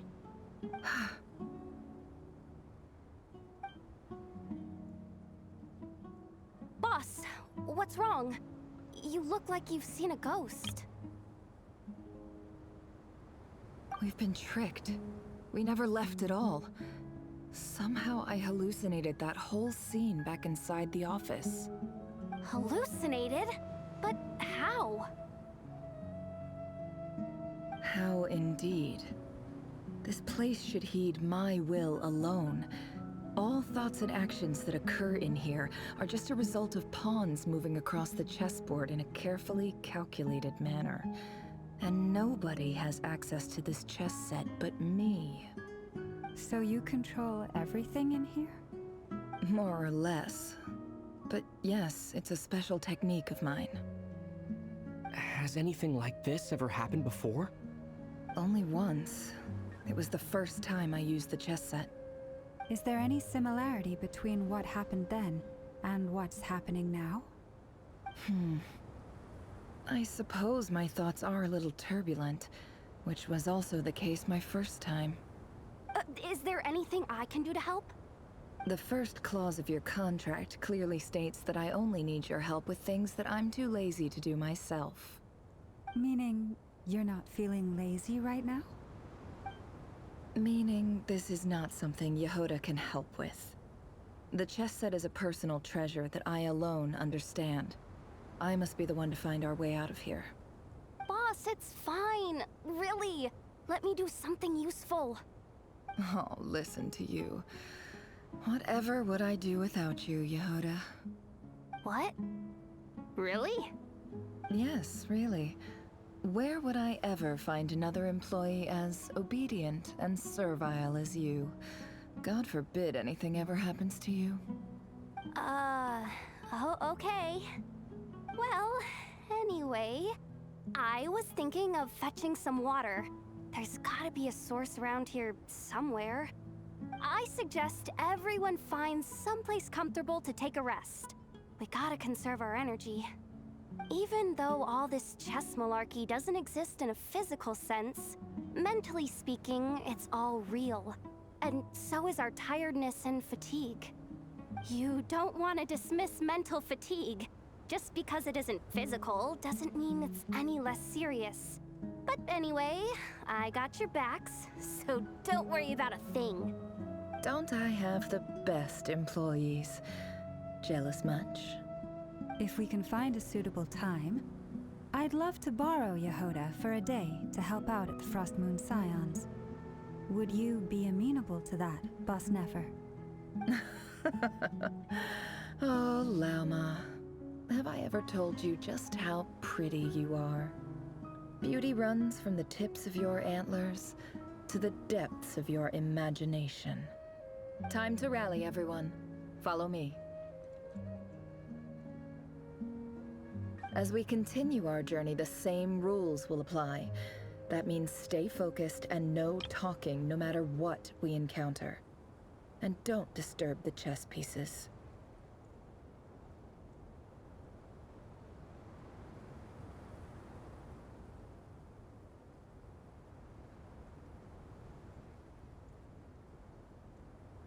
You have my word that I will get us all out of here.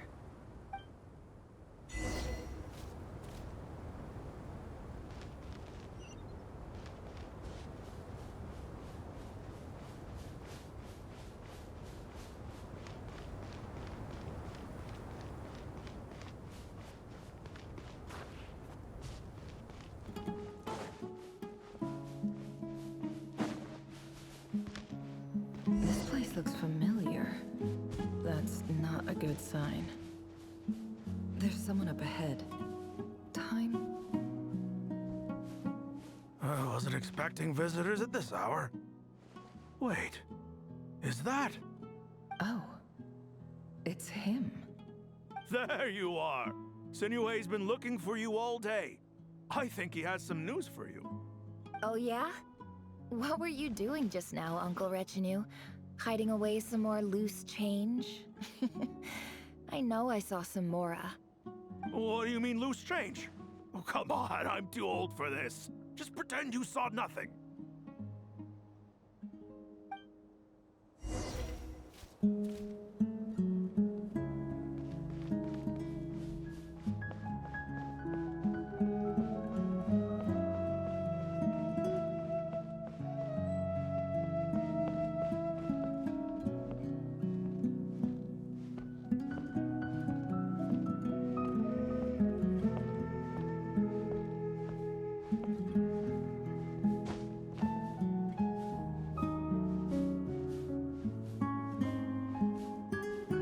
Hey, kid. Mind telling me what Sinuhe's been up to recently? I'm trying to get in his good books and I need a way in. Get in his good books? Why? What do you want with my dad, Uncle Apepi? I've written a new song. I was hoping to showcase it at the next festival, but I'll need his approval. A new song, huh? I'd love to stay and listen, but unfortunately, Uncle Retinue says my dad's looking for me. Well, there's plenty of time and I'm not going anywhere. See that pile of stones? I'll be sitting there warming up my vocal cords. Come find me when you're done. Pile of stones. Got it.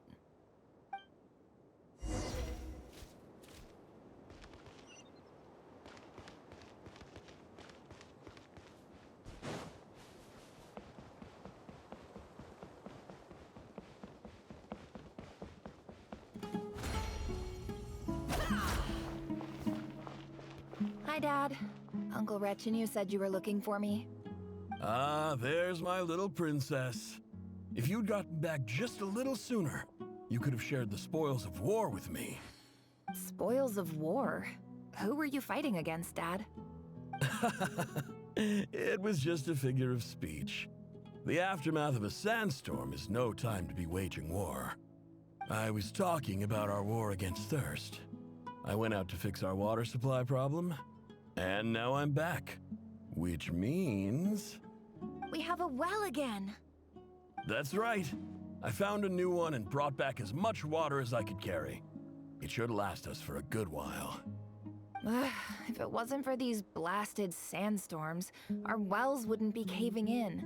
You wouldn't be spending all your time out searching for new water sources. As the chief of our tribe, I'm supposed to be leading us out of hardship and poverty, onto better things. You know how prosperous our ancestors were. I've told you all the stories. And look at us now, squeezed into these hovels. No one would choose this, if it wasn't for the endless wars over the years. But things are looking up. I started working with some folks from the academia a few months back. They gave me some contacts in return for my assistance in the desert. So you're the academia's helper now? Special ambassador, they call it. Think of it as a partnership. It's nothing bad, okay? We've been isolated here in the desert for too long. Seeking opportunities elsewhere is the best thing for us, and the fastest way to progress. So, do you get anything good out of being a special ambassador? Of course. My luck's improving all the time. One day, I swear I'm gonna lead us out of this place. We'll find somewhere new. Somewhere better.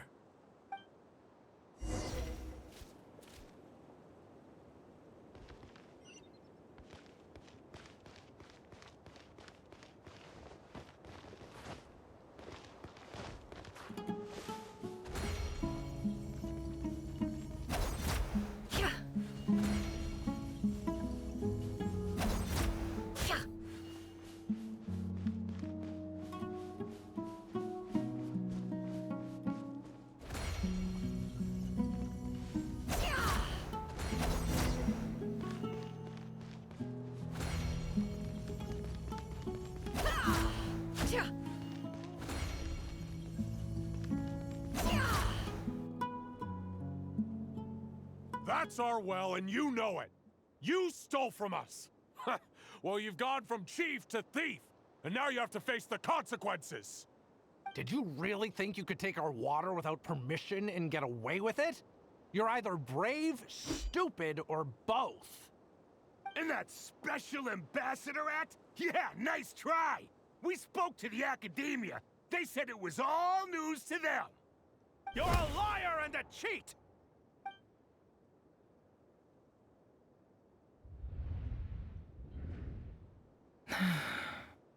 I heard Yehuda gasp, but I don't blame her. Most people are terrified by the sight of blood. Corpses strewn across the ground. The wounds are clearly from scimitars and daggers. The desert dwellers' weapons of choice. There's a handwritten note on the ground. Let's see what it says.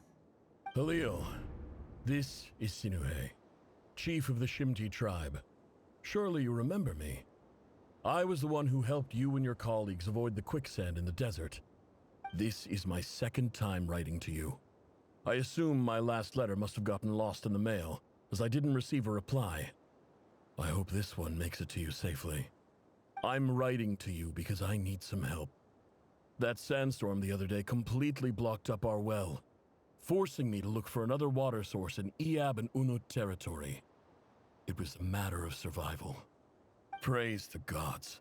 The well of the Iab tribe was intact. It was my last resort. I drew what water I could and left, but not without being spotted. I fear they will retaliate. You told me to write to you if I ever needed help. You said you'd be my ally in the academia. I urgently need you to formally recognize my title of Special Ambassador and send some of your people to assist me for a few days. It's the only way I can convince them that this was the academia's decision and prevent them from retaliating. This is an emergency. Please send help as soon as possible. Looks like this letter never got sent. The writer died a grisly death, and the letter was trampled into the ground. It's badly defaced. Some parts are barely legible. What a ridiculous lie the surviving Shimti tell. Their whole village was butchered over a sip of water.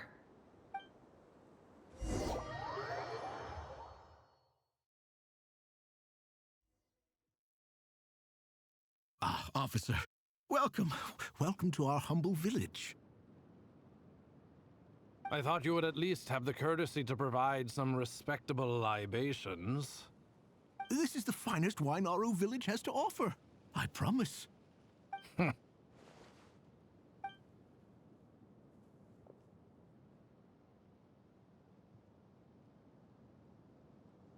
The Academia has agreed to reserve a single space for a candidate from your village. But I remain skeptical of this entire endeavor. I highly doubt anyone in this desert possesses serious academic potential. Please, have faith. If not in us, then in our god. The child we found shows great promise. I beg you, take her away from this place. Give her a chance. Don't let her talent go to waste. I don't recognize her. New arrival?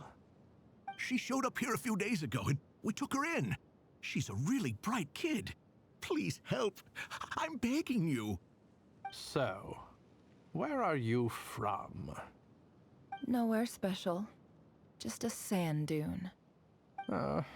What about the rest of your family? How many of you are there? Just the one. It's only you? Correct. So, no brothers, no sisters, no mother or father? Any who have slept on a bed of sand, I call my brothers and my sisters. Apart from that, I have no family. All right. Get over here. Sign your name on the form.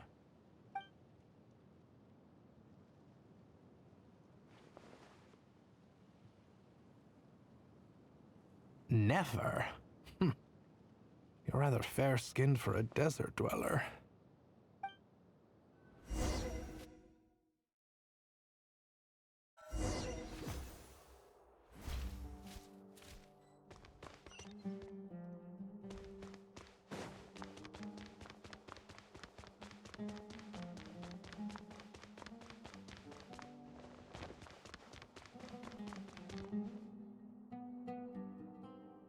Nefer, this term's assignments have been issued already.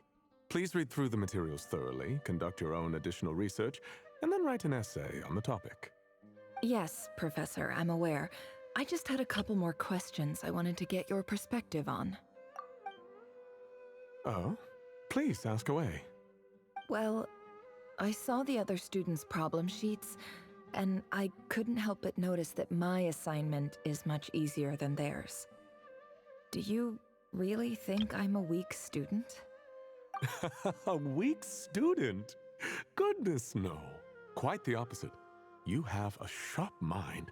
Almost too sharp. I think what you're saying is, a weak student wouldn't have noticed the discrepancy. And if they did, they certainly wouldn't complain about the lighter workload. You see, sharp as they come. You see things the way they are. And I'm sure you know why they're like that. Because of where I come from. Because I'm different. I'm sorry, Nefer.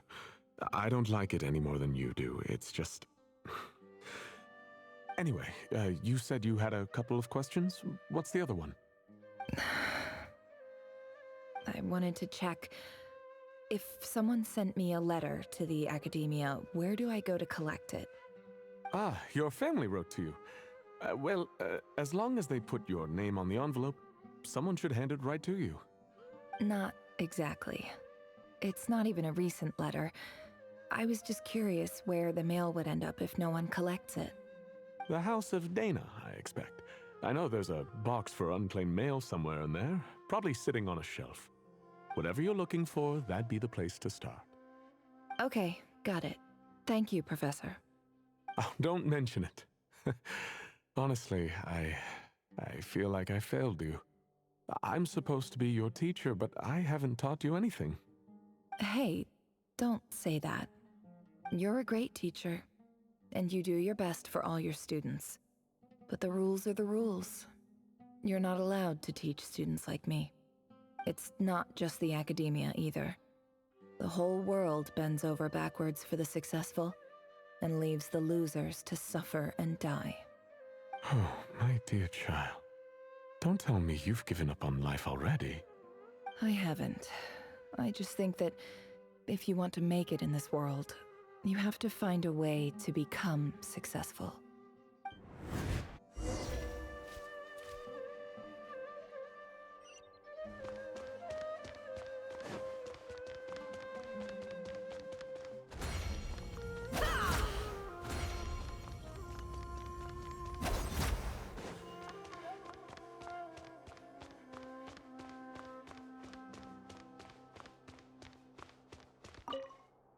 This must be it.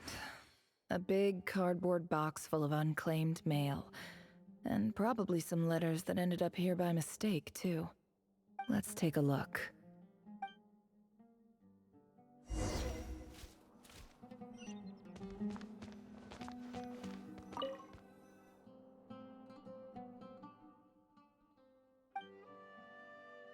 A dilapidation survey from Port Ormos. Looks like it's from a Core of 30 representative. What a strange thought. A bunch of mercs losing sleep over rundown buildings. This one was never even opened. I guess the recipient didn't care what the Core of 30 had to say about anything. Who was it addressed to? I don't recognize the name, but it must have been a Ksharawar professor. This one is addressed to the Immorta Sage. The title is Changes Observed in Satyavada Life Symptoms. Why do all these letters read like full-blown dissertations? Guided by the incense, we became lost somewhere in the forest. All the barriers between levels of consciousness disappeared as our minds soared around in circles, looking for a branch to seek refuge on. In clinical terms, these symptoms fit the description of incense poisoning. The Immorta Darshan strictly prohibits the use of hallucinogenic substances, but I believe there are still people getting away with it. For example, my neighbor who always breaks out into song and dance after using incense. This seems like something the academia would want to know about. Why wasn't it collected? Wait, what's this written on the back? It's so small. The note says, "The sender authored this letter while under the influence of mushrooms. I would send it back, but no return address was provided. Stamped by the Grand Conservator of the House of Dana."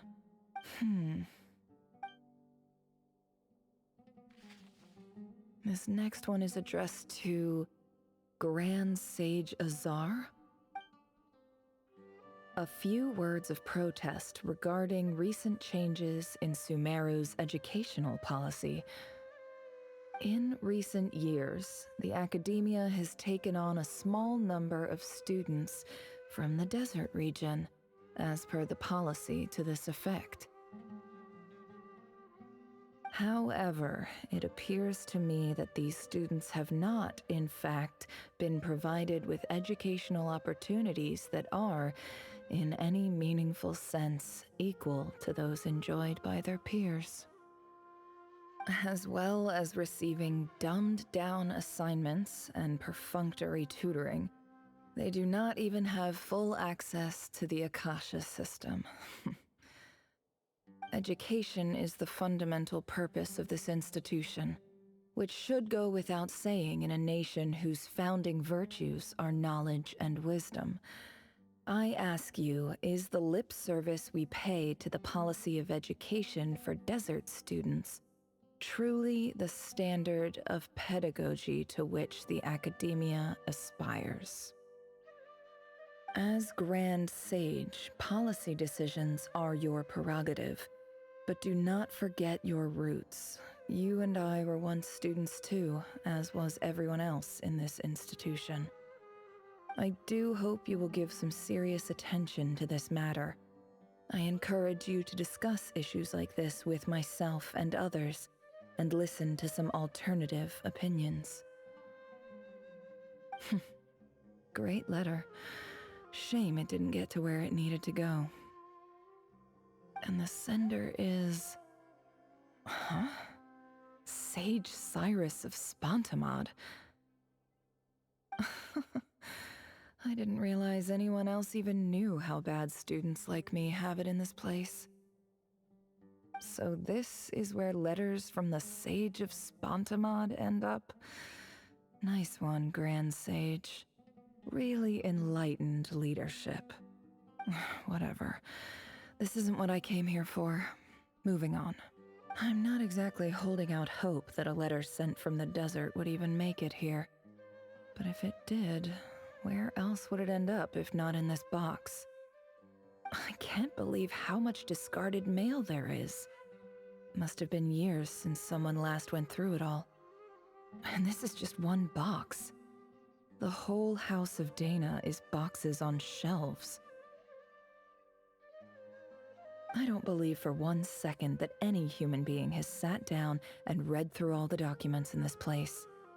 Who has that much free time on their hands?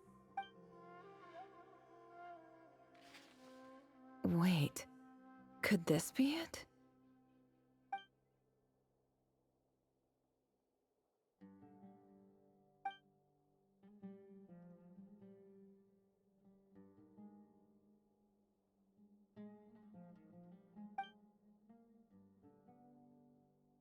Greetings, Halil. My name is Sinuhe, chief of the Shimti tribe.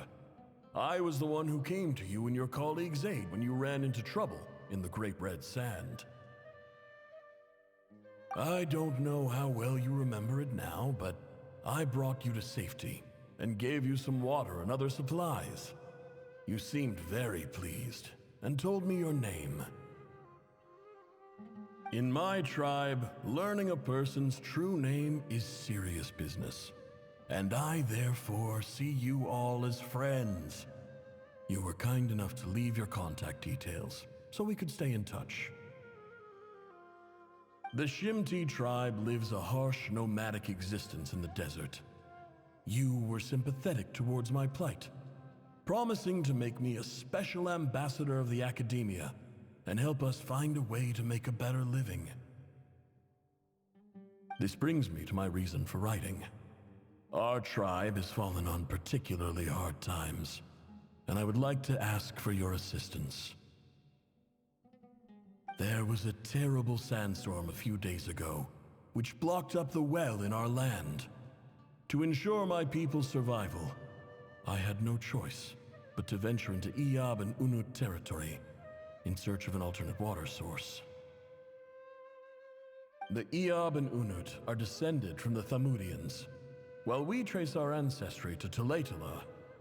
We worship the Lord of Flowers and have had relatively good relations with our fellow tribes up until now. I found a well belonging to the Iyab tribe. They declined to help us, but I really had no other option. So I took some water to keep me and my tribe alive. My actions are certain to incur their wrath. When we met, you assured me that you would be my ally in the Academia. I would like to take you up on that offer, because I really need your help. I wonder if you could send an Academia representative to meet with me. That aside, the last time you were here, you mentioned that the Academia had started accepting students from the desert, and I told you a little about my daughter, Nefer. We have next to no resources here in the desert, and my power and influence are limited. Would you consider enrolling my daughter at the Academia? She is a smart girl. I know she won't disappoint you. From the outset, the Academia never took you seriously. Those things they promised were just empty words. I doubt they even remember the name Sinuhe. And you were so emphatic that your luck had finally changed for the better. You swore you'd lead us to a better place one day. You spoke with such conviction, like you were the most powerful chief in the whole desert. You liar. You lied about everything. You promised the world and delivered on none of it. And who fell for it? Just me, by the looks of it. Despite your best efforts. Which makes you a pathetic liar. You weren't even any good at it. I think I'll take over from here. Let me show you how it's done.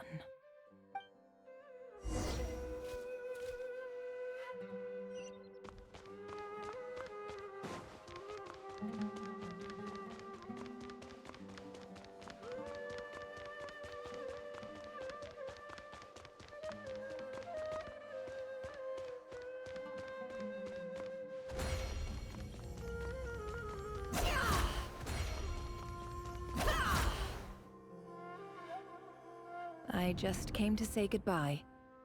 Thanks for everything you've done for me in my time here. Nefer? You packed your bags. Where are you going? I'm quitting. Something's come up in my hometown. Gonna head back and deal with it. Huh? But this was a hard-won opportunity for you.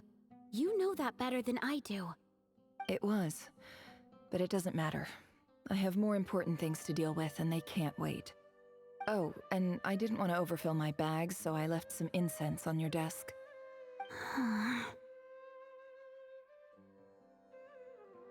What's wrong? I thought you liked incense. Although, I did read somewhere in the House of Dana that it has hallucinogenic effects. Don't use it all at once, all right? Isn't this the stuff you brought from your hometown? You're just letting me have it? But you said it's a rare and valuable commodity. Yeah, about that. I lied. It's not rare at all. There's this bunch of ruins near my hometown that are practically overgrown with this plant. It's not worth much. Keep it, it's fine. But Nefer... All right, that's all from me. You take care.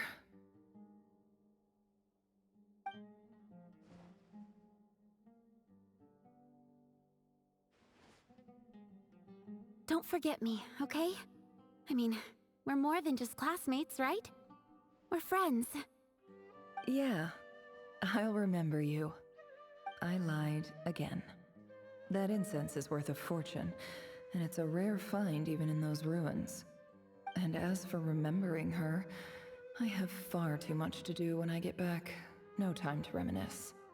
I'll be lucky if I even make it through this alive. But either way, I expect I'll forget you pretty quickly.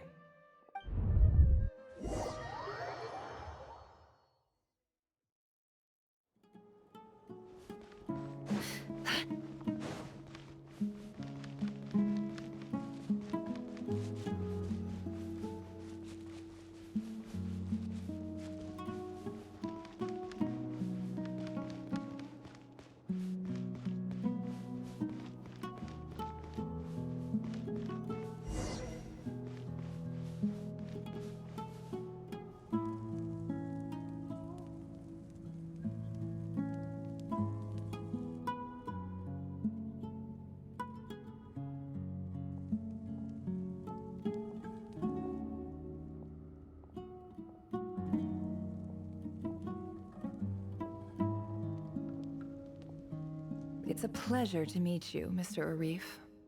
So, what does the Academia want? Since they've sent their special ambassador, I assume there's a big business deal to be made. If not, I'd be very disappointed. Please, sir, lower your blade. You're lucky I'm the one they sent. Not all special ambassadors share my admiration for the Eab people. The ever-shifting balance of power in the desert reduced the once great civilizations of this region to rubble and sand. But the story of the Eab has a very different trajectory. Others grew weak, but you grew strong, beginning in obscurity and moving to prosperity. You're the only ones who defied the trend. Huh. So, you do know who you're dealing with? This well is the perfect symbol of your strength, is it not? It used to belong to the Unut, but it looks like you have control over it now. You're not wrong. But I'm sure you didn't come all this way just to flatter us. Of course not. I came to bring you some very good news. Some information that recently came to light, which might just be your ticket to freedom. Records uncovered by the Vahumana Darshan show that a certain well currently under Eab control is built on top of some ancient ruins. These ruins are of great archaeological interest to the Academia. I checked the map carefully on my way over here, and I'm confident that this is the well in question. The Academia is offering 50 million mora in return for excavation rights.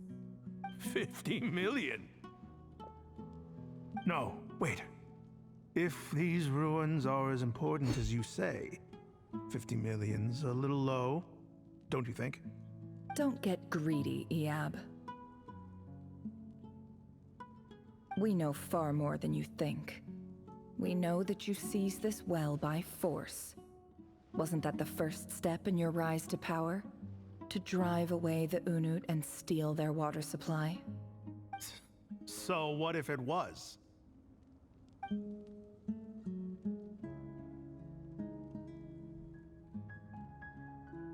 Don't worry. As unscrupulous as it was, it's something we're willing to overlook. The Academia is only interested in dealing with the de facto power holders in the region. I hope I am making myself clear. And I hope your words are the truth. If I find out the Academia is trying to play me, I'll hunt down every one of your people and make you watch as I cut their heads off one by one. I assure you, Chief, that would not be in your long-term interests. You don't want to make an enemy of the Academia. You see how I'm dressed, don't you? I appreciate that you've never been to the rainforest, but surely even you recognize an ambassador's attire when you see it. And what does a barbarian like you have to lose anyway? You really think the Sumeru Academia would bother to come all this way just to lie to you? We have more important things to worry about. All right, I take your point. The Academia is the highest authority in the land. I'm sure you're trustworthy people. In that case, we have a deal. We will sell you the excavation rights. I'd like to thank you, Ambassador. This is good news indeed. Excellent news. In fact, it calls for a celebration. Would you do us the honor of staying a while and enjoying some Eab hospitality? Gladly. I am partial to wine myself, and I trust you are as well. So let's indulge in a few drinks together, in celebration of this momentous occasion.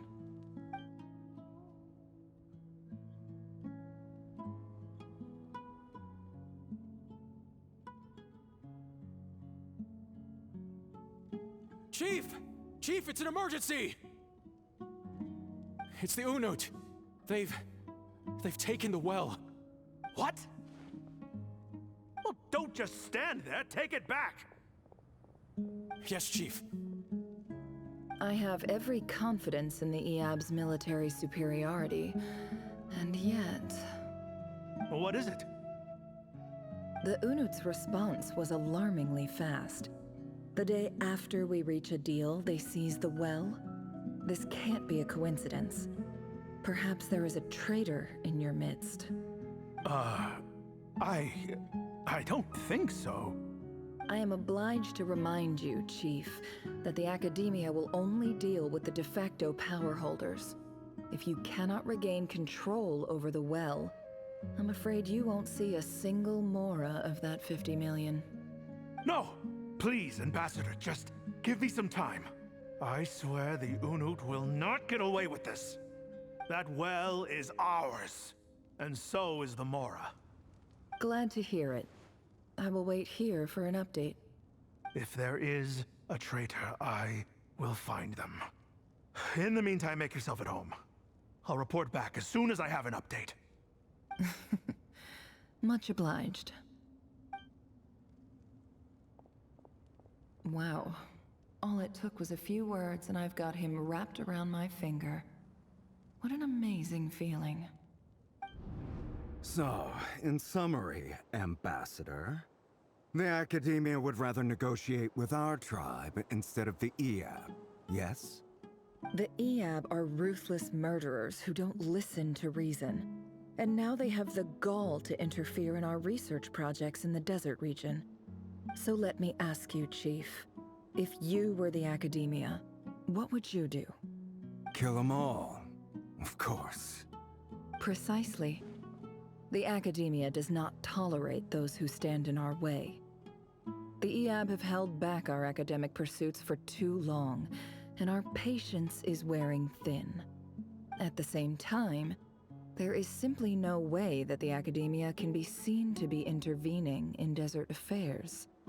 I'm sure you understand where I'm coming from. We have our own rules out here. If the rainforest dwellers raised arms against a desert tribe, it'd start a bloody war. Right. We can't confront them ourselves, but we can support their enemies. The Unut have always had strained relations with the Eab, which makes you our natural allies. Natural allies.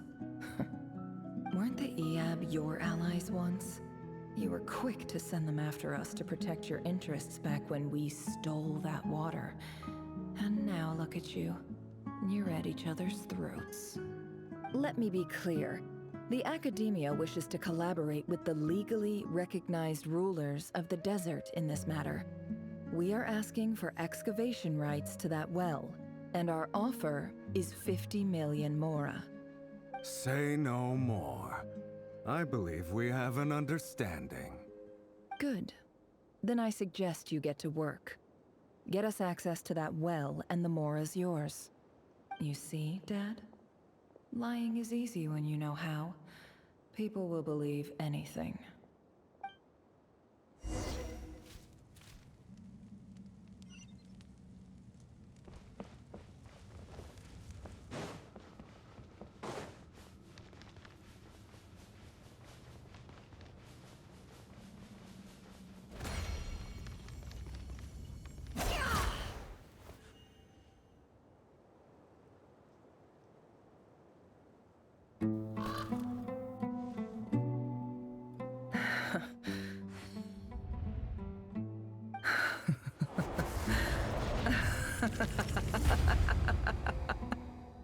Look at yourselves.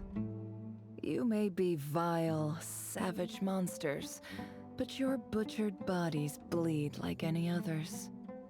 You're no different. You're nothing special at all. The monsters who destroyed my home, they're just ordinary, petty human beings. What a joke. I think we're even now. Maybe I've even done the desert a favor. It's a better place without all these people around.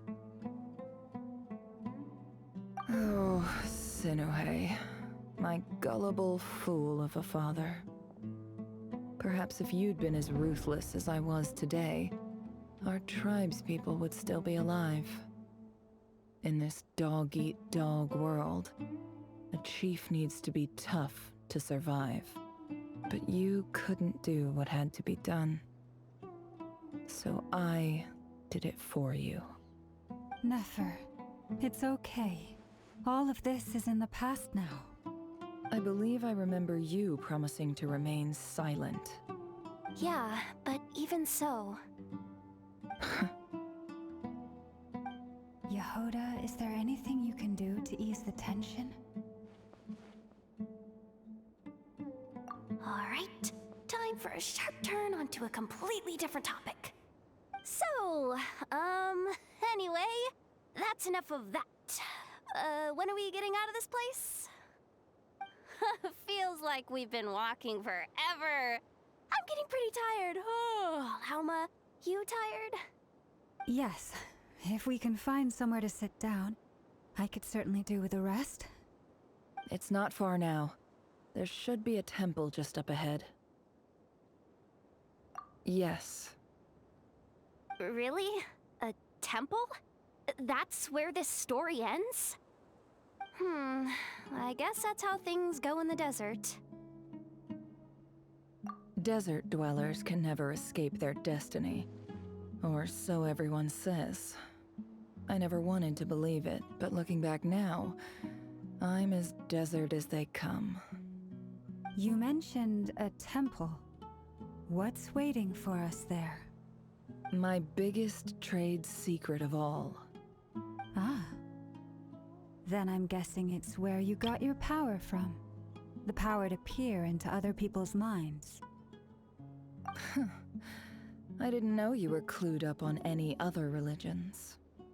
I'm no expert in the history of Sumeru, but since you come from the desert, I would imagine it has something to do with King Deshret. Sounds impressive. Ah, I know who you mean. General Mahamatra Sino. The spirit of Hermanubis dwells within him. That's Boss Neff for ya. She knows everything.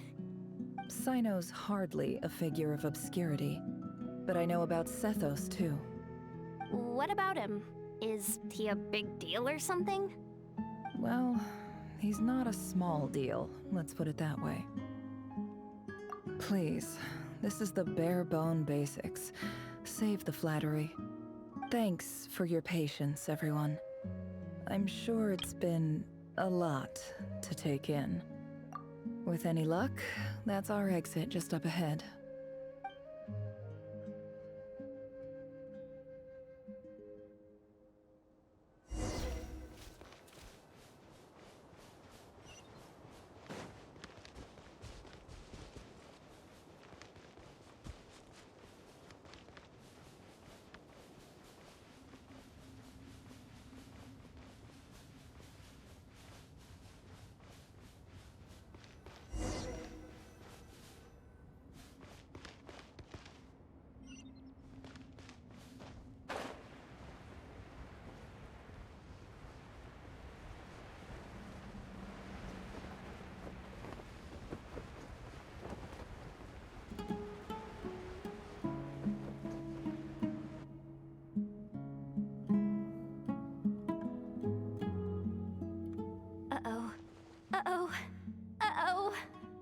I'm totally out of my depth here. I don't have anything to add about any of this stuff. Like, look at that statue, for instance. I want to do the whole name-dropping, this girl knows her stuff thing too, but I've never seen anything like it before. A statue with the head of a bird. That's Thoth, the Ibis King, one of the 7 pillars of King Deshret. The legends say that he, the Crocodile King, and the Goat King were the 3 retainers of King Deshret. Let's take a look.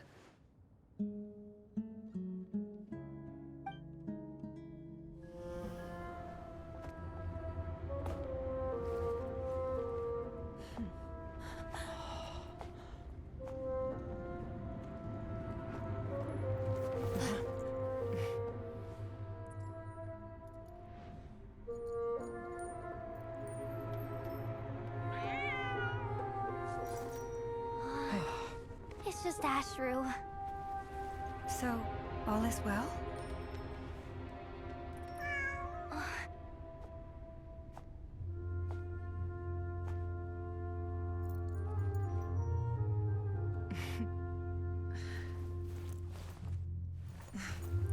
Typically speaking, at this point, the world disintegrates.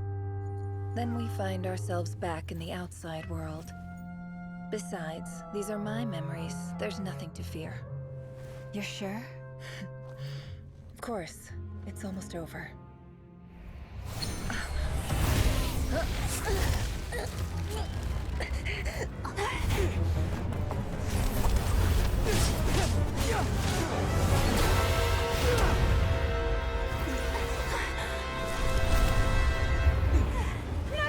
Hold on!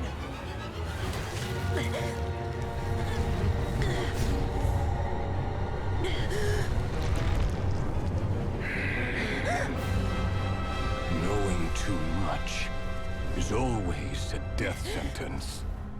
Speak for yourself.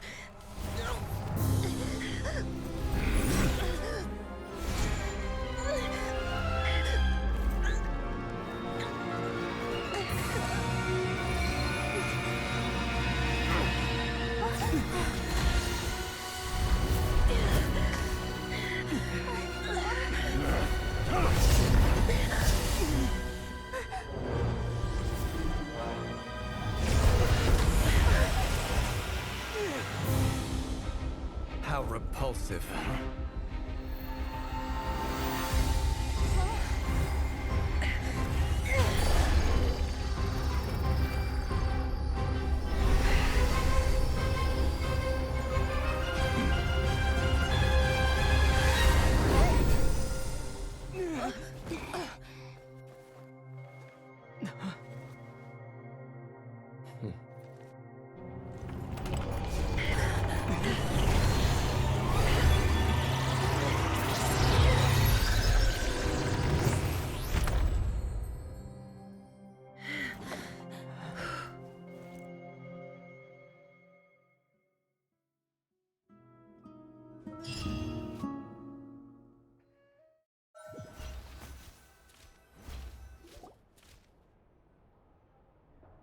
Timed that pretty well, didn't I?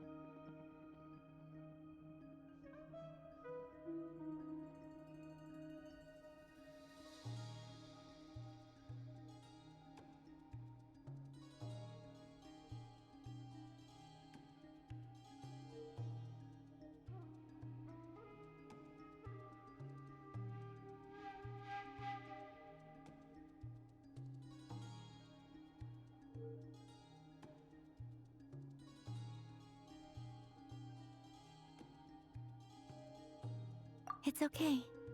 I'm just glad no one was hurt. Paimon noticed you doing something too, Dainsleif. Were you helping get them out? Of course.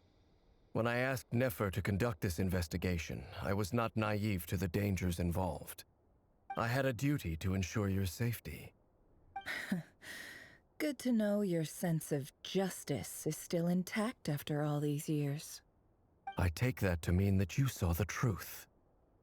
That comes as a great relief. I certainly did. And thanks to your help, I also managed to trap Rerir inside the chess set. Whoa, really? How'd you manage that? Well, to be honest, I sensed that something was wrong long before we made it to the temple. By using this fragment to probe into Rerir's past, well, the monster formerly known as Rerir, it seems I alerted him. I was tracking him, then he caught on and started tracking me too. Can't say I'm surprised. But how did he track you through your thoughts alone? That shouldn't be possible. Rerir was a secret agent who reported directly to the Vinster King. He is an expert at finding a trail and hunting down his pursuers. No wonder. He infiltrated the chess set, read my thoughts, and built a new virtual chess set inside of it. That's why we weren't able to leave at first. Speaking of your chess set, it's quite a remarkable item. Would I be right in thinking you have some connection to King Deshret? You overestimate me. I only have a connection with one of his underlings, the Ibis King.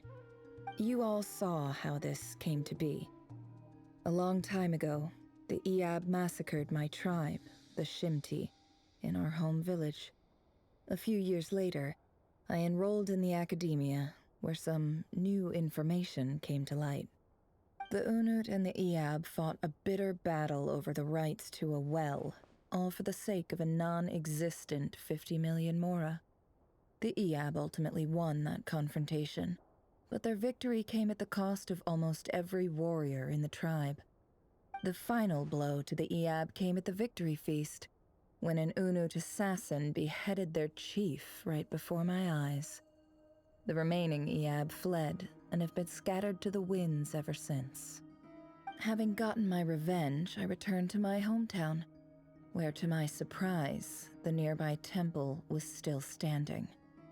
There it was, seemingly immune to the relentless hostility of the desert, while my tribal home lay in ruins.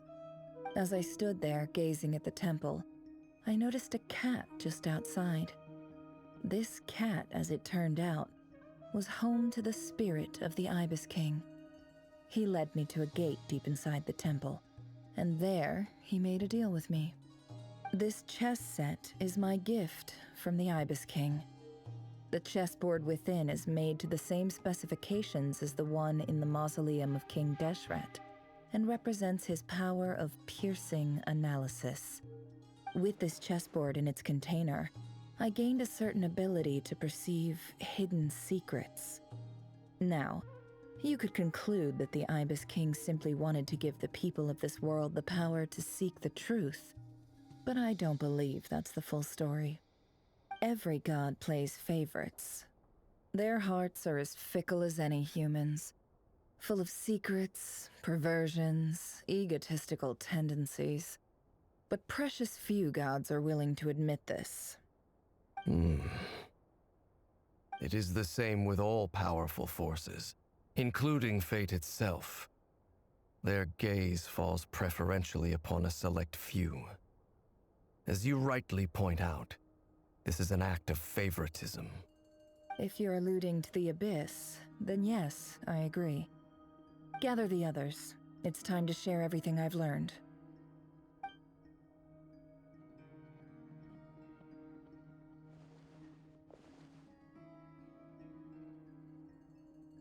Thank you all for being here. As promised, I did some further investigating into the Raker of Solnari's background. I am pleased to report that the investigation has been most fruitful indeed. The Raker of Solnari, real name Rerir, was once a Khanrian subject who served the Vinster King. I will now share the important details of his story. Please save any questions or comments for the end.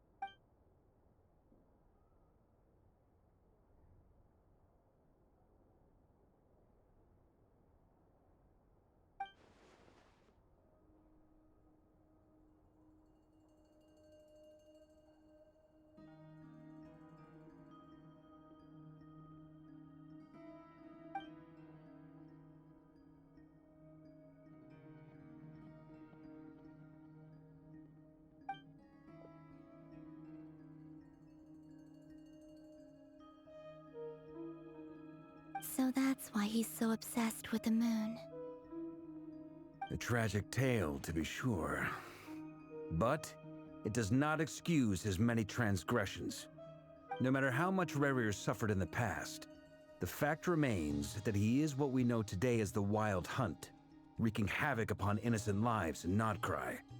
He becomes more dangerous with each passing day. If left unchecked, it is simply a matter of time before all of Teyvat suffers the consequences. This is a threat that the Knights of Favonius cannot ignore. A question for Miss Columbina. Forgive me if this is presumptuous, but have you ever seen the spatial gateway that appeared in Rerir's memory? Never. But I have heard stories of something called the Moon Gate, and this seems to fit the description. Miss Lauma, any thoughts on this? In the lore of the Frost Moon Scions, the moon is believed to hold many secrets. Some sources speak of ancient knowledge, others of a gateway to the unknown. The term Moon Gate is one I have heard before, but as is the case with all of our legends, there are no records of any first-hand witnesses. We cannot know whether it truly exists. Then back to Miss Columbina. As a moon goddess yourself, do you have some idea of where the Moon Gate leads to? Not at this stage, sorry. I do hold the power of the Frost Moon, and my strength is recovering well. I can sense that the gate would open at my command, but... But there's more to the power of the Frost Moon than that? Yes. A moon goddess has the right to open the Moon Gate, since it is a path to the moon. But as never mentioned, holding open a spatial gateway takes a huge amount of power. And right now, I need to conserve my energy to fight the Rahier of Solnari. I'm afraid this is one mystery we may have to leave unsolved for now. I agree. Better to save your strength. But if you'll humor me for a moment, I have a bold conjecture of my own regarding the world beyond the gateway. I highly suspect that neither Tholindis nor Rerir made it through unscathed. The evidence pointing to this is the fact that the Rahier of Solnari exists in the form of countless fragments. With the abyssal power he wields, no ordinary foe can touch him, let alone tear him to shreds. And yet, the Wild Hunt proliferates wherever his scattered fragments lie, drawing hordes of monsters to many different locations across the land. So your theory is that Rerir was physically torn to shreds by some powerful force? Hence, why the Wild Hunt is a distributed phenomenon, rather than a unified one? Makes sense to me. Explains why the Wild Hunt is so pervasive, and why he's been trying to piece himself back together. He was whole to begin with, and he wants to be whole again. Without the power of the Abyss on his side, he almost certainly would have perished the moment he was torn apart. But the Abyss, much like a curse, has kept him alive. I could not agree more. The power of the Abyss is most surely a curse. It is a compelling explanation, and one that accords with my present understanding of abyss creatures. Whether the life form in question is primitive or advanced, if a curse has extended its lifespan unnaturally, it will continue to survive in spite of everything. This raises some interesting questions. I will run some experiments and see if there is any validity to my suspicions. That being said, regardless of whether my research bears fruit, I would like to thank Miss Nefer for conducting such a thorough investigation. Already, it has greatly enriched my understanding of the entity we face. My pleasure, Mr. Albedo. I too hope that the information I have shared today proves useful as we look to formulate the next stage of our plan. Hey! What is it, Dainsleif? You look really upset! It's just... when I think of the man I once knew as Rerir, I struggle to understand why things had to turn out like this. The two of you used to be friends, didn't you? I don't know if these words will bring any comfort, but my heart goes out to you. Mine too. We can never know all the hows and whys of the way things are. The moon and stars are full of untold secrets and lies, and the skies are host to many more mysteries than these alone. Yet, none of that can begin to compare with the complexity of human life. Those are the first comforting words I've heard in a long time. Thank you, both. Well, I think this is a good place to end today's meeting. I'm sure Nefer needs some time to recover. She's been through an awful lot today. That's very thoughtful of you, Lama. Of course. Sounds good to me. Take some time to rest and digest before we reconvene to nail down a plan.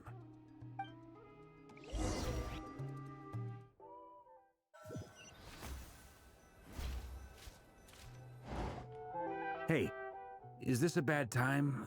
Hope I didn't kill the conversation. No need. Come on, let's talk outside.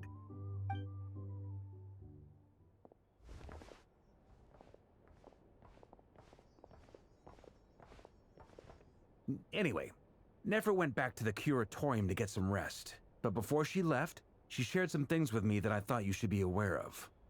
Firstly, although she managed to trap the Raker of Solnari inside her chess set, there's no guarantee that the power of the Ibis King is any match for one of the 5 sinners. Their powers are beyond our comprehension. It's only a matter of time before he finds a way to break out.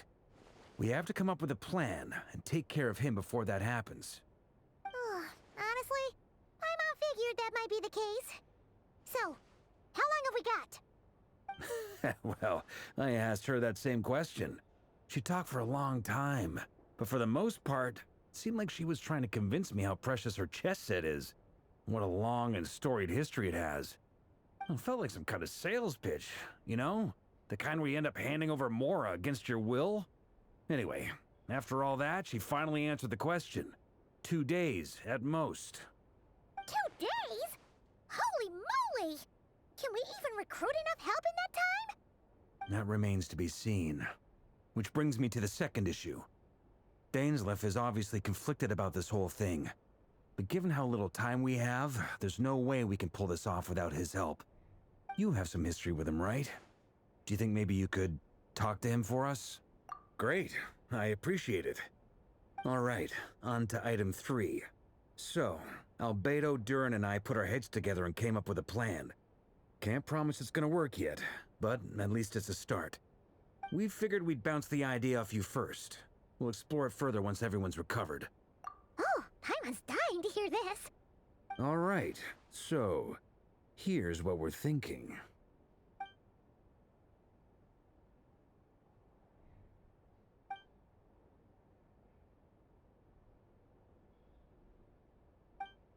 We felt a little uneasy about roping you into this. I mean, firstly, you're not locals, and secondly, none of us are your boss. You're well within your rights to refuse if you so choose. Roping us in? Why would you even say that? We know the stakes here. It's all of us against the Reher of Solnari, or none of us stand a chance. I choose my words very intentionally, I'll have you know. I like to think there's an art to striking a down-to-earth tone even when the stakes are through the roof. Sir Varka, I have a few thoughts about this plan. I'm all ears. I think we can be more flexible with how the roles are allocated. In my view, the most sensible lineup would be like this.